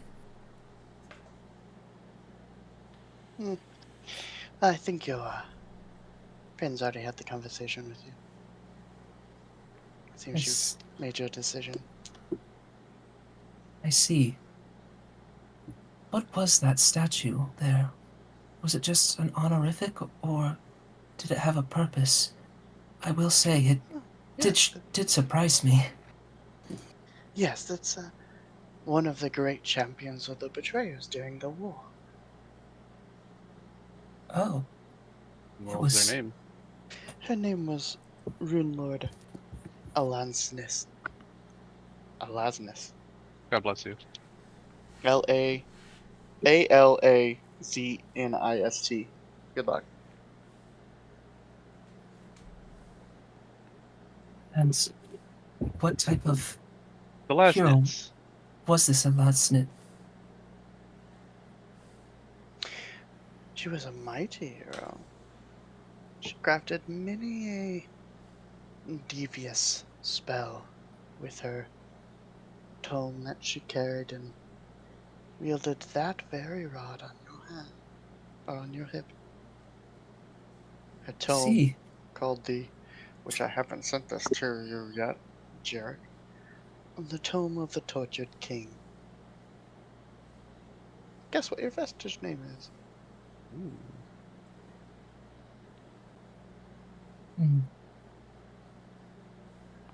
Which of the betrayers did Alasnit follow? Asmodeus.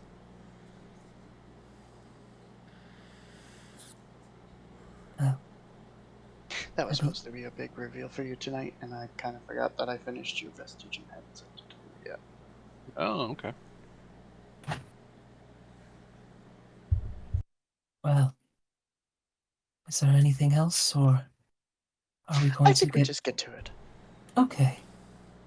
Okay, and then I'll slowly start stripping and oh no, wait, no. Oh, you meant okay, yeah, and then I'll just pull out my sword. Sorry, misunderstanding. Alright, let's roll it up.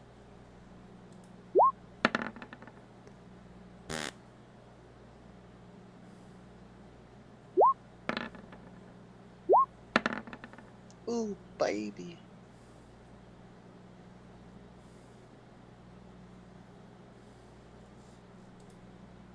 What's your dex? 20 something, right? Like, 20. She goes first. Okay. She's gonna unfurl her wings to double her movement speed. Not that she needs it, but I find it intimidating. And whooshes. Oops. Her token is weird. It's being weird on the snapping. She's right here. And she's going to attack. I don't know. I'm gonna roll. Odd, she attacks Abdul. Even, she attacks Gil. Unfortunate. Yes. She's gonna sink. She's going to spend 1 action point. She kind of see her. She pulls a dagger out, and you notice that it functions as her spell, as her arcane focus, and because it lights up when she casts magic, and this kind of purplish energy swirls around it, and shoots out towards you, swirls you, and then giant spikes form, slam into your body as you are Ow. hexed. Is Abdul able to interrupt this type of spell? He's gonna try. Okay.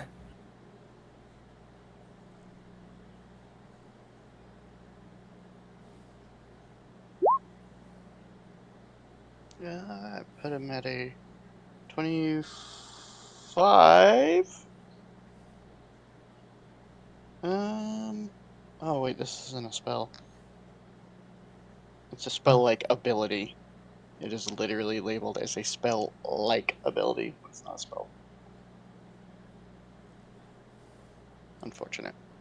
What is the hexed condition? It makes you off guard. But at the end of every one of your turns, you can make a fortitude save to try and remove it. So you are permanently off guard to her, which means she has permanent advantage when attacking you. Oh, is that flat-footed? Yes. Okay. And then, like I said, at the end of, it's a will save, which is actually even better for you because I'm sure your will blows your constitution out of the water. So at the end of every one of your turns, you can make a will save to attempt to release yourself from the hex. Okay. And then she's going to take 2 swings at you. First one is, a 1 and a 19. Yeah. So I'm gonna assume a 32 hits. It sure does. In fact, no, it's not a crit. No. Okay. Then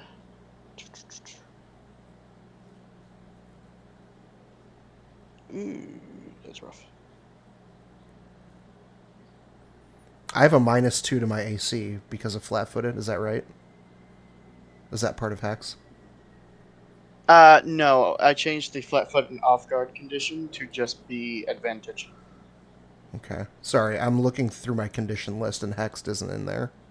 So I was trying to find It's because it is a spell-like ability exclusive to the witch class. Oh.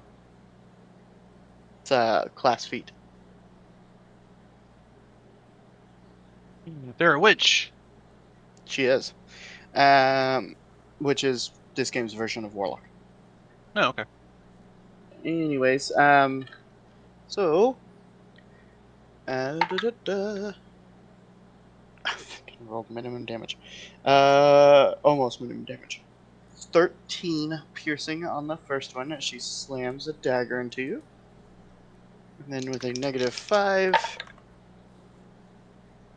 that is a 24. That hits. Okay. And that is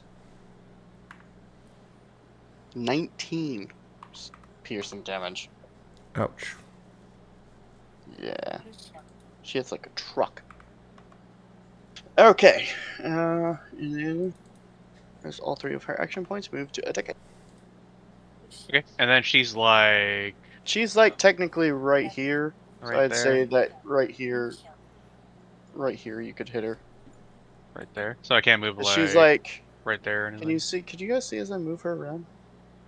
Yeah, I can see her She's move like here, but a little bit further up. a little further up. Is can I move like right here at all? That's where she is. Yeah, that would hit her. Okay. And that would be flanking because she's in this square. She only takes the point square. Okay. She should a word. She should weird. Okay. They made her token really small. Like this is her actual token size, and I don't know why they did that. Oh, hey, look, I figured it out. Oh, look at that. Anyway, I'm going to try to create a diversion, and out of nowhere, you're just going to hear something that says, "Look behind you." Okay. So then attempt a single deception versus perception. She probably has pretty fucking good perception, but might as well try. Let me see. She didn't roll super great, so. 14? Oh well, she did roll a natural 13, so. Yeah, then yeah, she would beat it, and Bonus, so she then would've, yeah. nothing really happens. She just gets more circumstance against pretty much this against me, but that's fine. Oh shit, she crits on a 19 or a 20. Technically, both of those should have crit you. Whoops! Read your stat blocks. Anyways, okay. Oh, did she crit me or no? I was talking to Gil, but I didn't pay attention, so that's my fault and problem. Okay. In that case, I'll just swing my katana. 18? Miss. Do it again. Less. No. End my turn. Okay. Jimson. Okay, Jimson is going to let's test some luck. Jimson is going to reach into his alchemist bag of chaos. I rolled a 4, so he is going to pull out an acid flask. And while he's taking some steps back, not wanting to hurt anyone else, but curious to see how protective this creature is, he is going to throw the acid flask in the center of the pool. Huh?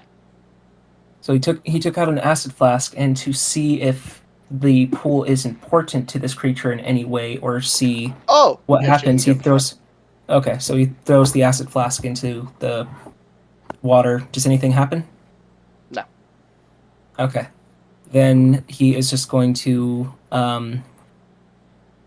load a Blackadder dart into his blowpipe and end his turn over here. Okay. Gil. No, Abdul. Challenge hit her once. That's it.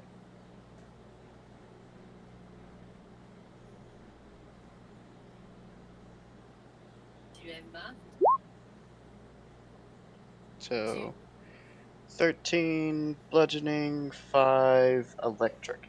So as Abdul gathers the energy from his aura and goes for the open palm strike, you see the lightning kind of course over her body, and she shows absolutely no reaction. Do lightning? Correct. Okay. Shit. Wand of lightning bolt. I know, right? Hey, you want to use this cool staff that you got in this dungeon against the boss? Oh, it doesn't work. Yeah, That's funny, actually. it is. Unfortunato. Anyways, that is Abdul's turn. We move to Gil. I Muting for a moment. I'm reading. Oh, Abdul should have healed you. Oops. I will.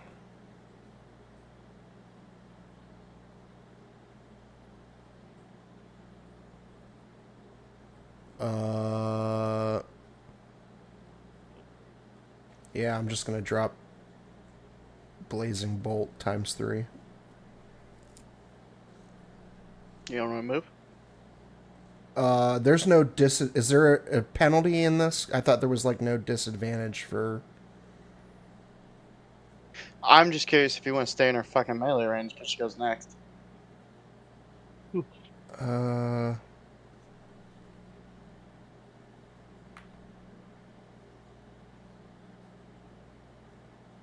Let me think.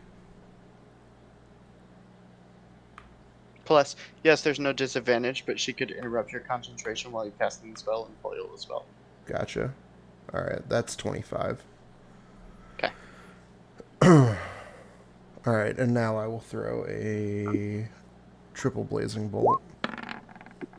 Okay. 17. I'll miss. How do I guess I don't. I have to click this 3 fucking times. Okay, sorry. Spam in the chat log. Miss. Hit. Great. And that's just 2d4 then. It's 46 because you cast it that way. Is it? Yes. Oh, alright. As long as you cast it using 3 actions, each hit is 46. Oh. Oh. Now that is 20 fire damage. So you first 2 go wide, you kind of calm yourself for a second, blood kind of, you're holding a wound as you toss the last bolt, and it slams into the side of her. And she does show a reaction, but it doesn't do as much as you'd think. Okay. So, like, is that resistance? Is that what you meant? I don't know, Strahd players, what does that mean? Yeah, she's resisted. That's what I thought. I was just trying to gauge what the... It's all good. Alright, that's movement, all 3 actions. That should be my turn. Okay. Her turn. Odd, Abdul, even the other chuckle nut. Look at that. Hi, I'm Chuckle Nut. She's going to spend an action to move the hex to you. So, Gil, you are no longer hexed. Oh, so that's fortitude save, right? It's a will save at the end of your turn. My turn. Okay. And I think that's... No, she gets 1 more. First one with advantage is a 22. Yeah, hits. Okay. That is 17 piercing damage. Second one with a -5 puts us at an even 20. Reaction, nimble dodge. Okay. Alright, that is her 3 actions. Tis your turn. Probably has really good reflex since he beat me in my initiative. Or she could just have boss stats. So anyway, I'm gonna try to She tumble just has through. boss dance. Okay, yeah, I'll just tumble through and try to get back to my original spot. Okay. So we'll make her reflex check. It is a... So go ahead and make your acrobatics. She beat you, unfortunately. Okay. And then if I fail, movement ends and you trigger reaction as if you move out the square. You start it in, assuming she has any reactions for this. Let me look. I don't think she... Ooh, she does. Huh.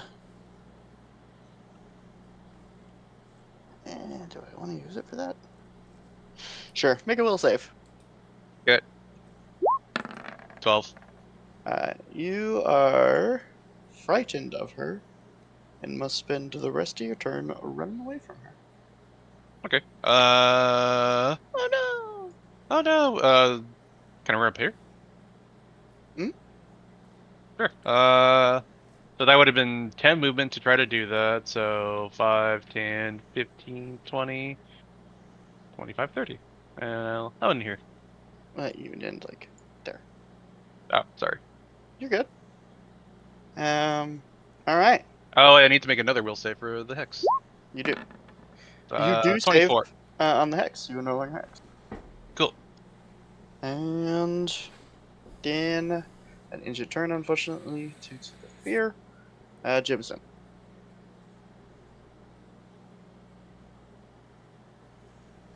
He is restarting because he's. Oh, I missed that. Did you put that up in Discord?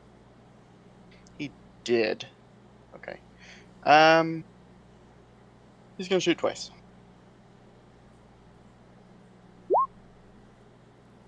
He'll miss that.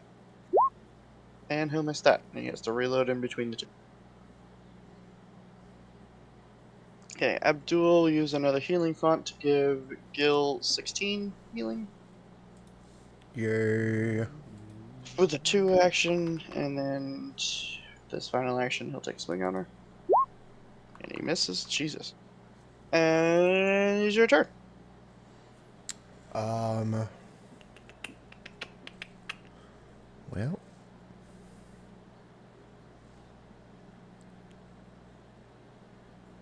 I'm in trouble. Yeah. This boss accidentally pretty much destroys the party. Because of her immunities and resistances.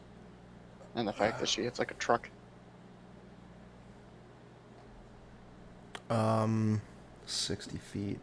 I'm good there. Yeah, all I can do is cast Hydraulic Push. Okay. Go ahead and make the attack. 20.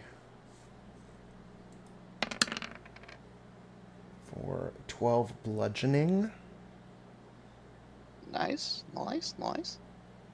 And that's 2 actions. Third action, raise my shield. Okay. And that'll do it. Okay. She will focus on the last person in front of her. I will hex myself and then hit myself. And some reason for the third fucking time tonight, crit myself. Jesus.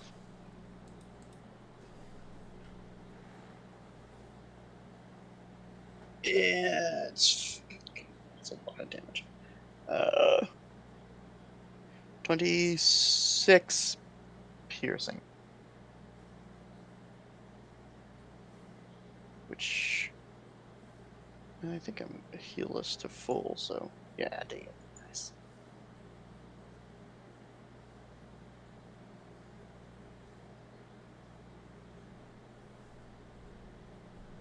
And then she's gonna take her second attack.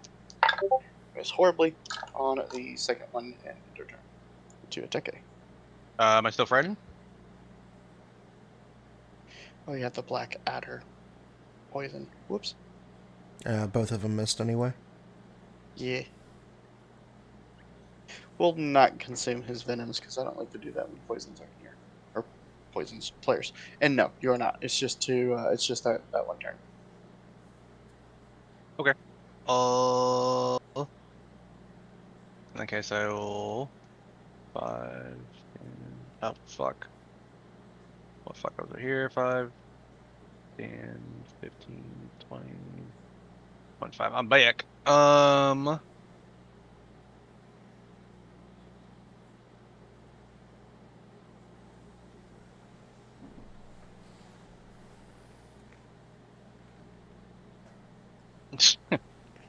not really much I can do.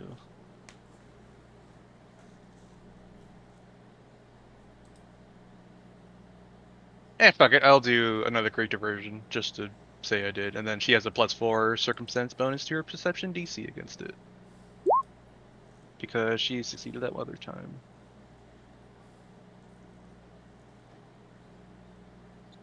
I got my dice. +4. Okay. 21. Oh, she's Not a- getting real good.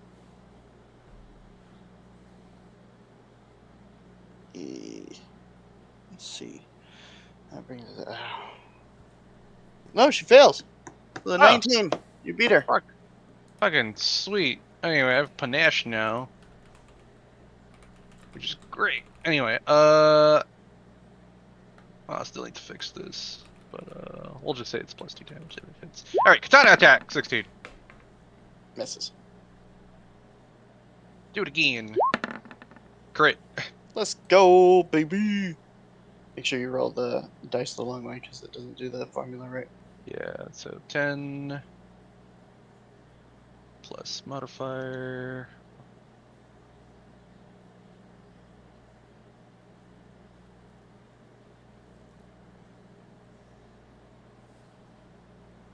Oh god, I always forget this.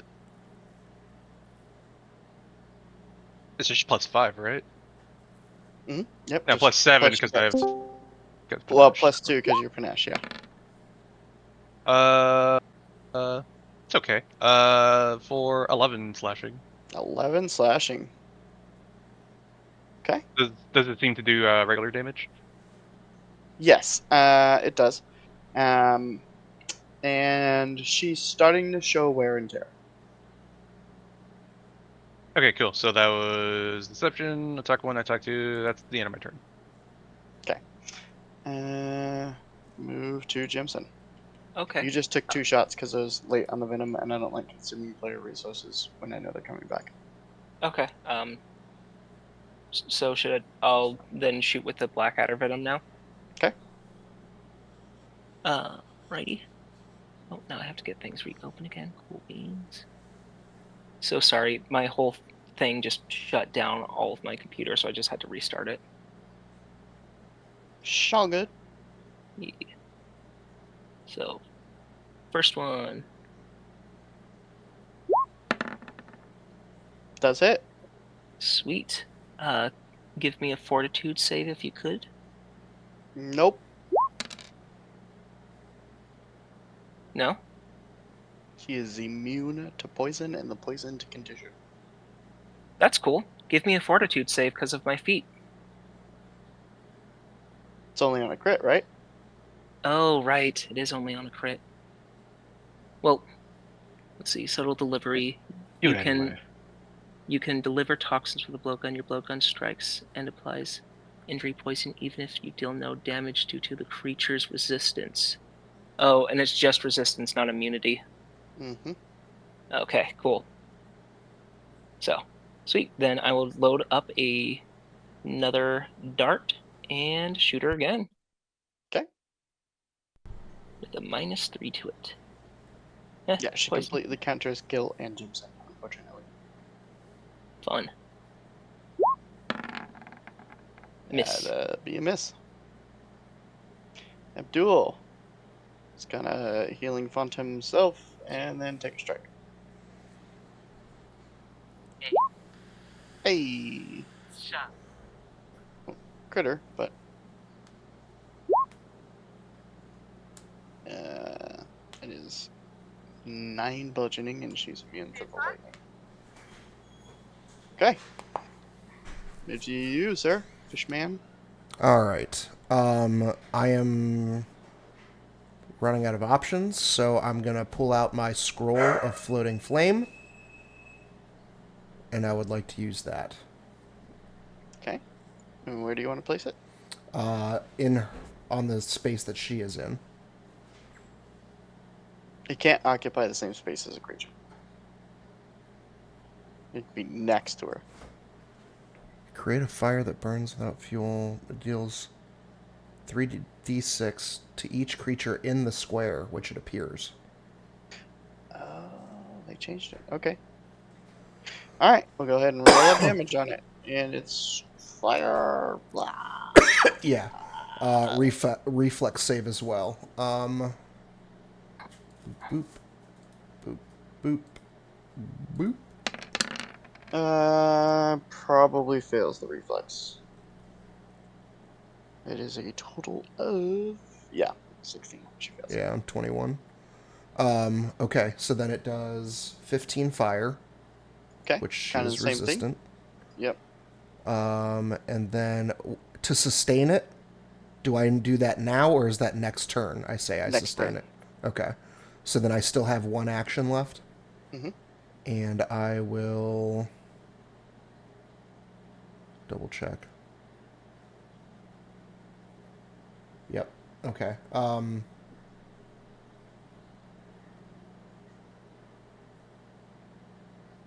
I will raise my shield, and that'll be my turn. Okay.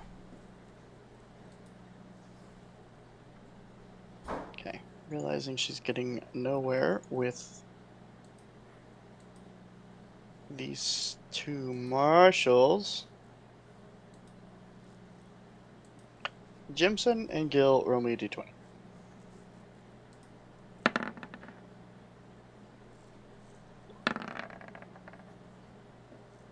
Bummer.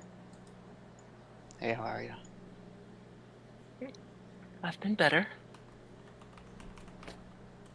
Yes, shrink away in fear of the mighty Jimson. Whatever. Get the point. She's attacking. Yes.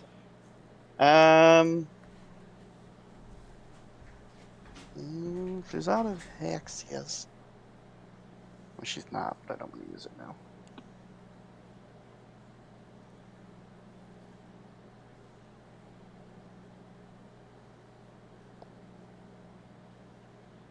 She's going to cast something over her dagger and then swing on you. Okay. Can I do a reaction to see what she casts? You can certainly try.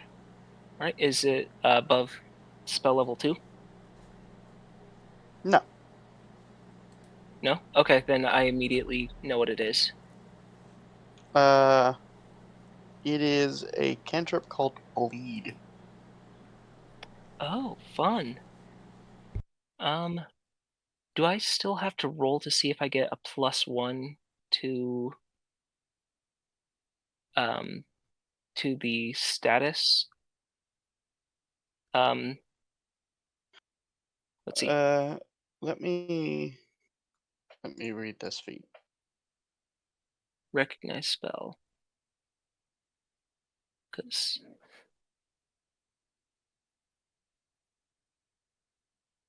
I still roll to attempt to get a critical success. Okay. Mm-hmm. Okay. And what do I add with it? Just my nature? Yeah.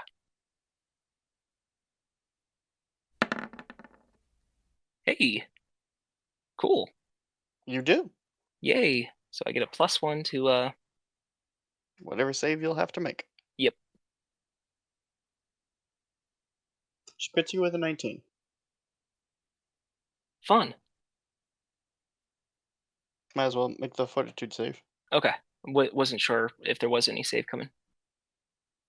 There is, because you'll take damage from the dagger, and then you take damage from the bleed. Okay. And fortitude, you said? Correct. And I get a +1 to this, so total of 26. Okay. You do save against the bleed, but you unfortunately take 33 piercing damage. All right, I am down. That you are. I will roll Roll that for d20. injury, and you are wounded 1. Yep. 14. Not wounded, but you are wounded 1. So automatically fail a death save. Yep. Well, sorry, Gil, but you're kind of standing right there. So she's gonna do the same thing again. Except she doesn't have to recast the bleed.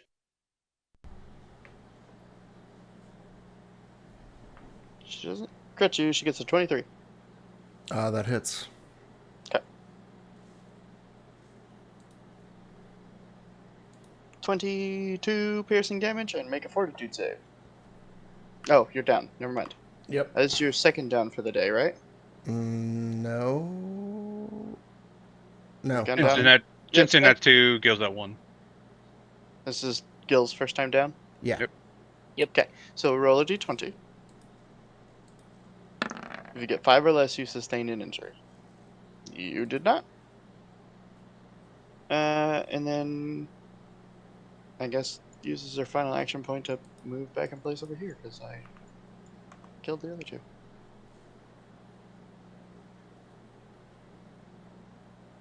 Whatever, you get the point. Lose. Fucking dumbass token. Alright. It's your turn, Hideki. See my 2 friends go down. I'm gonna try to strike her down as quickly as I can. 14. Miss. Gamble blade. Okay. So +2, -3 to my EC. Okay. I'll let it go this time, but I'm pretty sure the Gambler's Blade is labeled that you have to do it at the start of your turn. Is it start of the turn? Pretty sure.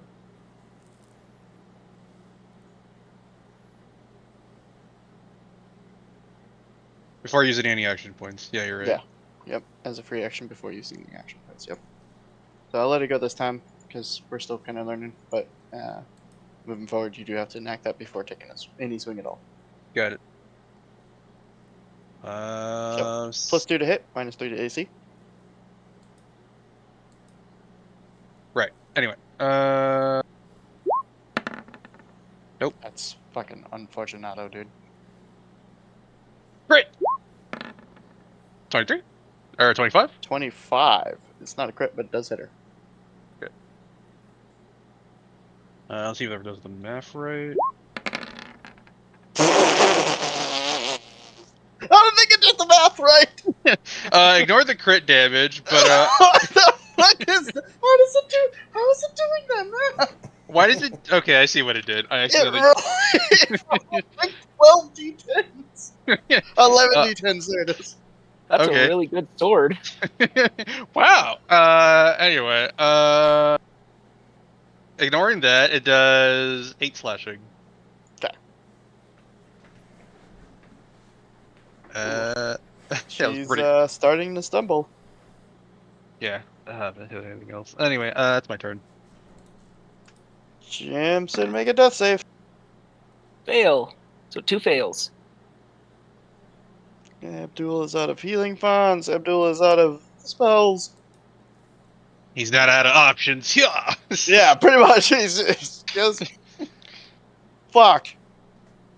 Oh my god, Just hit him. dude. Oh man. Okay. We would have killed her a long time ago if we hit fucking anything. No shit.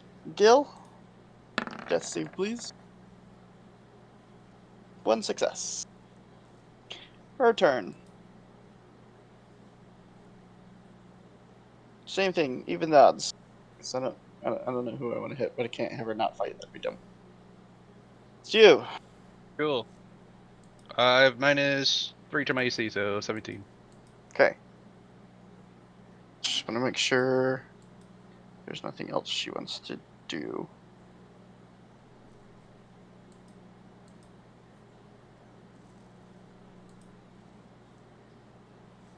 Oh, she's a shadow witch. Damn, I could have been doing so much more shit. Oh, great. Oh man. I mean, we would have killed her if we weren't for our shit ass rolls. She is healing every round too. Not a ton, but she does have regeneration.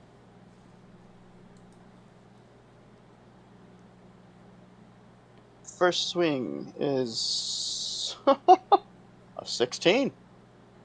Wow. That misses. Second is a 28. I will. What was it? 17, 28. Can I nibble dodge to avoid a crit? Let me read Nimble Dodge. As long as it doesn't say you specifically can't do that, then I'll allow it.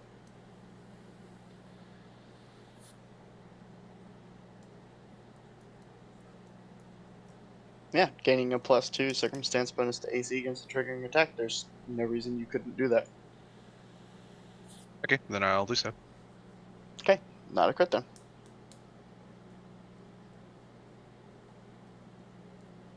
That is 15 slashing.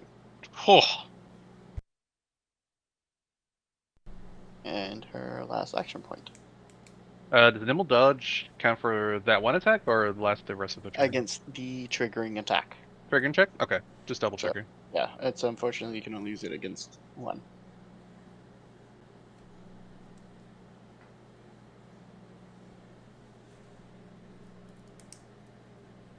It's a 20. 30, 20. 30-20. So yeah, this one will definitely crit. I'm probably going to go down. I know. Wait, never mind. Yeah, dirty 20. She rolled 20. Sorry, I was doing different kind of mess. Maybe I won't go down. Low ball. Let's go. I did not. Damn. It is 12. 12. Are you serious? Wow, that's Yeah. crazy. Anyway, death saves and injury. Okay. 10 on the injury, 1 on the death save, or 4 on the death save. You don't roll a death save the second you go down. Oh, yeah, it's your turn next. It's my turn. This is better. Yep. Jimson? All right. 1 save, 2 fails. Alright, Abdul. All you gotta do. Well, now I gotta hit her twice because she's regened. Crit her. Come on, man. Ooh. 27. It's not a crit, but it's a hit. I'll take it. 10. She is like stumbling fucking Street Fighter style.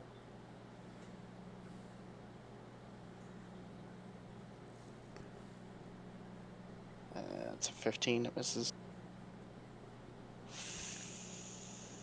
Fuck a duck. Am I gonna kill us? Are you going to kill us? I fucking might.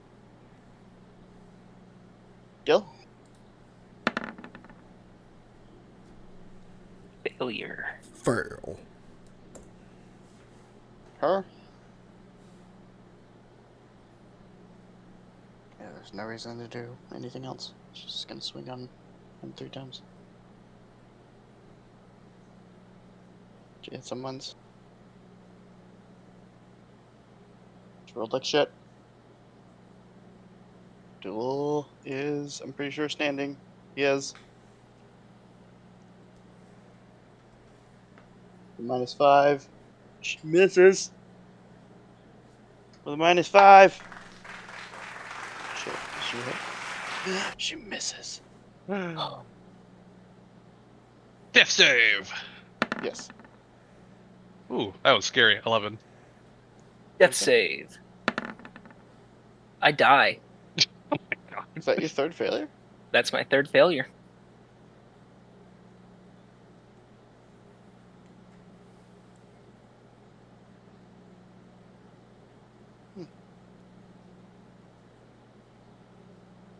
There's 1 failure.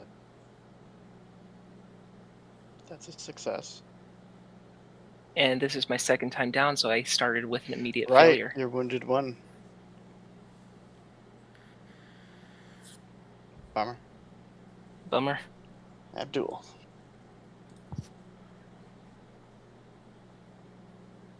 Hits her. Oh, Way too much.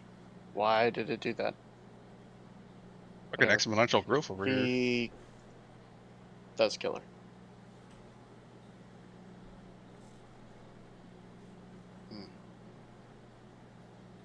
Stabilizes you two. And since you literally just went down, I'm going to allow him to try a medicine check to save your life with stabilize.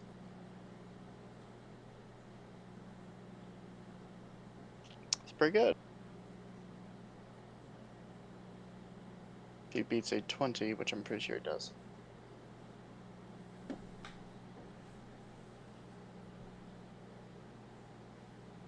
What did I roll? 12? Mhm. Oh, he's got 9 in medicine. He barely saves it. You are stabilized.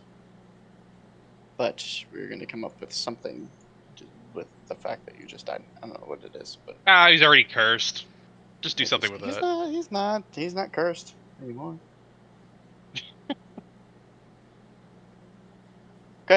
So, party stabilizes. Duel takes a short rest back, or takes a short rest to get his healing fonts back, and then gives everyone 16 healing, a big burst of healing. If we stabilize, are we at 1 or 0? 0. 0? Okay.